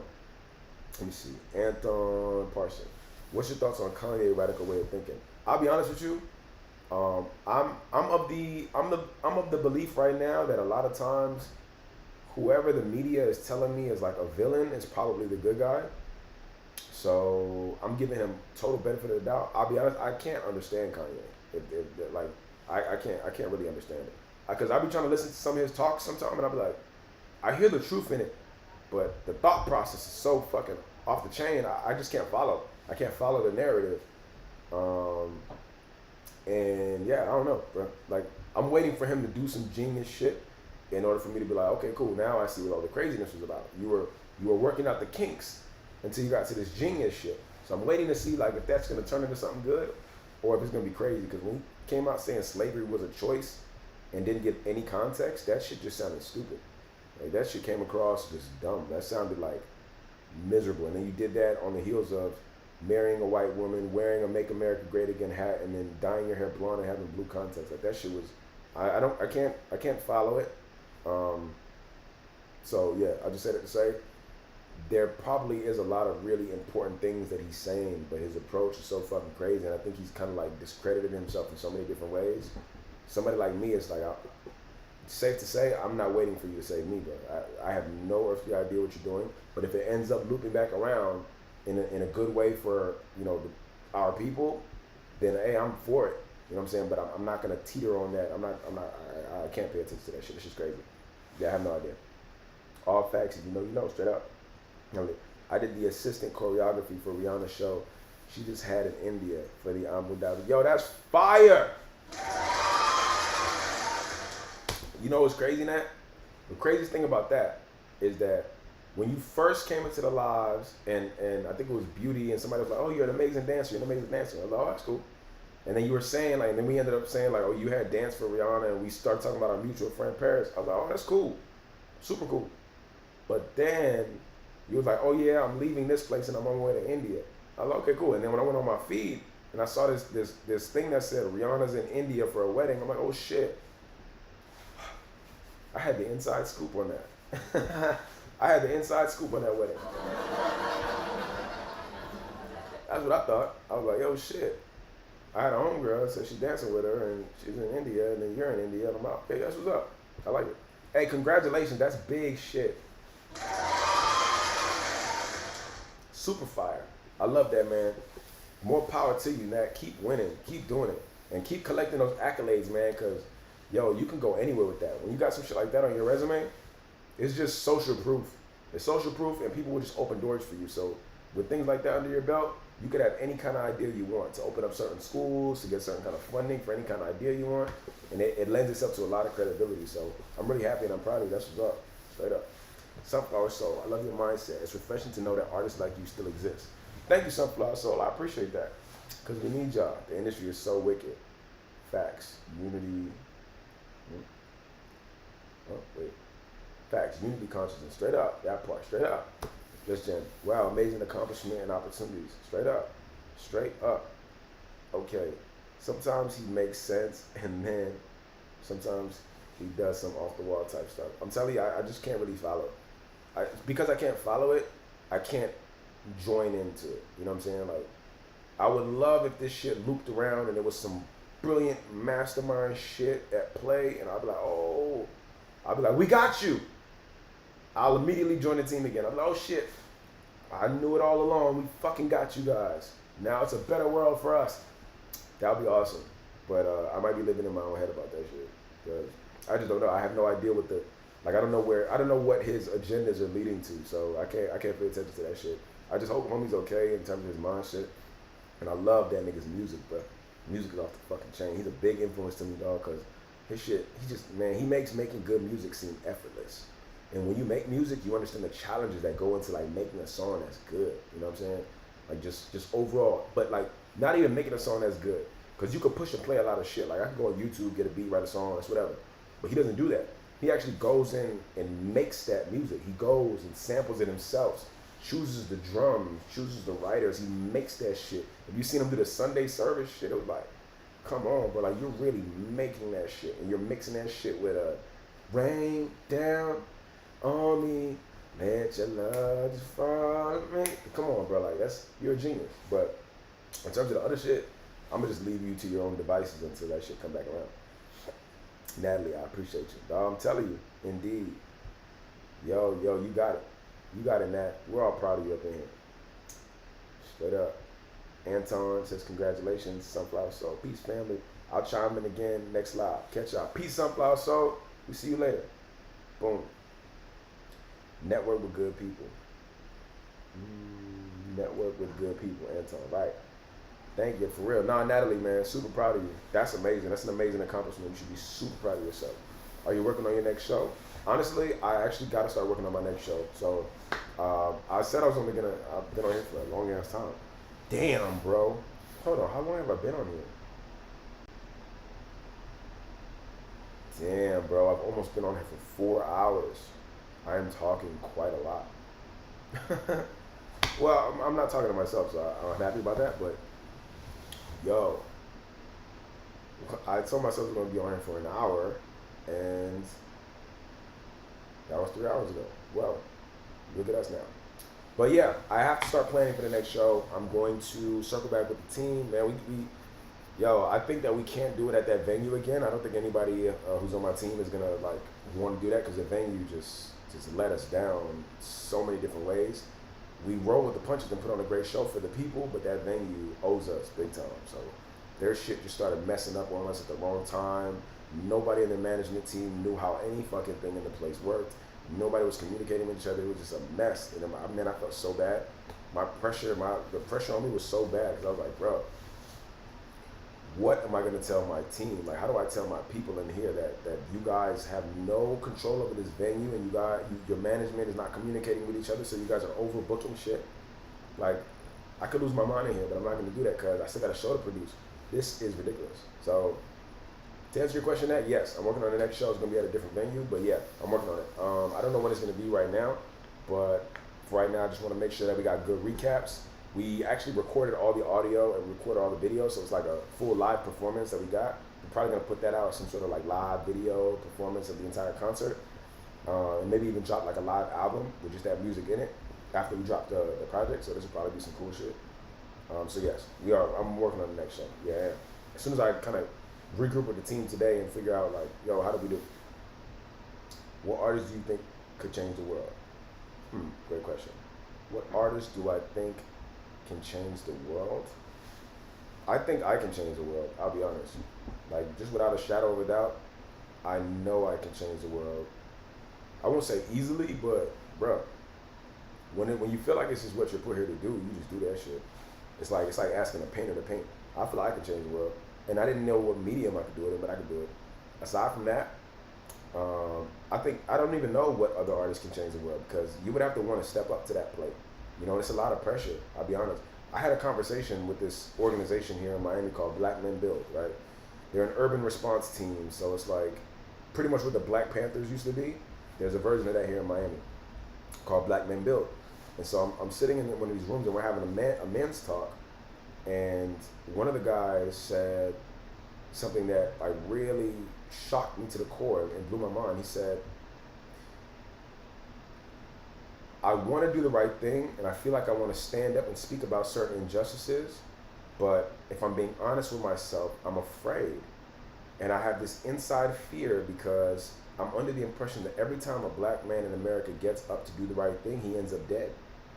And I don't want to stand up and attempt to be a voice in my community if it's going to come at the cost of my life, because then my daughters are going to be raised without a father, and my wife is going to be left without a husband, and my entire family is going to be left unprotected and unprovided for. So I don't want to do that. And we ended up like unpacking that, and like though there's a finding out like there's a deep fear inside of a lot of black men in specifically when it comes to standing up publicly and speaking out against oppression or speaking out against bad things, because we have a knowledge and a track record of every time that is done throughout history, you end up shot and dead.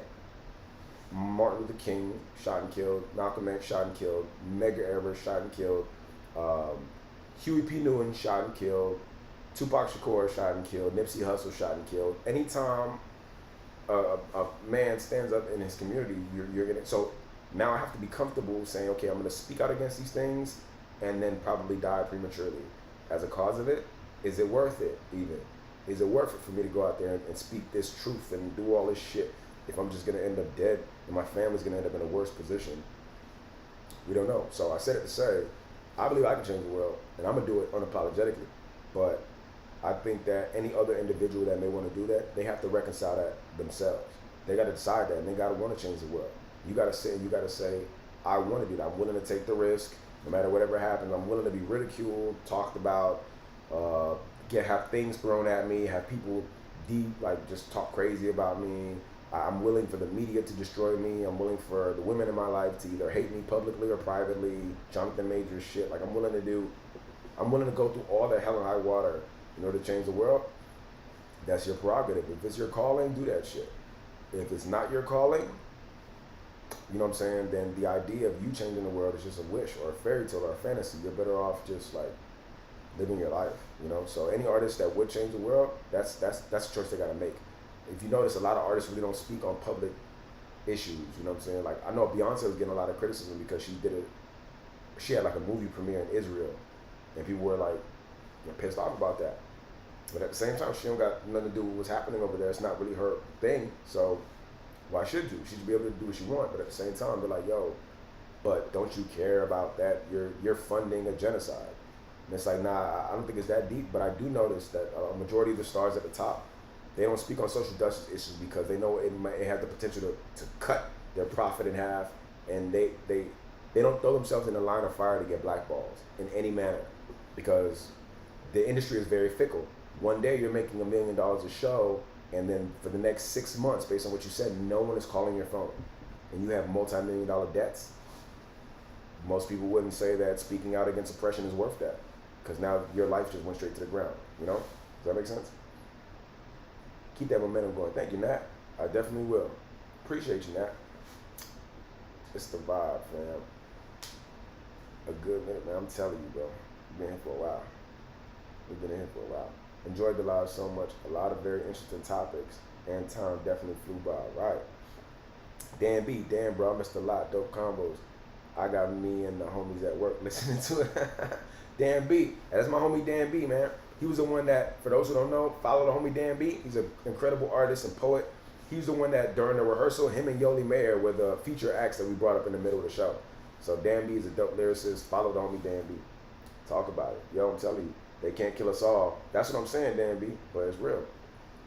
Tiana, everybody got to do it together. We still haven't came together yet as a people. We have not came together yet as a people, but that's like kind of going into it, because whenever one person rises up and starts organizing people, nigga, you just end up dead, you know? Like Huey P. Newton shot and killed, Martin Luther King, Medgar Evers, like just a long list of just these dudes are just shot and killed. And it's like, yo. Common sense would dictate, if you want to live, don't speak out against oppression if you're a black man. But that's atrocious as well. You know what I'm saying? So we can only organize if there is somebody organizing. You know, you can't organize without an organizer. Like, how are we all going to randomly end up at the same spot? That should have taken eternity. So if every organizer ends up with a very short lifespan, and then the second you cut the head off the snake falls to pieces, That's a large part of the reason why we haven't organized. Like every single person that I just mentioned is a different leader in a different era that had contributions to the community, and they all just end up dead. So I understand where the confusion and the conflict and division comes from, because every time an organizer begins to organize, they end up under the ground. So what that tells me is that we're way more powerful than we thought. So let's get that together. I'm telling you. If all of us come together for real, it'll be a real life Wakanda, right? Let me see. You might need to check into that venue. If it's not managed right, might be an advantage for you. Hey, honestly, you're absolutely right. You're absolutely right. Because I like the venue. I just don't like the management. I'm like, yo, you people are crazy. But what I think I'll do is I think I'll set up a meeting with them just to be like, hey, look, I did an event here. You guys took a complete shit. Like, everything was wrong. If we can get these things together, then I will bring way more business back here. Because I would like that. I would like to have, like, a local spot that I could do a bunch of stuff at. But, man, they got to be cooperative. They got to be cooperative, and they got to get their stuff together. And it is not managed right. So you might be right. Like, they really need people in there. And so I brought a bunch of people in there, but there may be opportunity there, honestly. Because it's a dope venue. It's in a dope spot. So, yeah, you may be right in that. But they will have to be, like, cooperative to that. Because there's, like, 5 different people that say that they're the owner. I'm like, how is 5 of you the owner? And I heard that in the beginning, like, yo, there's 5 owners. 5 owners sounds like a shit show, bro. Like, how is this ran? And then come to find out, it's absolutely ran just as shitty as I thought. Like, we communicated with one guy, said this is what we're gonna do the next day. He's like, yeah, it's fine. Then we get to the next day, it's a whole different type of event happening in the time that we're supposed to be setting up. So it's like, yo, the guy yesterday, we just spoke to him clearly. He said this wasn't gonna happen. Oh, I'm sorry, he's not here. He didn't communicate that with me. I'm in charge right now. He's not here and didn't communicate with you. So now me and this entire production is backed up. This is idiotic. You guys don't talk to each other. What is this? So yeah, too many cooks in the kitchen, but we'll figure that one out. I respect their movement, but I think when it's done, when it's one head, it's easy to stop the movement. Right, that's very true. Let me see. I was just saying that the head off a snake reference, right? Your knowledge of the industry and how the venue should have been ran can put money in your pocket. You're absolutely right. You can also bring in other artists to get a percentage. Nat knows her stuff. That's absolutely the plan. Like, that was my plan initially going in there, but I'm gonna have a meeting with them. So when I have a meeting with them, I'll get a better idea of what they got going on. But it would have to be definitely ran much better than it was last time. So I think I just need to speak to one representative and have that representative convey that to everybody else in their organization. Because I can't have a conversation with 5 of you people. Or maybe I can. Let's get in a fucking group chat, I guess. Maybe that's the answer. Like, yo, bro, organization, this is what we're doing on this day. This is your responsibility. Make sure this is together. The day of. Hello. Fix your sound. Now. Yeah, you might be right. You might be right in that. Because by the end of last night, I was like, man, no, fuck this place. This is crazy. But there is opportunity there, and I know there is. So I don't know. I think right now it's like a matter of patience and understanding. So I do got to circle back and talk to them, because it's a dope venue. If it's done properly, I know I can make a lot of money in there. I don't know if they're gonna make any money, but I know I definitely can. Exactly. It needs to be a team of men who move as a unit, right?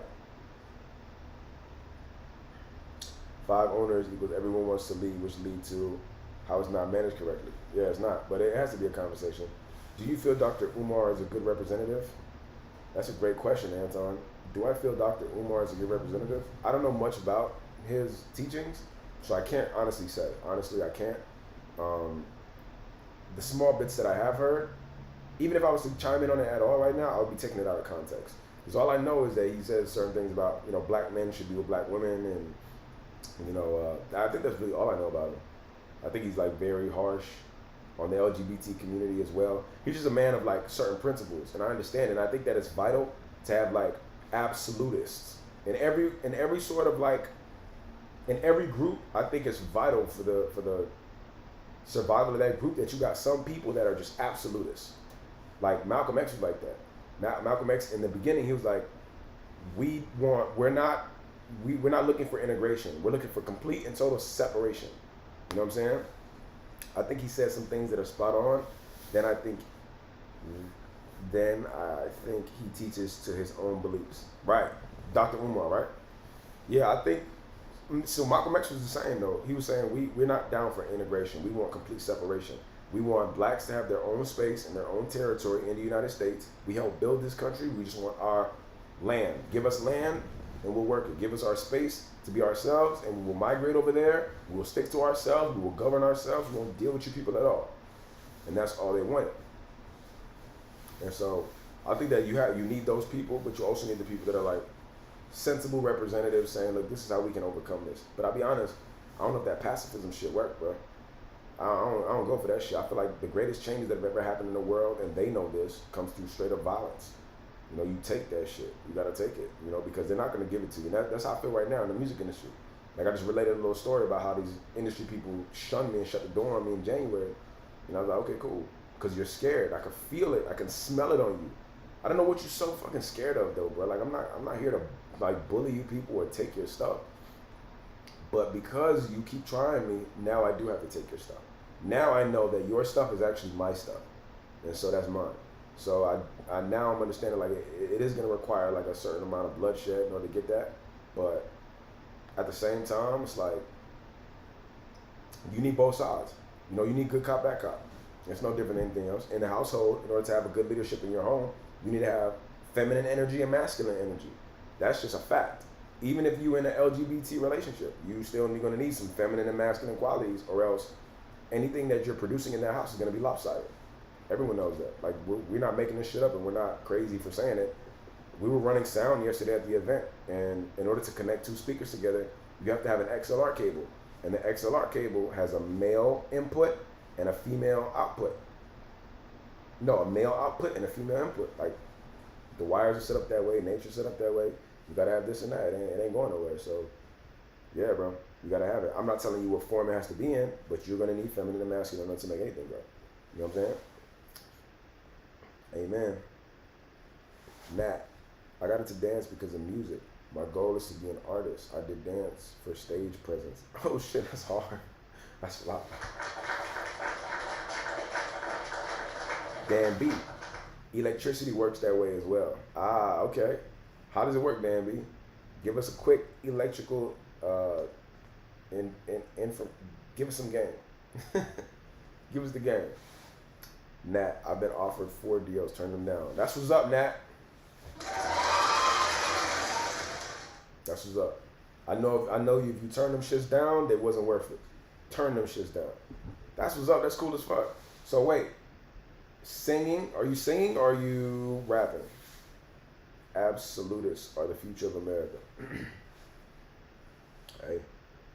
Yup, Dan, be positive and negative. That's right. Teach us something. That's right. Polarity, positive and negative. So, quick context too. On top of being an incredible poet and great friend and great artist, Dan B is also like a professional electrician. So he knows all about electricity. Polarity, positive and negative, is needed to complete the power supply. Ain't that a bar? I could turn that shit into a whole song. Singing, I'm not Whitney, but I can hold a note. Let's go. That's what we talking about, Nat. Hey, man, don't feel bad about that not Whitney shit, because nobody is Whitney. Whitney wasn't even Whitney, because Whitney is Whitney. Like, there's only one Whitney, bruh. Like, don't be mad at that shit. I know people trying to compare Mariah Carey to Whitney, and that shit just don't click. Don't you dare. Whitney Houston was something else, bro. Damn. I can't lie to you. I didn't like the I Want to Dance With You movie. Like, I didn't go for that shit. Yeah, it didn't do it for me. I watched it thinking like, oh, I love me some Whitney Houston. But I don't know, something about that movie, I ain't love it. I did not love it at all. Maybe it's because Homegirl didn't look like it that much. I don't know. I feel like I could have missed it, but I did watch it. But the nigga they chose to play Bobby Brown, I'm like, bruh, y'all could have chosen a different Bobby. I know this kid. This the kid from what's it called? He ain't got no business playing Bobby Brown, bruh. He ain't got no business. So I honestly say I ain't love the movie, but Whitney Houston, bruh. Whitney Houston was not only amazing, but Whitney Houston was fine, boy. Whitney Houston was a different kind of beautiful, bro. She was, as my mother would say, she was stunning. Oof. Damn, bro. And her life, man, like, the way her life unraveled was a lot, man. You gotta pray for someone like that, because, dog, how How do you have like one of the most beautiful voices in the history of the world? Whitney Houston, bro. The shit she was doing was like, just otherworldly, man. Damn. Damn, now you got me thinking about Whitney, bro. I'm about to jam some of that shit right now. She got some song. Damn, I can't remember what it's called. And I only seen the clip on YouTube. It don't even matter. Whitney is fire. Too positive will sometimes allow power, and too negative might power up something, but will eventually what? Will eventually, same with relationships with men and women. Whitney was amazing. Wait, too positive will sometimes allow power, and too negative might power up something, but will eventually break, fold, not work. Absolutely stunning. Yo, Whitney was a different kind of beautiful too. Like, she just felt beautiful, man. You just feel beautiful. It's certain women, dog. I remember through my life, I would watch things just for them. Like, Tyra Banks was like that. Anything Tyra Banks was in as a fucking child, bro. Anything Tyra Banks was in, I was watching it. I don't care. Every time I saw her come across my screen, I was like, my whole vibe got better. I was like, frequency just elevated. Ooh, Tyra Banks. Jada Pinkett and Low Down Dirty Shame, she was a different kind of fine too. I was like, damn, her with the shortcut, liked it. Who else? Yeah, I'm trying to think of who else. I know it's other women too, but like Whitney was one of those too. I just like seeing Whitney. You can see her, you're like, you're beautiful. You're beautiful. Damn, hold on, let me see. Do you blame the music industry for her downfall? Do I blame the music industry for Whitney Houston's downfall? I don't think I could blame an industry for anything. Like, I think that's like a common misconception that people have. Like, being in the music industry, when people try to run game on you, they try to run game on you and blame the industry. Bro, it's just the industry. No, it's not just the industry. Because the industry doesn't fucking exist. What does exist is people. You're a person, I'm a person. Ain't no phantom spirit called the industry making this happen. Ain't no building spitting out documents saying this is how shit should be ran. No, this is you and this is me. So if we're doing a deal, you're like, this is how the industry goes. No, that's you trying to rape financially me. No, I ain't going for that stupid ass shit. It's just people, bro. It's just people. So I can't, whenever somebody try to do some shady shit and blame the industry, I always nip that shit in the bud. Like, that's a fucking lie. Ain't no the industry. That it doesn't exist. Like companies don't exist. A company is a group of people putting something out. That's it. Like, you know, ever heard the term, watch the company you keep? A company ain't nothing but a group of people. It's people, bro. None of this shit is happening to you by sheer happenstance of divine influence. No, bro. This ain't divine intervention. It's a person. So I can't say the industry did it, because the industry is nothing but a conduit for talent to be seen and appreciated by people who appreciate talent. What it is, though, is shitty ass people. And I think that it's probably her parents' fault. You know, like, honestly, I feel like not her parents' fault, I guess I should say, but like, for example, the fact that her daddy sued her for $1 million was crazy, or like $100 million. Her daddy sued her for like $100 million, some crazy shit. Like, after he had spent her money, after he did all this dumb shit, like he sued her for a lot of money. Like, her daddy was fucked up. That was crazy. But I honestly think like mismanagement of energy and priorities. I think back at that time, being a celebrity was like becoming a god, because it was so far-fetched. Now you got internet celebrities, influencers. It's a little different. It's like a lower barrier of entry. But to be a star back then was like otherworldly, you know? So I think at the possibility of their daughter becoming otherworldly, I think that a lot of people end up making really bad decisions and allowing their children to be around really bad people in pursuit of that godly thing. And what they don't know is that can destroy them. That can destroy a person. You can see all the Disney kids in the same shit. Macaulay Culkin, like anybody. You can name any like child star. You can see them when they get older. They all got fucking issues. You know what I'm saying?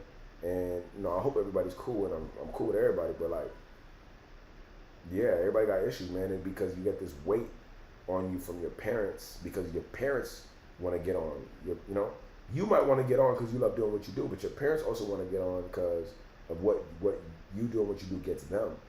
So it gets really sticky, you know what I'm saying? So I could probably blame her parents because if you got really like a tight grip on your kid, they're gonna grow up with such morals and such values. They're not gonna allow themselves to be around certain things. They're not gonna be curious about dope. They're not gonna be curious about alcohol. Like, this is what it is. Kiki Ballerific, what up, Kiki? How you feeling? They just not gonna be interested in that shit. You know what I'm saying? Like, I had parents that, like, you know, they let us experiment and do all kind of shit that we wanted to do while still being firm parents. They never try to be our friends. And we grew up with certain values of like, man, you know what? The only thing we knew as a kid was struggle and suffering. So when we get older, what we know now is just hustle and success. It's like, yo, I'm gonna hustle and I'm gonna get success every day. Because as a child, all we knew was the other side. We didn't have time for all the other shit. We didn't have time to become drug addicts and all that crazy ass shit. Like, that's for rich kids. Nigga, we need the lights on. We don't got no fucking time for this shit. You feel me? We don't got time to start crying about our mental health. Fuck it, that's for rich kids and white kids. We don't got time for that shit. We gotta get out the streets. We gotta get something because we're living in abandoned buildings, dog. Section 8 and food stamps, they could cut that shit any minute and then we're gonna be assed out. Like, we need to get something happening for ourselves immediately. And that's just what it is, you know? Damn, where did that freeze? So I don't think I could blame the industry for that. Let me see. Me and mom's songs is I Believe in You and Me. Oh snap. Sade does it for me. Oh snap. Tyra. OMG. Tyra. Damn, what happened to my pop? What's going on here? My live sugar. Tyra, my dad crush. Yo, Tyra, bro. Look, we don't gotta say much, but Tyra, bro. Tyra is a different kind of just person in general. You know what I'm saying? Tyra Banks. Tyra. Man, look, I remember being in elementary school, and I would go home and watch her talk show. She had a talk show in like 2004. I remember watching that shit. I just remember watching that. Why? Because anything Tyra is where I want to be. I don't know. Honestly, I don't even know what I would do if I see her in person, like nowadays. Like, I don't know if I would tell her that shit, because that might lead to some whole other shit. I don't know what I would do. But I would tell her. I'd be like, Tyra, I'm gonna keep you 1,000 with you. Everything that you've been in, I've done my best to see. I never saw the America's Next Top Model, except for, we were all rooting for you. I saw that shit because it went viral, but I didn't really watch it. But for you, I would. For you, I will. For you, I'll go back and watch every season right now, if you wanted me to. I'll watch that whole shit. How many seasons? 11? How many hours and days will it take me? 1,000? I'll do it. For you. I don't know. Shit, it's certain women I would just watch shit for. I'm trying to remember. I feel like there was one woman who like, yo, anything you're in, I'm watching it. And maybe it was Tyra, but she wasn't in that much shit. It was somebody else. I don't know. I used to like watching Angelina Jolie too. Angelina Jolie, bro. I just recently watched Mr. and Mrs. Smith again recently. And I'm like, damn, yo, this woman is like otherworldly pretty. Like, this woman is fucking real. Like, it looks like somebody drew her, you know? It's like somebody like did their best to draw the most beautiful woman that they could possibly draw, and they just drew her. Like, her vibe in Mr. and Mrs. Smith was just a vibe. I'm telling you. She had a different type of pressure. She wasn't no Naomi Campbell. She wasn't. Yeah, she aged beautiful. She did.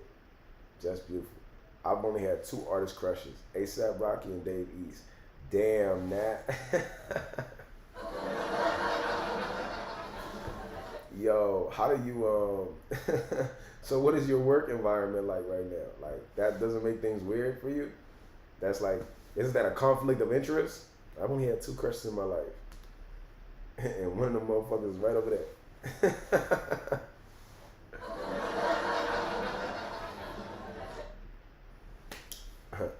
Let me see, my movie. Which one is your movie? I just watched Salt. I should probably watch Salt. I've never seen it, but dog, I feel like Angelina, because I remember seeing Tomb Raider when I was young. That first Tomb Raider, boy, when she was wearing that shit and she had on that shit and she was shooting that shit. damn, yo. I remember being a kid like, yo, she's fine. Mm. It's an ongoing now. He remembers me telling him to wait for me when I was.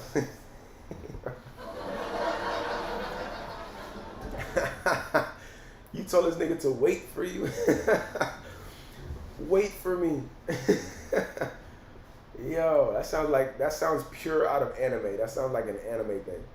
I feel like I would hear that or watch that in an anime series. Wait for me. Wait for me, Sukahiro-chan. Wait for me. Wait for me. Yo, bro. Nah, man. That's some real shit.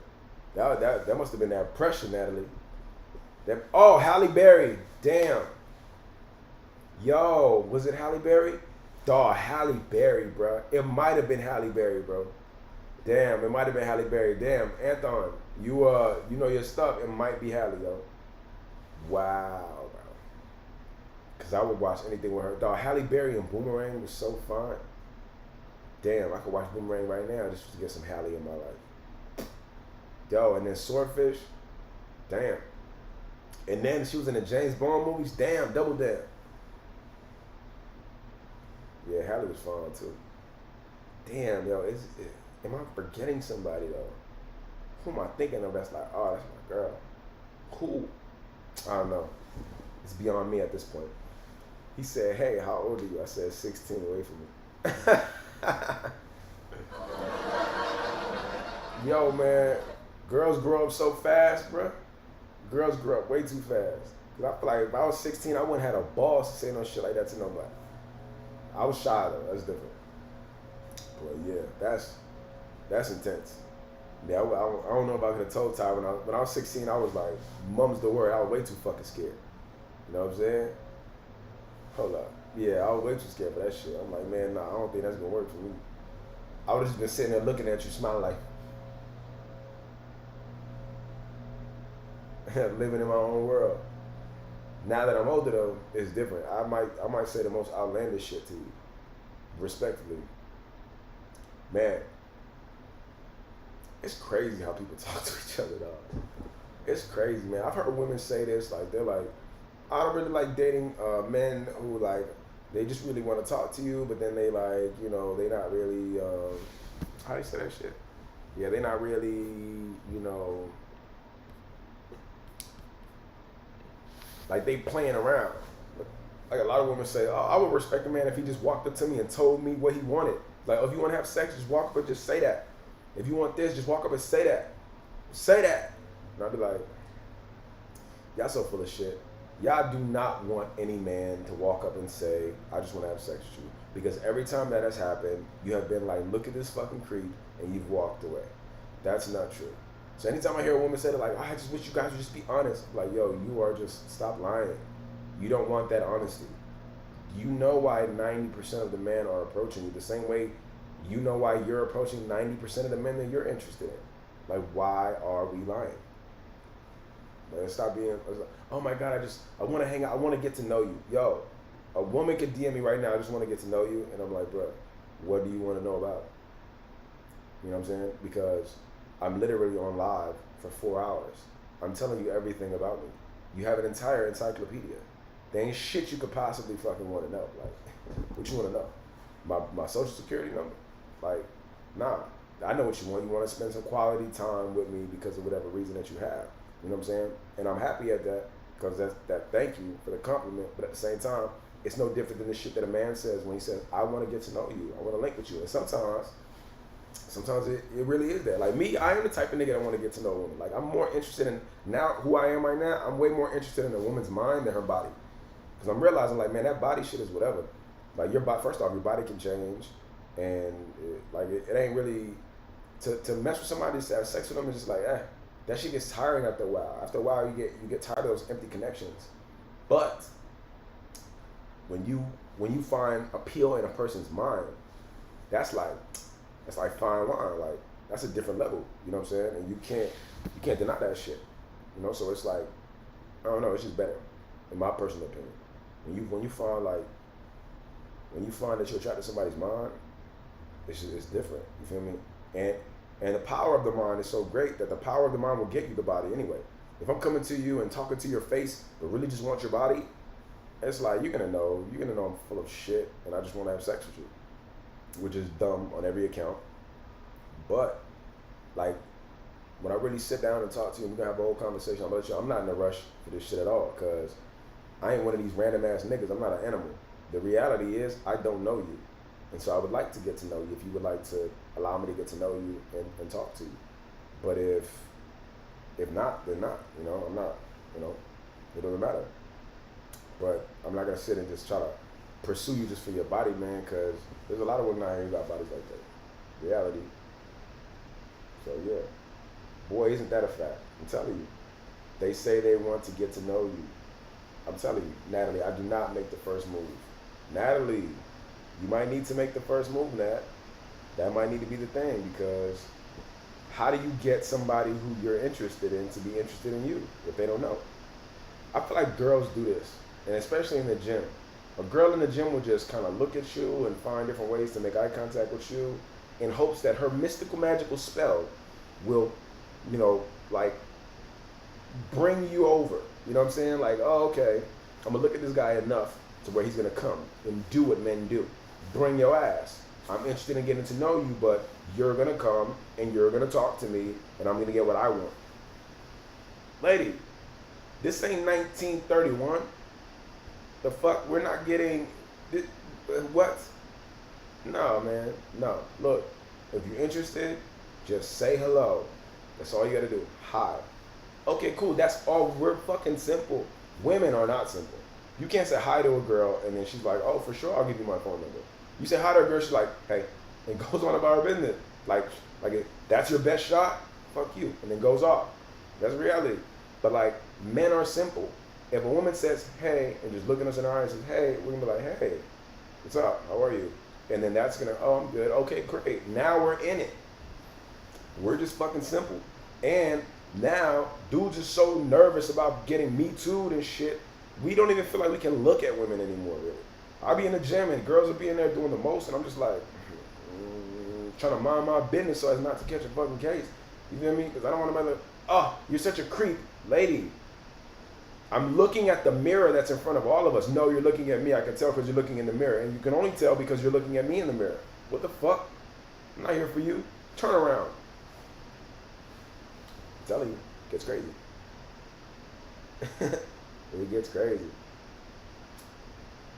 When you get attracted to their mind, it'll make you want to fall in love, for real, straight up. But I'm like, girls have no game.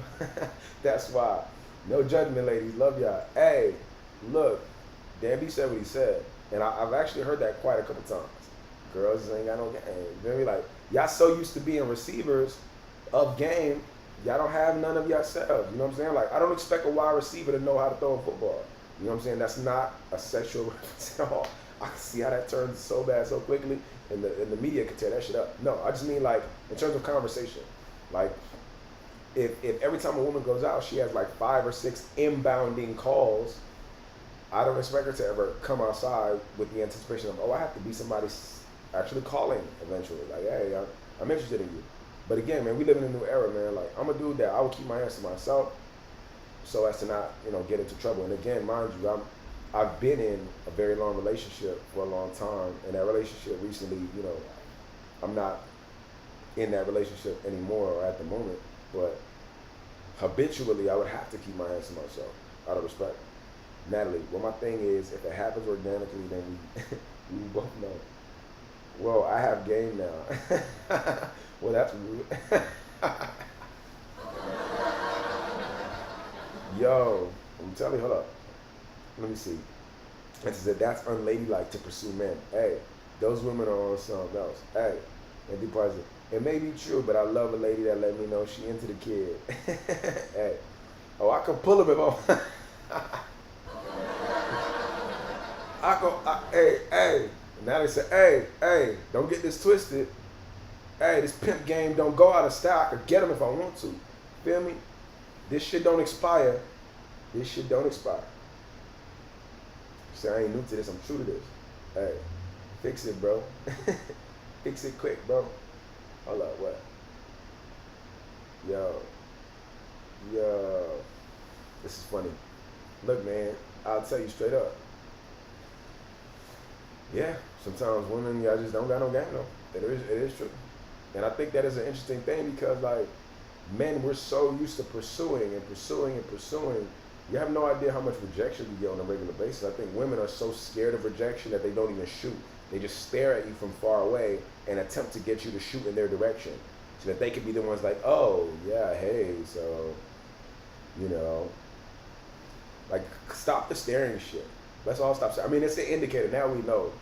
Like, if we out places and you look at it in a direction and a girl is looking at you X amount of times, you're like, okay.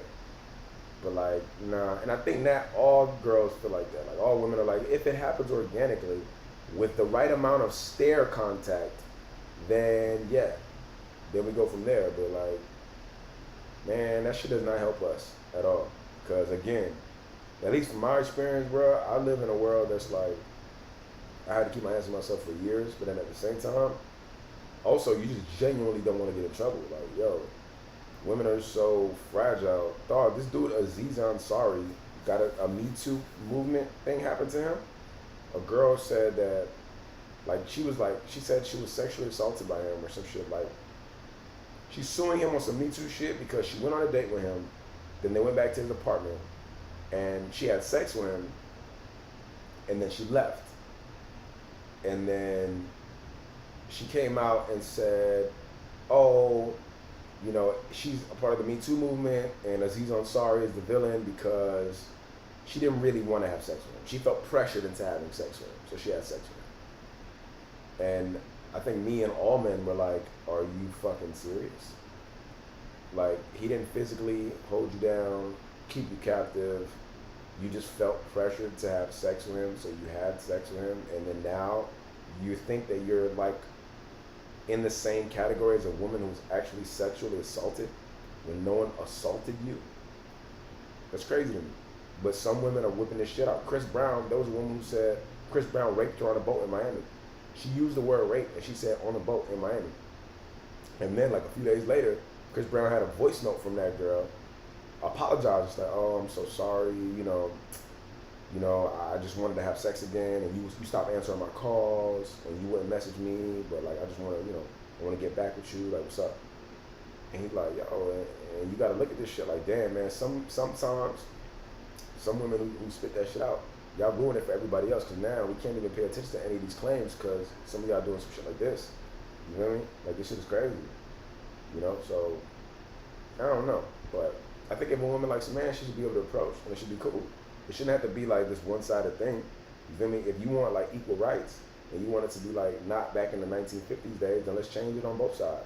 You know what I'm saying? Maybe. Because I like when a woman let me know she's interested in me too. I mean, there's been very few times that has actually happened and anything has actually happened. You know what I'm saying? So normally I still am like, hey, what's up? How you doing? I think you're very attractive. I would love to get your number. As a matter of fact, can I just get you on Instagram? Cool. Let's start following each other. That way we can see each other's life without any of the pressure of having to call each other. You know what I'm saying? Let me see. I tell them, LOL. I now tell them no to their first few requests. I just to see how they handle rejection.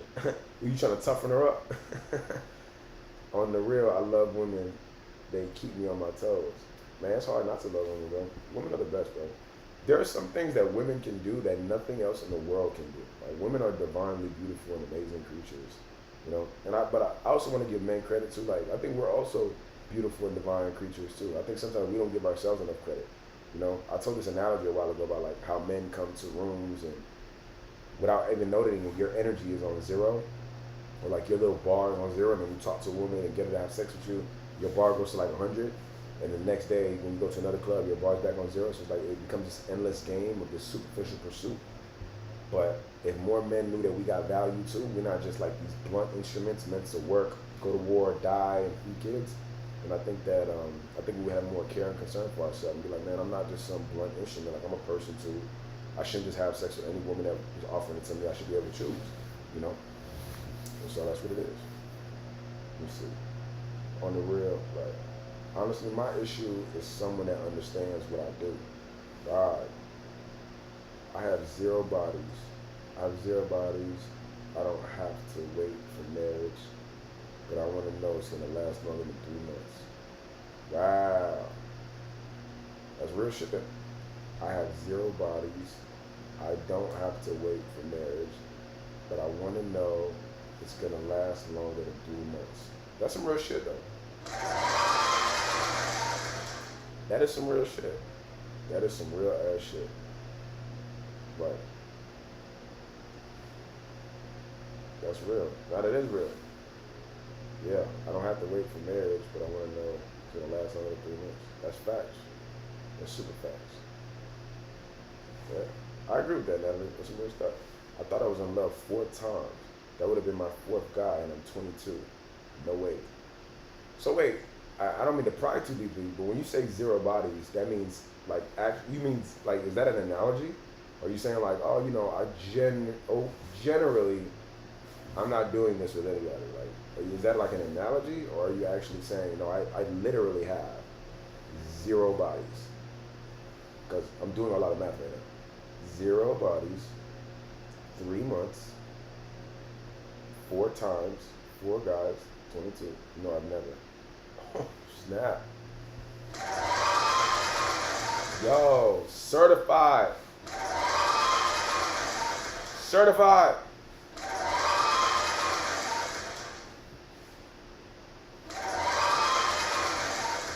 I'm sorry, I had to give that like at least 4 rounds of applause back to back. I thought I was in love with 4 different guys. Well, it's good to know, like, I'll be honest with you, it's actually really good that you know now that that wasn't love. To say I thought it was love, it's good to know that, like, you know that that wasn't love. So you're not, like, disillusioned. Because some people sit and be like, oh, I fell in love, then I fell out of love, then I fell in love, then I fell out of love. Like, nah, I don't think, like, you wouldn't fall in love with something you can fall out of. You know what I'm saying? Like, I never fell in a pool and then fell out of the fucking pool. You know what I'm saying? Like, that's just never happened to me. Like, how many motherfuckers can say, yo, I fell out of a pool the other day?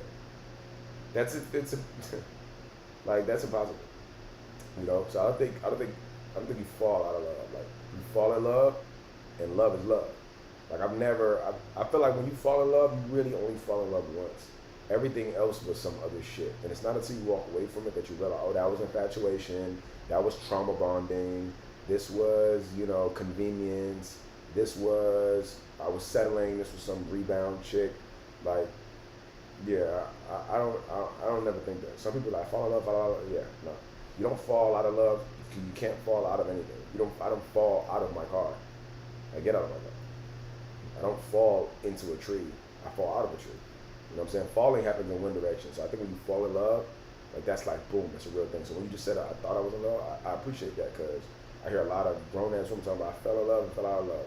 Like stop calling that shit love when you know it wasn't. Like I believe that when you really fall in love, you fall in love, and you don't stop being in love. You know what I'm saying? Or else you never fell in love. That's my belief system. Right. I believe now, after being married and divorced, I think love is built. It's real. You'll know when you met your soulmate. That's a fact, man. One of the strange things, though, I will say is like, sometimes I think you can find your soulmate and then still have it not be right, which requires work. But like I'm at a point right now where I felt like I found my soulmate, right? Like, oh yeah, our souls are intertwined perfectly. However, I don't think that mentally we're at the same space right now. You know what I'm saying? Like I don't think that, like now I'm not really looking for a soulmate because I feel like I already found my soulmate, and my soulmate is not really my soulmate is not, we're just not in alignment, right? We would love to be, we're just not in alignment. What I think now I'm looking for is just a life partner. You know what I'm saying? And I'm not settling for less, but I'm looking for somebody that will help me and allow me to be all that I need to be without making me feel like I have to split myself into 2 people. I don't want to feel like I have to be an artist when I'm in the street and then I have to only be a boyfriend when I'm with you, or only be a fiance when I'm with you. And that's how I was feeling in my last relationship. Like I had to exist in these 2 different things because she was not coming over here. She was not going to come into my world. I had to create a separate world for us to live in. But she refused to come into my world. But I could live in her world though. Because her world is an extension of my world. You know what I'm saying? Like, I make music, she does film. I also do film. But she has nothing and wants nothing to do with music, and it's a majority of my life. And I think that me pursuing music also, like, she kind of resented me for it because of the type of lifestyle that it is. And I'm not perfect, and I'm not faulting her for not being perfect either. But it's like, yo, I absolutely feel like that's my soulmate, but I have a mission on this planet, and if my soulmate can't allow me to do my mission and is making me choose between them or the mission, I have to choose the mission. And I pray on it, and I talk to God about it, and I do my absolute very best. And if God is telling me, like, your mission is here, stay here, do this, and my soulmate is like, if you want to be with me, you got to come over here. And it's like, all right, cool. Maybe that means you're not my soulmate. You know what I'm saying? I'm open to every possibility. Well, at this point, I'm like, okay, well, maybe a soulmate isn't what I'm looking for, because the soul is really relevant when we leave here. So maybe I'm just looking for like a life partner, somebody who I can do life with really, really well. You feel me? That would allow me to exist and operate in the space where I'm supposed to. Because I got a mission and I got a purpose, and once my purpose is done, I'm out of here. And I would like someone by my side that will help and allow me live that purpose without feeling like I gotta constantly fight one world for the other one, you know? Let me see. Facts. Barbecue. Shut up. Let me see. Do you think we're too picky? Great question, Anton. Let me see. You're not actually supposed to marry your soulmate. Oh, wow. That's interesting. Why is that? I agree with that. Why is that? That comes from the mindset of what comes with the industry. So a fear setting. Really? Wait. So make the rules and find a woman that don't mind taking direction. Right. You shouldn't want her around that as long as she can support from afar. Anton, I would love to agree with that. But the sad reality is no. What this life requires is a lot of you, all of you. When you go to pursue entertainment in any form, bro, you gotta understand too, you're going for something that 99 or 95% of the population at one point in their life chooses and wants to do. A very small percentage of people actually get to live a life of entertaining people, like successfully. You know, it's a very small percentage of people. So you really, without even knowing it, you have to classify yourself as the 1%, because this life requires things of you that no other lifestyle requires. Nat can tell you right now. You feel me? Like it requires things of you that no other life requires. And so you have to be with a person that understands that. And you have to be with a person that like gets it. Cause dog, I'm telling you, like, I'm 11 years in. This October would have been 12 years. And with that being said, it's like, I can't tell you how many times I've had this conversation, like, yo, we can make this work. You're a great person. I really want you to do this and be here and da-da-da. But it's like, if a person is so far removed from your everyday, what you're gonna find is that you end up creating two different worlds and two different personalities for yourself. And one eventually is gonna overtake the other. What you want is not to have a split consciousness. You want to be able to live your life completely as who you are. Anytime, any place, you want to be who you are. You don't want to feel like, I can only do this here and then I can only do this here. You know what I'm saying? Like back in the day, a farmer is a fucking farmer. A woman married a farmer. You know what you're going to expect when you marry a farmer? What? You're going to live on a farm. A fisherman is a fisherman. If a woman marries a fisherman, well, you know what you're going to get? What? Fish. You're not going to marry a fisherman and then somehow be surrounded by Balenciaga bags. Like, that would only kill the man. You know what I'm saying? It would only kill the man that you married, for him to have to live in this duality constantly. And that's how I felt. I'm like, man, my relationship really only liked me, and I only felt like, oh, she's pleased with me when I was doing the boyfriend stuff. But you're not pleased with me when I'm doing the artist stuff.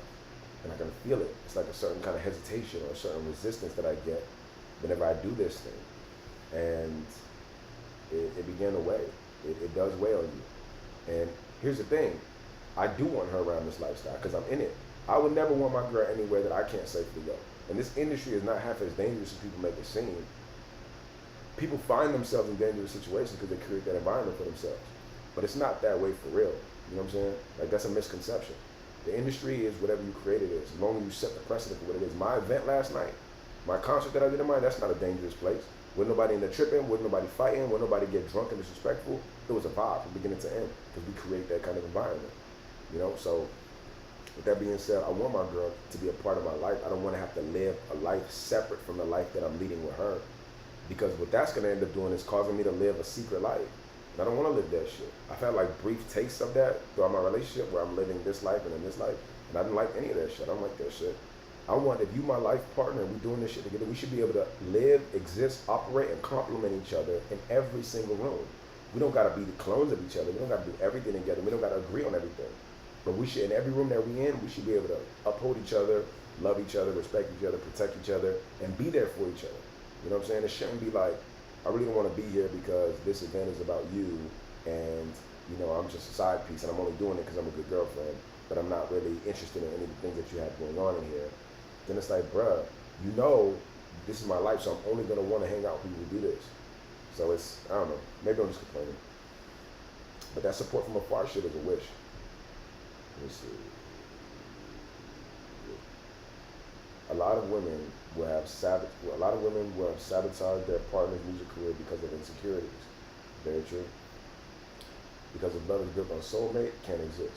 Interesting. Soulmate means she can be pre-assembled. Interesting. You the support 100% all around, not half of the time. Right. You need the support. Right. All that shit. Understands the hours, the travel, who your audience is. Facts, man. We're individuals. I'm my own person. You can't make me over. Right. Very true. I remember speaking you once. I don't know if you remember this, but you don't. Wait, what? I remember speaking you once. I don't know if you remember this, but you don't anyone until you live to. Oh, you don't know anyone until you live together? Major fact, absolutely right, bro. I wouldn't want to feel like I'm only in your world. I wouldn't want to feel like I'm only in somebody else's world either, but at the same time, I also wouldn't want the lie that comes from the disillusion that who I am when I'm with you is not who you are outside. And if you can't come into any of the rooms with me and like compliment that, then, but I can go into yours. Like I can go into the film space. I love films. I'm a fucking movie buff, bro. I can tell you like actors' names like nobody's business. For some reason, I just know actors. I love it. I also act at the same time, or I have acted and I like acting and I pursue acting more eventually, but like, I can live in the acting space. It's entertainment and it's fun. It's a part of my life. So I like that too. So I can exist in music and film because they're very synonymous, but she can only exist in film. And so every time it would come time for some music, it's like really, you know, it just felt like, do I gotta be here? You know, it felt like a strain. And I'm like, man, I wish you liked this. You know what I'm saying? I wish you liked this kind of like how I liked it. I love film. We can talk about film all day. We literally, a majority of our life is spent watching movies together and eating food. Like, it's a majority of what we've done. Our very first date up until, you know, recent times. Like, our very first date and one of our very last dates. You know what I'm saying? Movies and food, that's us. Because we both love movies, but only I love music. You know, so she's an actress, so living the actor life is cool. I can go into that space and be like, yeah, I'm fuck with this shit. But when it's time for the music space, she's kind of just like a bystander and kind of just like, do what you do, and it's like, I don't know, you know when somebody don't want to be there. Let me see.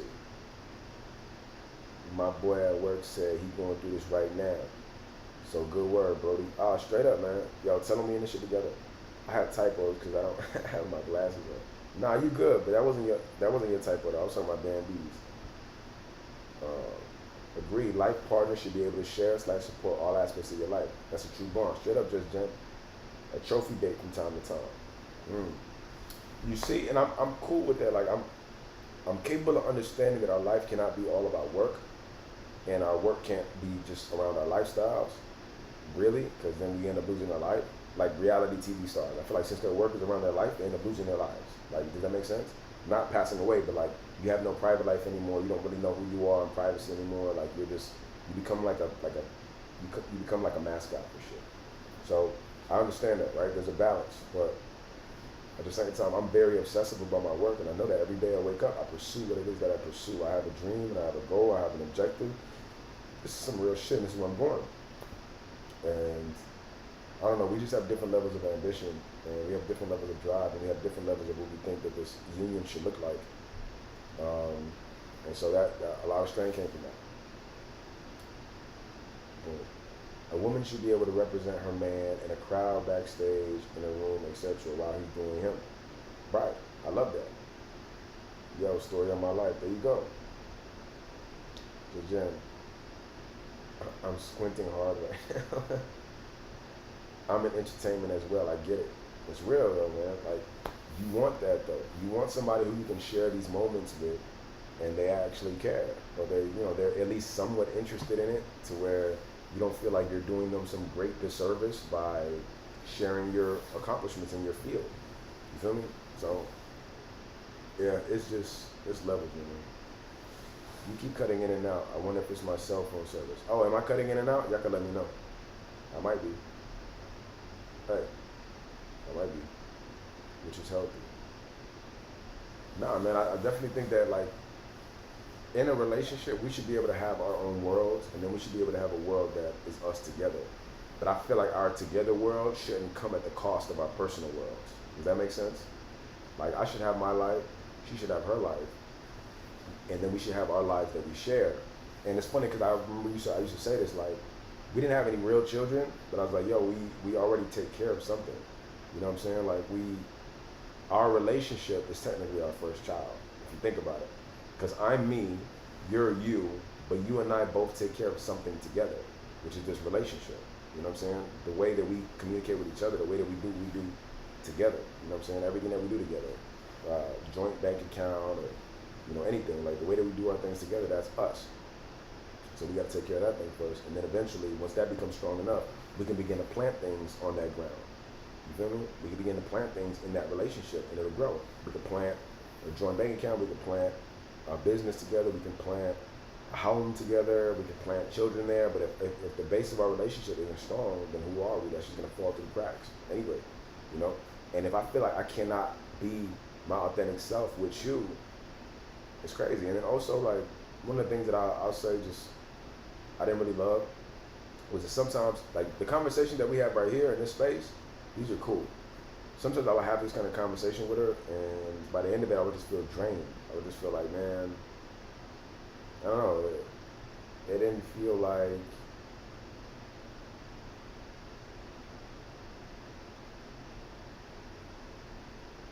I would talk about possibilities, and I felt like she would remind me of my limitations, you know? And that kind of just bothered me sometimes. Years ago, I said, yo, she was working at a radio station. I was like, yo, see if the people on the radio can put my song on there. She was like, that's not how it works. I can't do that. Like, that's not, you don't understand how it works. That doesn't work like that. And I'm like, fuck how it works. Make it work like that. She didn't get that. I would tell her about, like, certain dieting and eating, and she doesn't want to hear it, doesn't care about that. Every time we go to the gym, be my trainer. They're cool, we're going to do 5 exercises. We get to the 3rd exercise, and after that we're fighting for the next 2, and then now we're beefing, and now I got to worry about if you're going to talk to me for the next 2 weeks, because you get mad and you stay mad forever. It's like, man, a lot of it got really tiring, and I just felt tired of, like, being around somebody who is quick to tell me about my own limitations, quick to tell anybody about the limit. Like, don't fight for your limitations around me, bro, because I'll be quick to get away from you. Fight for your possibilities. Fight for what you can do. Don't fight for what you can't do, you know? Relationships work so much better if people understood it doesn't mean ownership. That's a fact. It doesn't mean ownership. You know, it's just companionship and community. But I'm gonna jump off the live right now, man, because I feel my voice going up. I'm gonna jump off the live, man. I appreciate y'all. Thank y'all for tapping in. This conversation has been fire. I appreciate it.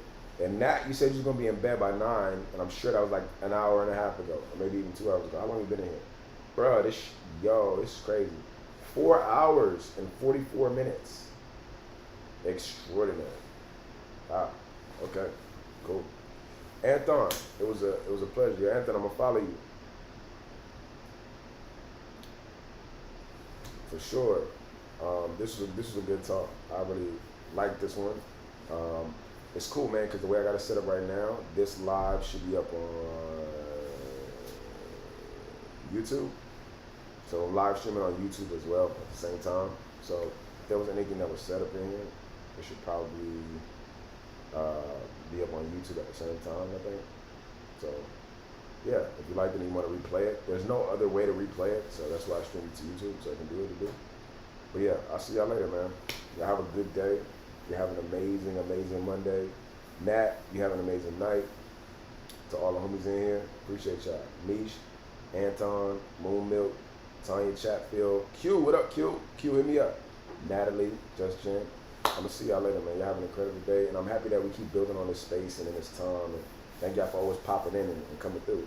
You know what I'm saying? And I love this community that we're building, man. This is becoming a vibe. You know what I'm saying? So let's keep doing it. Misha, I appreciate you. Thank you for that. All right. I'm tapping out. I'm gonna see y'all later. And yeah, have a good one.